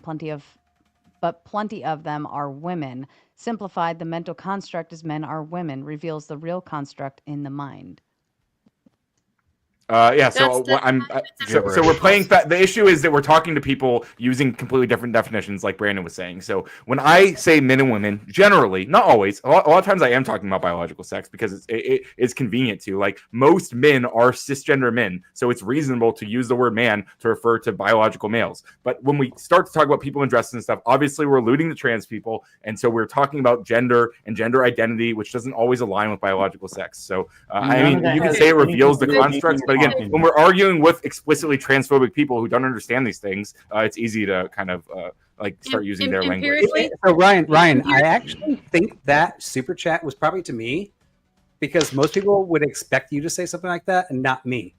And I actually did say there are men that wear dresses, and I still think men that wear dresses are men. I mean, we've got Scottish guys that wear dresses, right? It's society based. Now, maybe I'm wrong. Maybe that super chat was not to me. You are wrong because it says, "But plenty of them are women," and you never said that. I said that. Right? Yeah. Okay. Anyway, back to the debate prompt.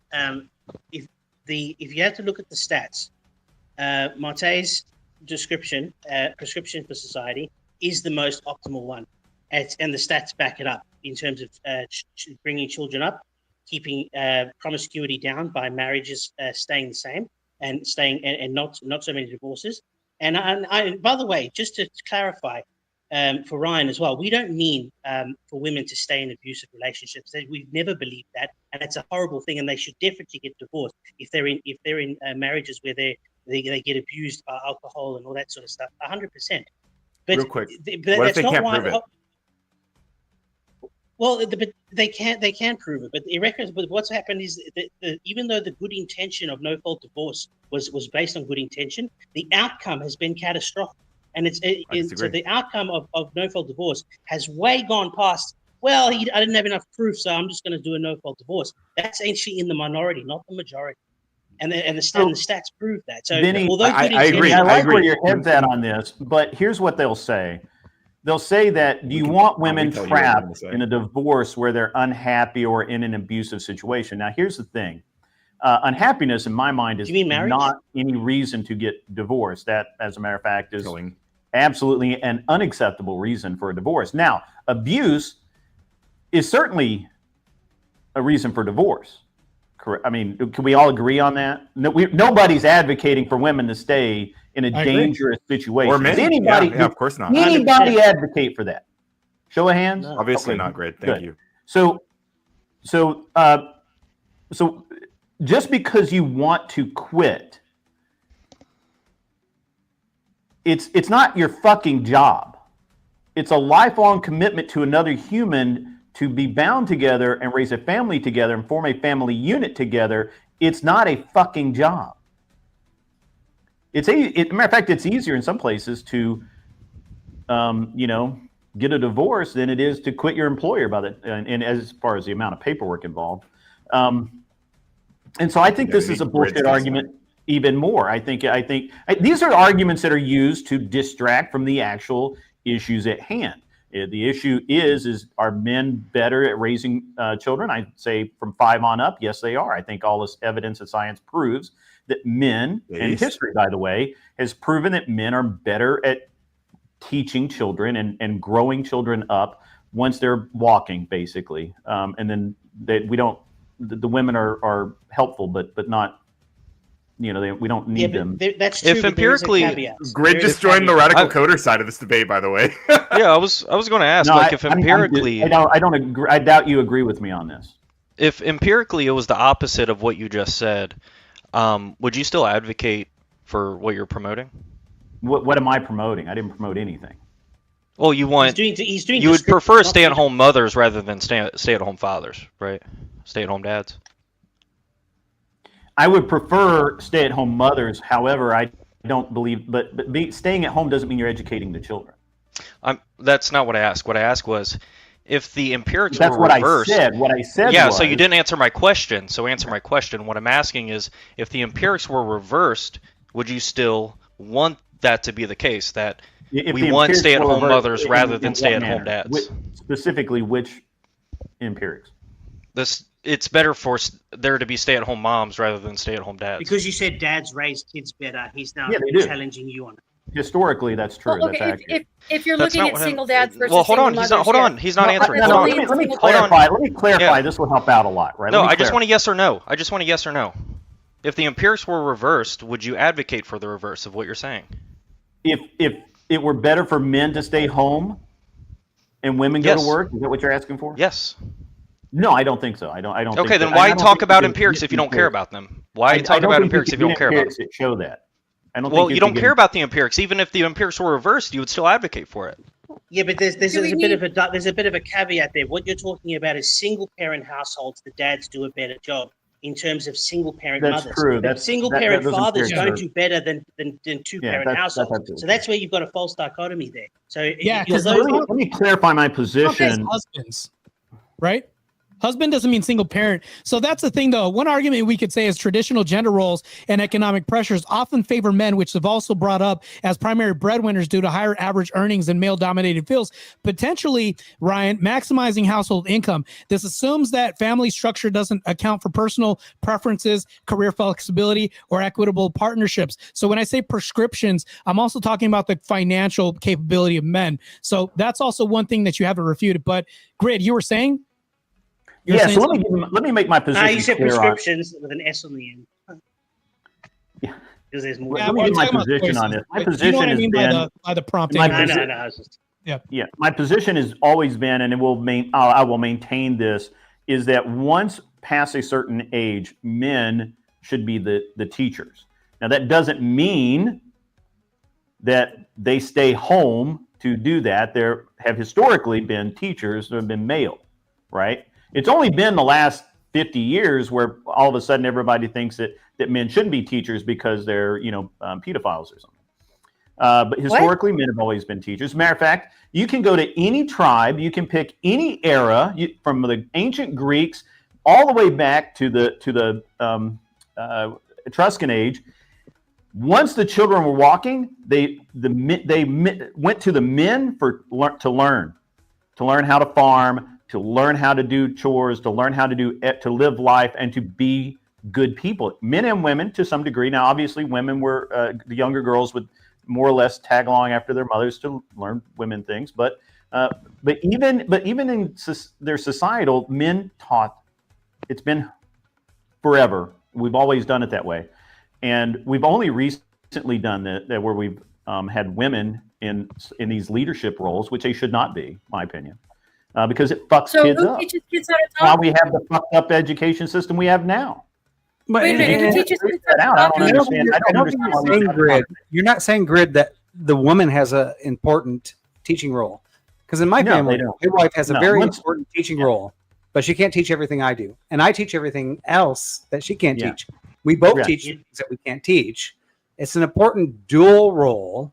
Now, if it was a single parent scenario, right? You're kind of saying, right? Like now we get into this, the weeds, right? But I would say my prescription for a perfect family would be a man providing, still being with his children, being there after hours, after he provided and brought home the food, whether we're talking about the old days after hunting or farming, plowing the fields. If he was plowing the fields back in the old days, he'd probably have his kids doing it with him and teaching them, right? And the mother would probably be teaching them how to cook. I mean, in today's society, now a man is out there. He's going to work 9-to-5 job. He's programming. He's engineering. He's architecting. Whatever the best chefs in the world are. Both parents have a role. That is the best prescription. Now, Ryan, if you want to tell me who are the best chefs that's in the not world? the best prescription, and there's other prescriptions because there's a other physiological reason. There's a physiological reason. There's a physiological reason. This is what's always fascinates me. No, there's a physical reason why women can't say. Hold on, Atima. Go ahead, Grid. This fascinates me to no end in this idea of woman's work and all of that, right? Like it used to just be work. It was fucking work. It had to get done. Who are the best chefs in the world? Men. Name a category other than childbirth where women are at the top of the game and men are not. Crocheting. Good one. You're going to a dark area, man. Like you what Okay, you're saying I is right, can, but I believe You'd the be best. surprised. I think women are good at a lot of stuff. I Actually, believe the you sound best a fashion little designers hateful. are men.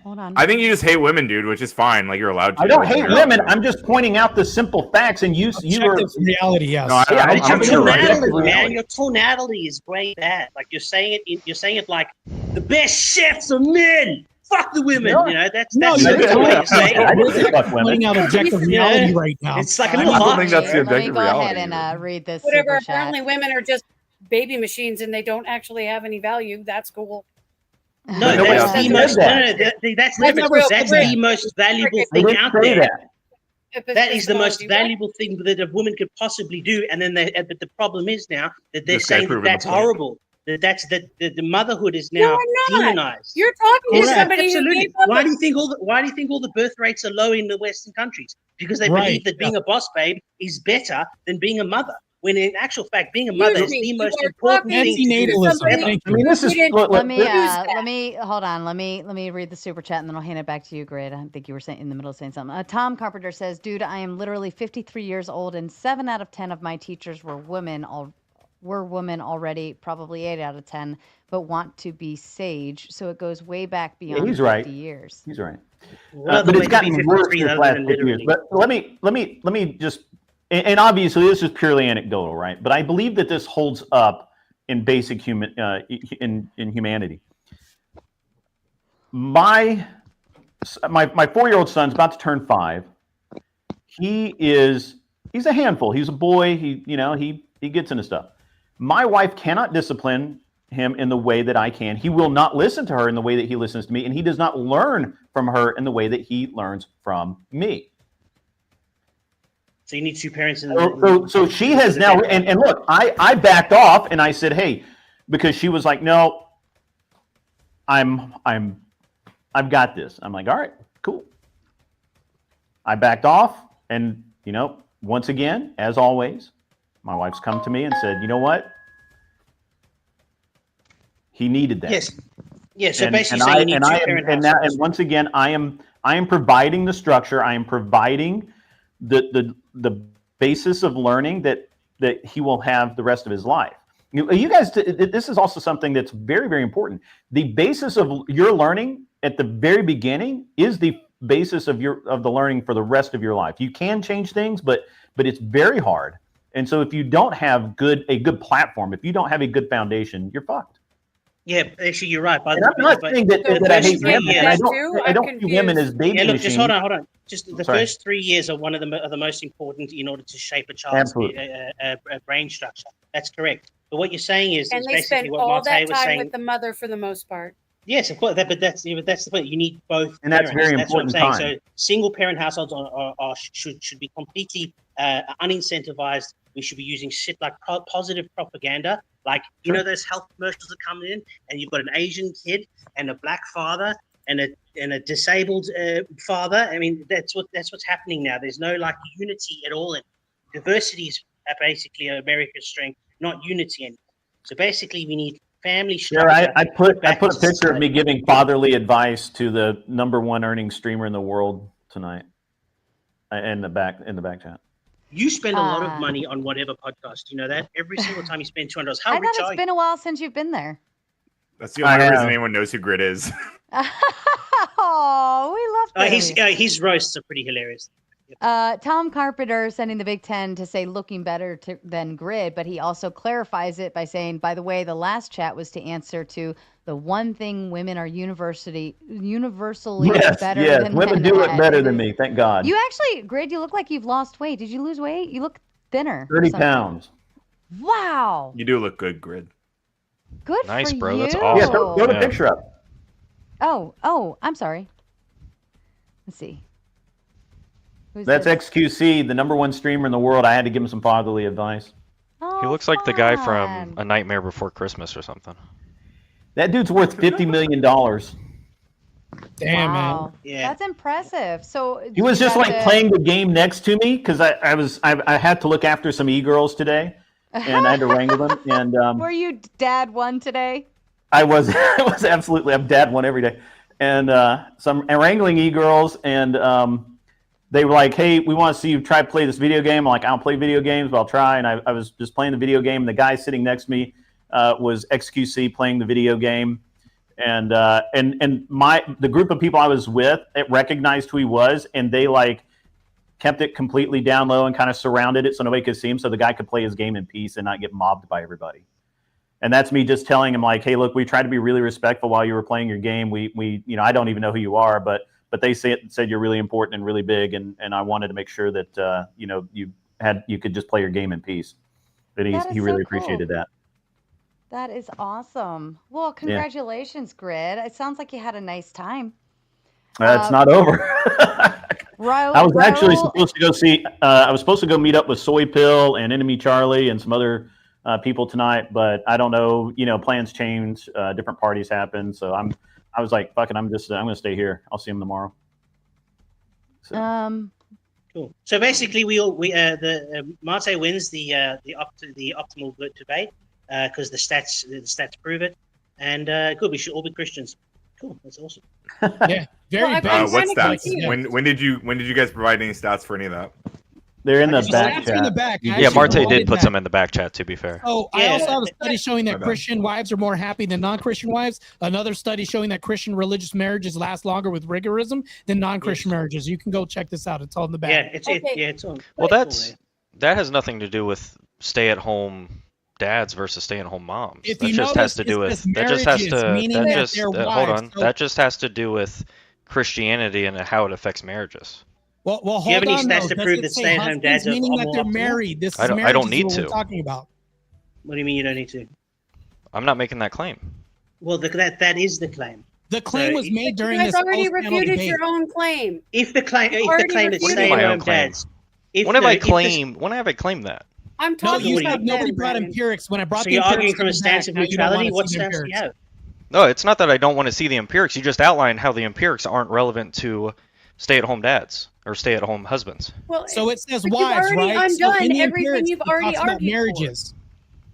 Hold on. So You stay-at-home guys dads three actually undermined have your whole argument. Whose stay-at-home argument? dads. Do you know what an argument is? I haven't made one argument. What Okay, Grid just stay-at-home said. guys. It's been Stay-at-home completely dads. defined from what the original. Stay-at-home dads have a 30% more likelihood of getting divorced because the woman tends to date up where the men date down. That's backed by statistics. That's not an opinion.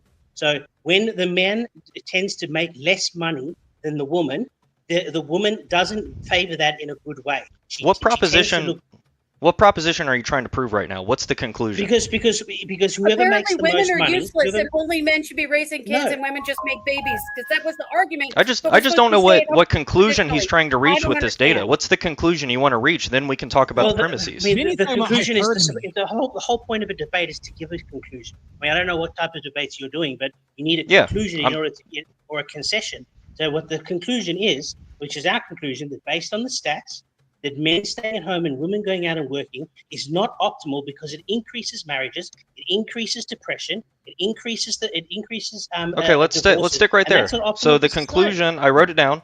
So I wrote it down. Men staying at home is not optimal. And what do you mean by optimal? We'll just take it step by step. Well, like in Transformers, is that blue guy, the leader? Him? Oh, that's true. Optimus. That's right. Optimal means serious, what's though. more better. What's optimal means what's the best option out of 4 options. What's the best- best option? That's what I mean. And By what what is metric? but yeah, exactly. What do you mean by best there? That just kicks the can down the road. Well, if you want to make children the most safest, the most healthiest, the most mentally stable, the man goes to work, the woman stays at home. For children's health, safety, and mental stability. That's Health, what I mean.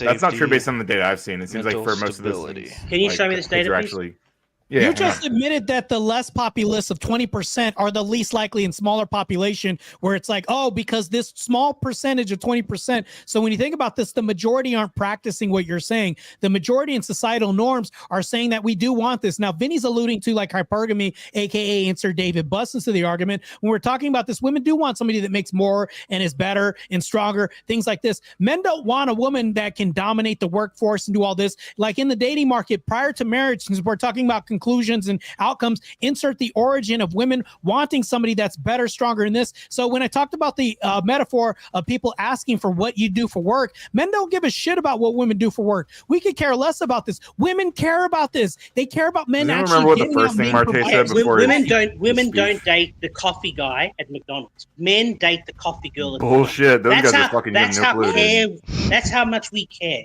We care. We don't care about the job of a woman. Do you guys know what women fuck women fuck homeless dudes? Like you guys have no clue what you're talking. Guys who live in their cars are fucking. To put it on their OnlyFans. No, like just because they're like I can fix him. Like, dude, girls are crazy. Like I don't know what to tell you. Yeah, so but we figured- we're talking about wives, Ryan. We're talking about wives. Wives aren't going around fucking homeless people, although that's happening. But that actually proves my point. Well, If he you- wasn't talking about wives, but okay, now we are okay. Yeah. So when we're talking about this, the poor prompt says McDonald's worker. husbands.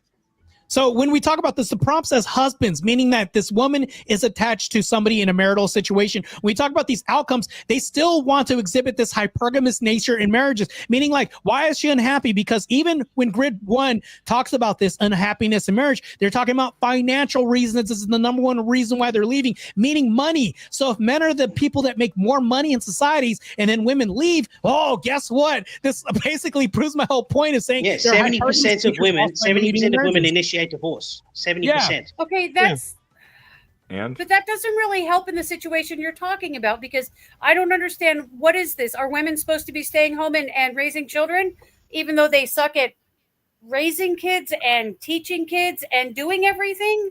Or No, are they supposed to? I don't understand. You're doing a false dichotomy. They Hold just on. do You're doing everything you're bad. doing a false dichotomy again. Hold on, Single hold on, parent hold on, house. hold on. Fuck, dude, come on. Let me have a sentence, man. Go for it. I just don't understand because we started with, stay-at-home dads aren't supposed to be a prescriptive, and then Grid comes in and says, well, women basically suck at everything. So I'm not sure, are we not supposed to be? I'll explain it to you. moms I'll explain then, it. or I'll I explain don't- it to you. I'll explain it. Single parent households, their mothers don't do very well in terms of single parent households or divorced households, where the But that's children not what we're are talking predominantly. about. Hold on. I'm going to answer your question. With two parent households, the mother and the father hold one of the most important roles in a child's life, but they have to be together. That's where the mother comes in, which is the most important, because even scientifically, the mother between 1 and 3 years old, she's scientifically and her brain structure is designed to be with that baby for the first 3 years. That's why it's more optimal for the mother to actually stay at home instead of the father, because biologically the prenatal deaths go down, and also the hospitalizations decrease by 73% if the mother stays with the kid. Okay, so that's why it's vitally important for the mother to be staying home, but it has to be with a two-parent household, not single. You're talking about a single-parent household where the mom doesn't do so well. No, Yes. No, I am literally not. Literally not. I'm talking about the difference between stay-at-home moms and stay-at-home dads in married situations. Yeah, mothers do horrible. Sorry. For That's what? Mothers do. For Stay-at-home mother. stay-at-home moms and stay-at-home dads in marriages. Okay, If can the I optimal maybe is- give some? Can I give some? Actually, input you're on right. this? I made a mistake in wording. I meant single parent moms, single parent house, but they do work. That's my fault. I used the wrong term. What I'm saying is that single parent households where the mother raises the children and goes to work in that, it turns out that the outcomes for those kids aren't as good as if the dad stays at home and he's also single and takes care of the kids. But it's because of more stern discipline. It's not so much a better parenting. It's just that the empathy more goes into the side of the woman than the man. The man is less empathetic than the woman, but he goes more on the side of discipline. But it's still not optimal for the kid. The kid needs the two parents. So I think we need to clarify a few things here. I couldn't be more clarified than what I was. But anyway, okay, go for it. So I think we need to really sort some things out. First, when we talk about,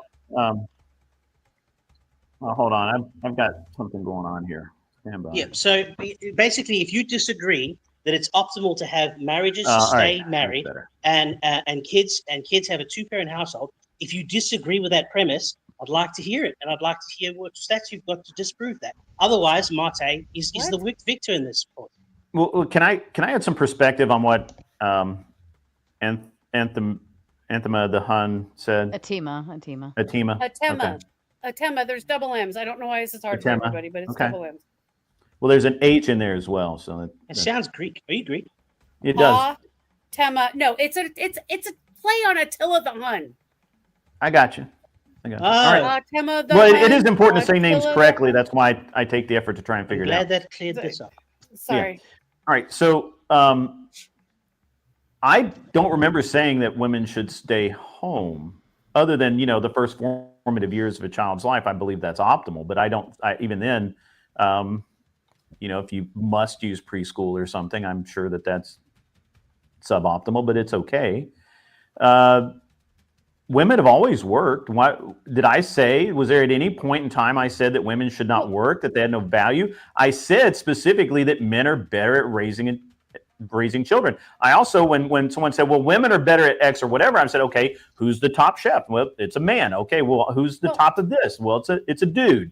Some dude pretending to be a woman, even. Like right now, the most beautiful woman in the world was a dude in a dress. So apparently, You're maybe triggering you all can the be better liberals, women than man. women. Stop bringing that shit Don't up. come at me. Hold on, God, dude. I'm not dude, a liberal.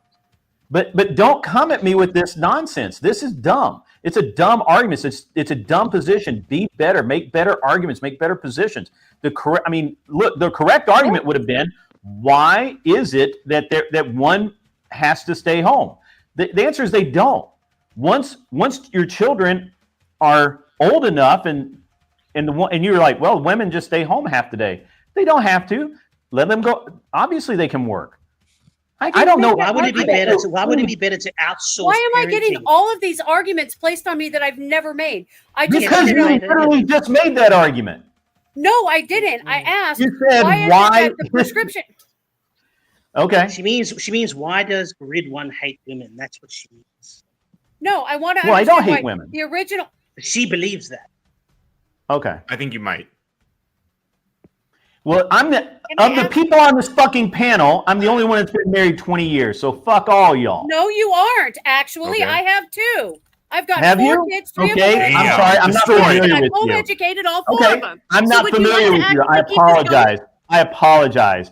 I will apologize. I can admit when I'm wrong. However, the rest of these people have not. That's So why great. I Hey, said it's untrue, man. The That's original. Okay, can I please ask the question? Yeah, please. Absolutely. Absolutely. Okay, so I was trying to understand because the original was that stay-at-home husbands is not a prescription for society. Was the Mm-hmm. argument that Mate had, and then you came in or Marte. I'm sorry, Marte was. It's not supposed to be a prescription because women are better stay-at-home parents. You were arguing the negative on this, right, Marte? You weren't saying that stay-at-home dads are a prescription for society. Yes. I was saying that we shouldn't recommend this prescription. That's what I was implying. Exactly. I thought it was kind of baked in, Okay. but yeah. Yeah, I that's can what. agree. Okay, so then Grid comes in and says, "Well, no, women don't actually have to raise kids," and I'm like, "Well, wait a minute, but if I didn't say that women what's don't the have to. argument then? Like, you see what I'm saying? Like to me, it was like, wait, are we just saying that the argument is bad, or are we saying that like nobody should be raising kids, or like It that just only wasn't men very should raise clearly kids? defined. Like I didn't.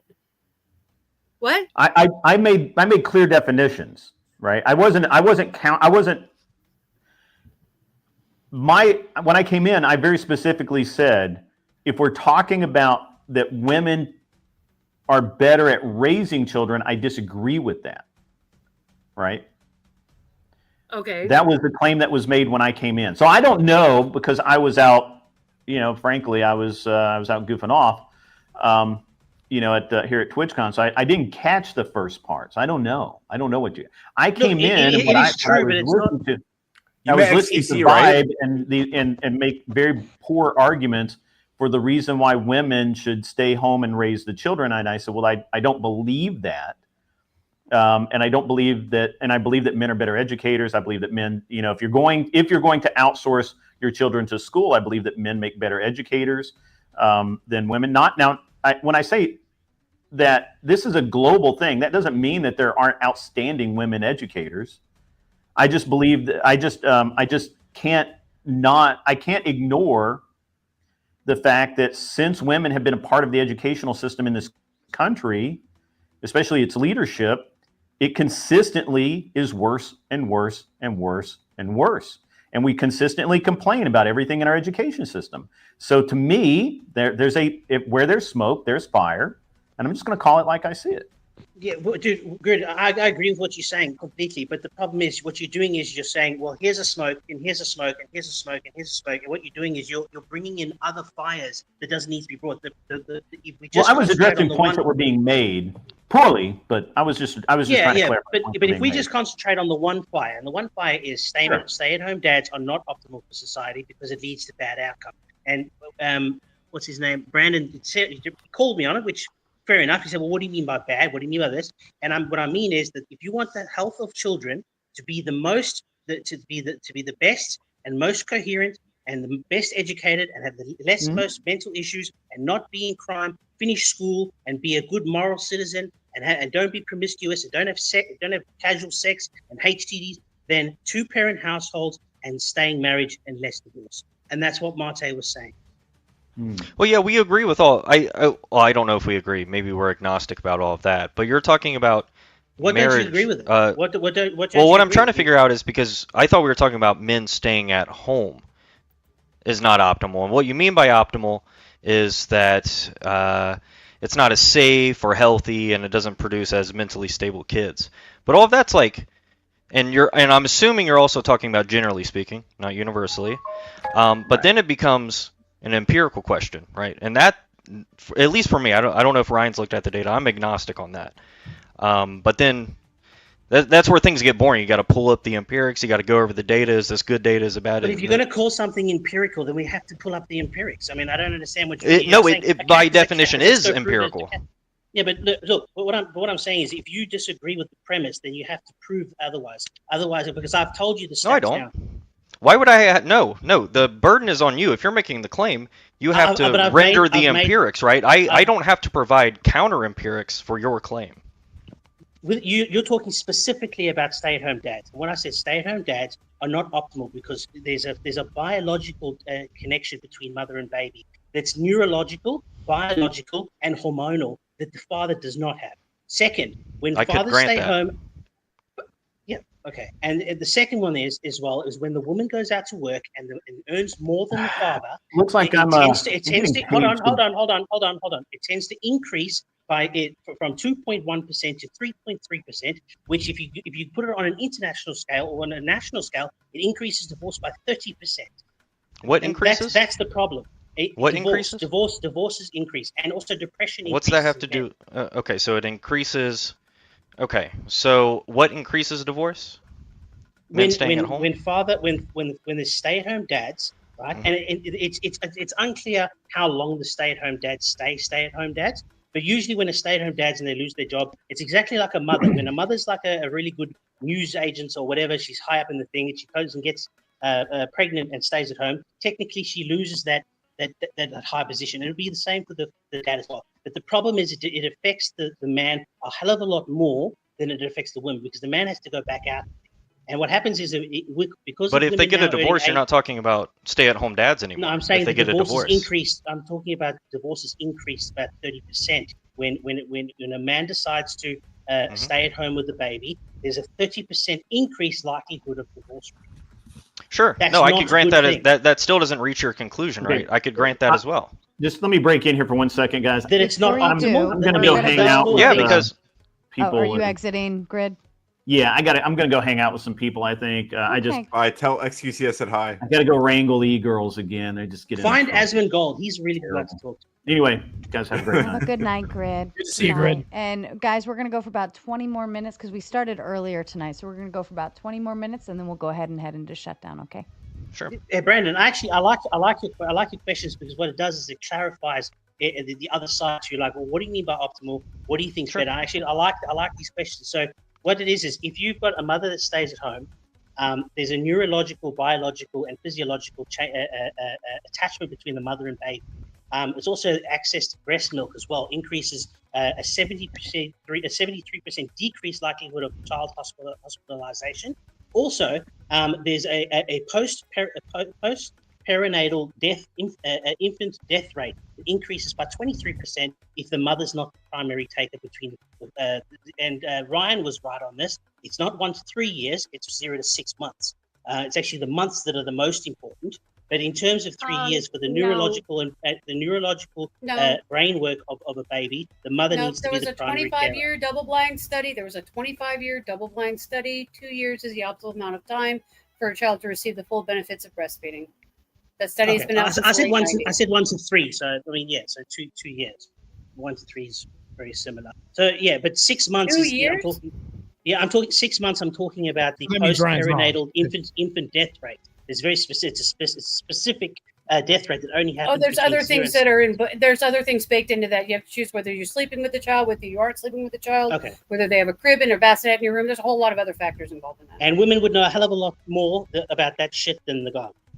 But I thought we were talking about. I thought you were talking about divorce rates. I thought your line of reasoning was, well, if somebody's a stay-at-home dad, then they're more likely to get a divorce. And when they get that divorce, it produces worse outcomes for kids. But once they get that divorce, right, we're not talking about stay-at-home dads anymore in a marriage dynamic. So I don't think that reaches your conclusion that men staying at home is not as safe, healthy for kids or produces mentally stable kids, because we're not talking about stay-at-home dads anymore at that point. No, my point is divorce is not good for kids. That's my point. Sure, but then you don't reach your that's fine. That could be granted. That doesn't reach your conclusion that men staying at home is not as safe, healthy, mentally stable kids, that sort of thing. if it leads to outcomes of divorce. It doesn't That's follow. my point. Let me. If I'm saying that if men stay at home instead of the mother, there's a 30% increase. There's a 30% increase in likelihood of divorce between the man and the woman, which I said already statistically leads to bad outcomes for children. Then the optimal conclusion would be for men to not stay at home for those first 3 years. It would have to be the mother. So we can. But I don't already- think that's formally valid, but go ahead. Go ahead. Well, to make a sound argument, you need to have a valid point, and my point is valid. If I'm saying X is X, which has an outcome of B, then my point is sound. So what I'm saying is that if the man stays home, and it increases likelihood of divorce, and that's bad for kids, then the man should not stay home. Yeah. Is that- So we can write that out. Like I said, I don't think that's formally valid, but I'm still How not is it not seeing valid? how. Yeah, because it doesn't follow an inference rule. It says don't do this bad thing, and which will lead to good outcome. I Don't know do how this much bad more thing. clear. Yeah, Yeah. exactly. What you just gave was not. It was not an argument for him. That was just a Can you conditional steal statement. can so you that's. steal man my argument? Can you steal? Yeah, man yeah. my argument? I mean, I already did it once already. Your argument is that if somebody's a stay-at-home dad and then it raises their likelihood of divorce, and if they get that divorce, then it produces worse outcomes for kids. And what you mean by worse outcomes is you're talking about the safety, health, and the mental stability of those kids, right? Right. Right. Yeah. So, So- once you get before the conclusion, one of those premises is when they get that divorce. But now we're not talking about stay-at-home dads anymore. We're talking about single parents. Yes, which happens. So Mhm. what happens is Right. when the divorce. So we're not talking about. But that, So you're switching the proposition we're originally talking about. no, the propositions that stay-at-home dads can be in a marriage. First of all, stay-at-home dads would imply marriage because how else would the person provide for the kid if he's a stay-at-home dad, unless he's an OF performer? I mean, Okay, stay-at-home dad, a stay-at-home dad. It means that the woman is working. That's the implication, that the woman is working and the dad staying home within the 1st 3 years. Because in this society, you can't just have a stay at home unless you've got $1 million in the bank. You can't just have one person stay at home the rest of his life and the rest of one person working. Sure. $80,000. Sure. I mean, you could. $80,000 a year. It's often is the temporary. average Sure, income. it is often. It is I've often been doing it for So 20 years, bro. Well, you must have a very rich husband. Okay. Congratulations. No, we live a regular middle class life.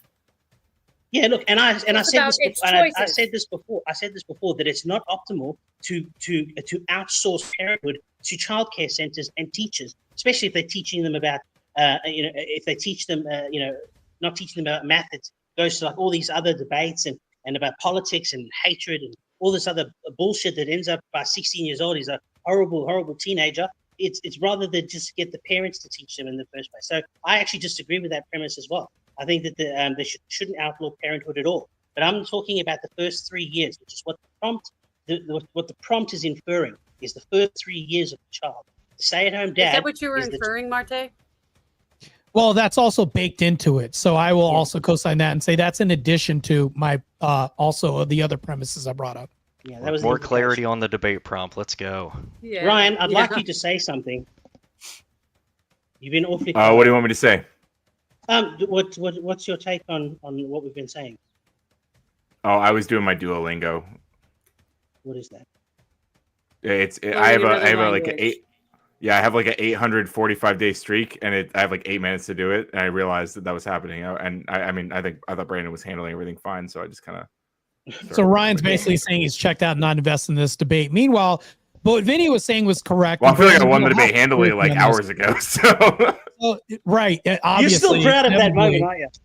Right. So that's the Well, thing. I'm really what I'm more proud of is debate. that I've sent real quick. What I'm more proud of is that I've sent a fucking shockwave through the debate sphere that is raging out through Andrew apparently having an angry stream about Sarah who did nothing involved in the things that everyone's mad about. I think he's having this is such- all he's having fucking such a hilarious, moment. and it's all of this is because Rob didn't prepare for an insurrection act debate with me that I prepared for, and then he pretended to know more about it than I None did. of But this has to do with this debate right now. None of this has to, and you're proving my whole point. You weren't even checked into this debate. Meanwhile, my whole prompt, which I basically clarified for you, is basically that conceded on multiple times since that it was a bad prompt. And if we're talking about optimization, that's what I was leaning for as far as a prescription. So I basically clarified that for everybody, including Brandon. Brandon, you have to agree with me and Vinny on this, that when we say that this is more optimal for society, we broke it down saying that we don't want these outcomes for society. Now, if this is bad outcomes because of the way that we're conducting marriages,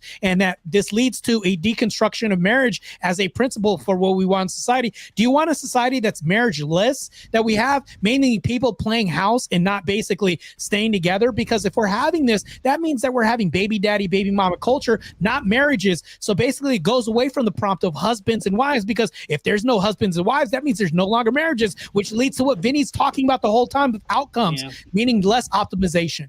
And that's what if you want to contribute, I look, feel this like is a bit Vinny's just kind of arguing past it. Yeah, I think this is. I think we're kind of. What exactly? What? Look, I'll give you the best Okay. example. It's a bit controversial. It's a bit. It's a bit controversial. But if you look at the African American community of a lot of fathers outside the home, it's way more than 50%. If you look at the actual outcomes, you look at the outcomes of children being raised by just their mothers, and what kind of what the amount of violence, the amount of I mean, look, absent the racism. Well, real quick, there's actually a really important point there. Like a lot of people aren't aware of this when they bring up these numbers and stuff, but black men are actually more likely to be involved in their children's life than white men. I haven't checked. Look, I'll concede to that. 'Cause I haven't checked that. But if you look at if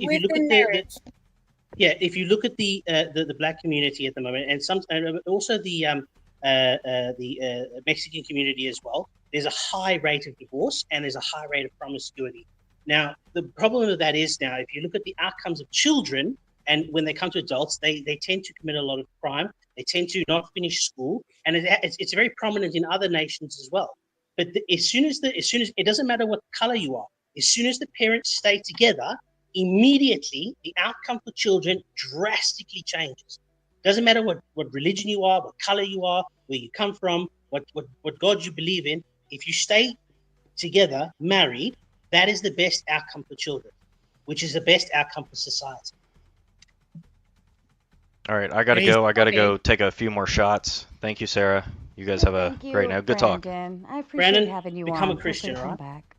Yes, sir. I'm gonna become a Jay Dyer simp here soon. All right. Brandon, did You're you the want to king, say any Brandon. final thoughts before you go? No, not really. I thought this was interesting. I think for the most part, Marte and Ryan were just kind of talking past each other for most of the debate because they had different conceptions of what was meant by the prompt, which is fair, and I think they both recognize that, which is surprising when you have people really focused on optics and rhetorics. They don't want to admit that something as simple as like a semantic dispute was going on there. So that was refreshing to see. But yeah, it was fun. It was a good talk. Thank you, Brandon. Thanks, It was man. wondrul Be having safe. you. And let's go ahead and Thanks, move into our. I do have an early game for a child tomorrow, so this actually worked out to do an earlier stream. Atimo, would you like to give your closing thoughts to the panel? I'm very confused. Like I've heard like 16 different arguments that seem to be not the prompt, but apparently using good faith with the prompt meant that the prompt wasn't the prompt anymore. So, okay, yes, there is a possible minority prescription that there can be stay-at-home dads that are successful in that arena. I guess we have to make sure we say that that's within the confines of marriage, because a stay-at-home husband, as in the title, doesn't actually mean a stay-at-home husband. But that's okay. Whatever. It doesn't say it. It implies Ryan, it. What? It doesn't say it. It implies it. It's the implication that stay-at-home dads are dads with children, with the family. Because dads. It says stay-at-home husbands. It says stay-at-home husbands. Well, then even in the better. prompt. That means, which means that they're married still, isn't it? Yes. Because husbands Which are makes married. So why do you keep talking about single women? Why do you keep talking about single moms? I don't understand. We're talking about a prescription of whether stay-at-home husbands or stay-at-home wives are better, and you keep talking about single moms and women breaking up marriages. I don't see what that has to do with the prompt. I'll It tell was you again, supposed to because be if the closing stay-at-home dad, if the statements. stay-at-home husband stays at home, it increases the likelihood of divorce by 30%, which makes them But not that has married nothing anymore. to. Oh my god! All right, like, go ahead. it- Finish it's your like let her go, Vinny, and finish your final thoughts, at team, and then we'll move on. Okay. Yeah, there was weird drama that made it really hard to keep on track. So, whatever, that was really cool. Ryan, I thought it was a little bad faith to come in here and do the nuh-uh, technically, this is my prescription, even though it's only for a minority. When there was good faith, if you had read the prompt correctly, you could have had a wholehearted argument. But whatever, it's fine. Marte, I think you did fine. You brought some pretty good data. And hope to see some more of it next time. I love women, by the way. They're amazing. It's a Thank disclaimer you, that I'm going to Atima. throw out there. Go ahead, Vinny. Your closing thoughts, please.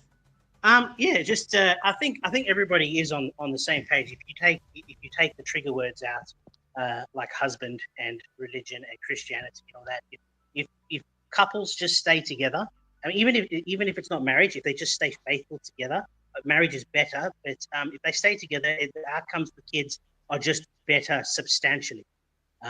Divorce has increased throughout time, and it's a huge negative effect on society.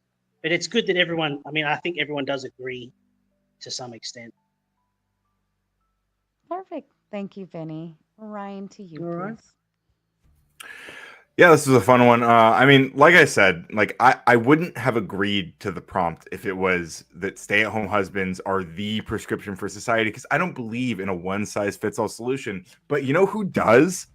Marte, my debate opponent. He does believe in a one-size-fits-all prescription, and that's what he was arguing for. That's why he picked this prompt. That's why he thought that A and the are synonymous, because he meant that it was the one true prompt. So the real debate tonight was not whether or not this is the prescription. It is whether or not there are multiple prescriptions, which there obviously are. And Marte did also concede that alongside the other more obvious prompt that's in the title. It is clear that there are men, millions of men in millions of families across the United States who are stay-at-home dads for a wide variety of reasons. You don't have to agree with all those reasons. Those men might not even always agree with all of those reasons. But for those men, they are deciding this is the best thing for me to do, at least right now. Okay. And I'm happy for them to do that. I want them to be able to do that. And I don't want to shame them for doing that. Again, unlike Marte. I think that we can increase the bubble of what it means to be a successful and happy family and society. And we don't have to shame people for diverging from our ideal fucking neurotic worldview of what men have to be, what women have to be, how they have to be in society. If they are raising children successfully, if they are treating each other fairly, if they are surviving in society and treating their neighbors well and raising the next generation healthily, who the fuck cares? I guess Marte cares. That's who cares. But in reality, I'm not neurotic. You're neurotic. So true. In reality, again, there are millions of men who when I say it's a prescription for them, what I mean is it is their best option because that's what they want to do. That's what they see as their best option. And I prescribe that people do what is best for them and their families. And they're deciding that's what's best for them and their families. So obviously the debate prompt was an easy W. This has been a fantastic 24 hours for me. Radical Coder stocks going to the fucking moon. Okay. Go over to youtube.com/@radicalcoder if you want to get in on the ground floor of one of the best debate channels on the fucking internet, okay? We are just getting started. Thank you, Sarah. Thank you, Marte. Thank you, Vinny. Even thank you, Atema. And thank you, everyone else who was here tonight, both in my chat and Sarah's. It's been fucking fantastic, really. Awesome. Thanks, guys. Thank you. Thank you, Ryan. And Marte, final thoughts from you, please. So Ryan's argument was basically boiled down to like a really bad faith argument, which the W is on me. I literally won the argument because when I gave out the implication the whole time I was arguing for what's the best prescription, although the only bad faux pas that I could say on my end is I didn't clarify the prompt good enough when I designed the prompt. That's about it. So he's arguing that the lowest percentage, which would say the minority, is the best prescription for society. That's literally what he's arguing when I made it clear and concise. So Ryan's argument goes like this. Methamphetamine has been given to soldiers most prominently by the Nazi German military during World War II. Allied forces also issued amphetamines to their troops during World War II. Today, the U.S. military uses its strictly regulated stimulants for specific missions. That's a best prescription for society. We should just give out meth for people everywhere. While if you ask any doctor, they'd say, no, that's not the best prescription. We don't want to overwhelmingly give this to anybody in society. To me, this is not a good prescription. That's Ryan's argument. So to me, I'm just saying that for us to have a better prescription for society, you know, let's go ahead and have men outside the home working, because not only is this a societal prescription, men are shamed overwhelmingly. And I think it's justified because the news Channel 5, if they were to come and say, hey, you guys are foreclosed, why are you guys out? And they point it to the men. I would say, yes, we need to promote this. We need to advocate for men being outside of the home and working to be the breadwinners. Overwhelmingly, we could point to Dr. David Buss's hypergamy example by saying this is what women overwhelmingly want. If you ask women, and yes, we could say this is anecdotal, and this is like, but my preferences and feelings. If you ask women overwhelmingly, even they would admit, yes, I do want a man that's a breadwinner. Yes, I do want this, because women have this, I would say, if looking for a husband, they'd say this whole 666 example, proving exactly what women want. The 666 example isn't the guy that's at home, 6 feet, 6 packs, and whatever else you want to put for the next 6, which sounds satanic, by the way.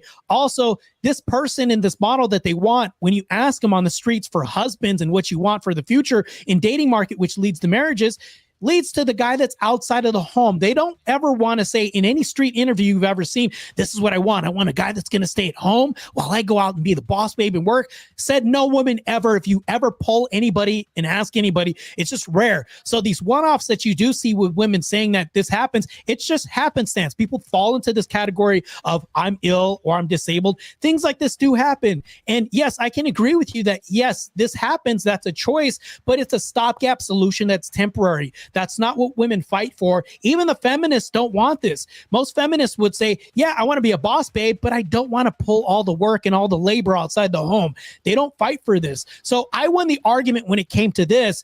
Ryan wins because it's like a misplaced, I would say a misworded prompt. That's about it. But it's like what Vibe was saying, 1% of people win. Like, because I can prove one person or one anecdote, I win the debate. That's a really stupid proposition.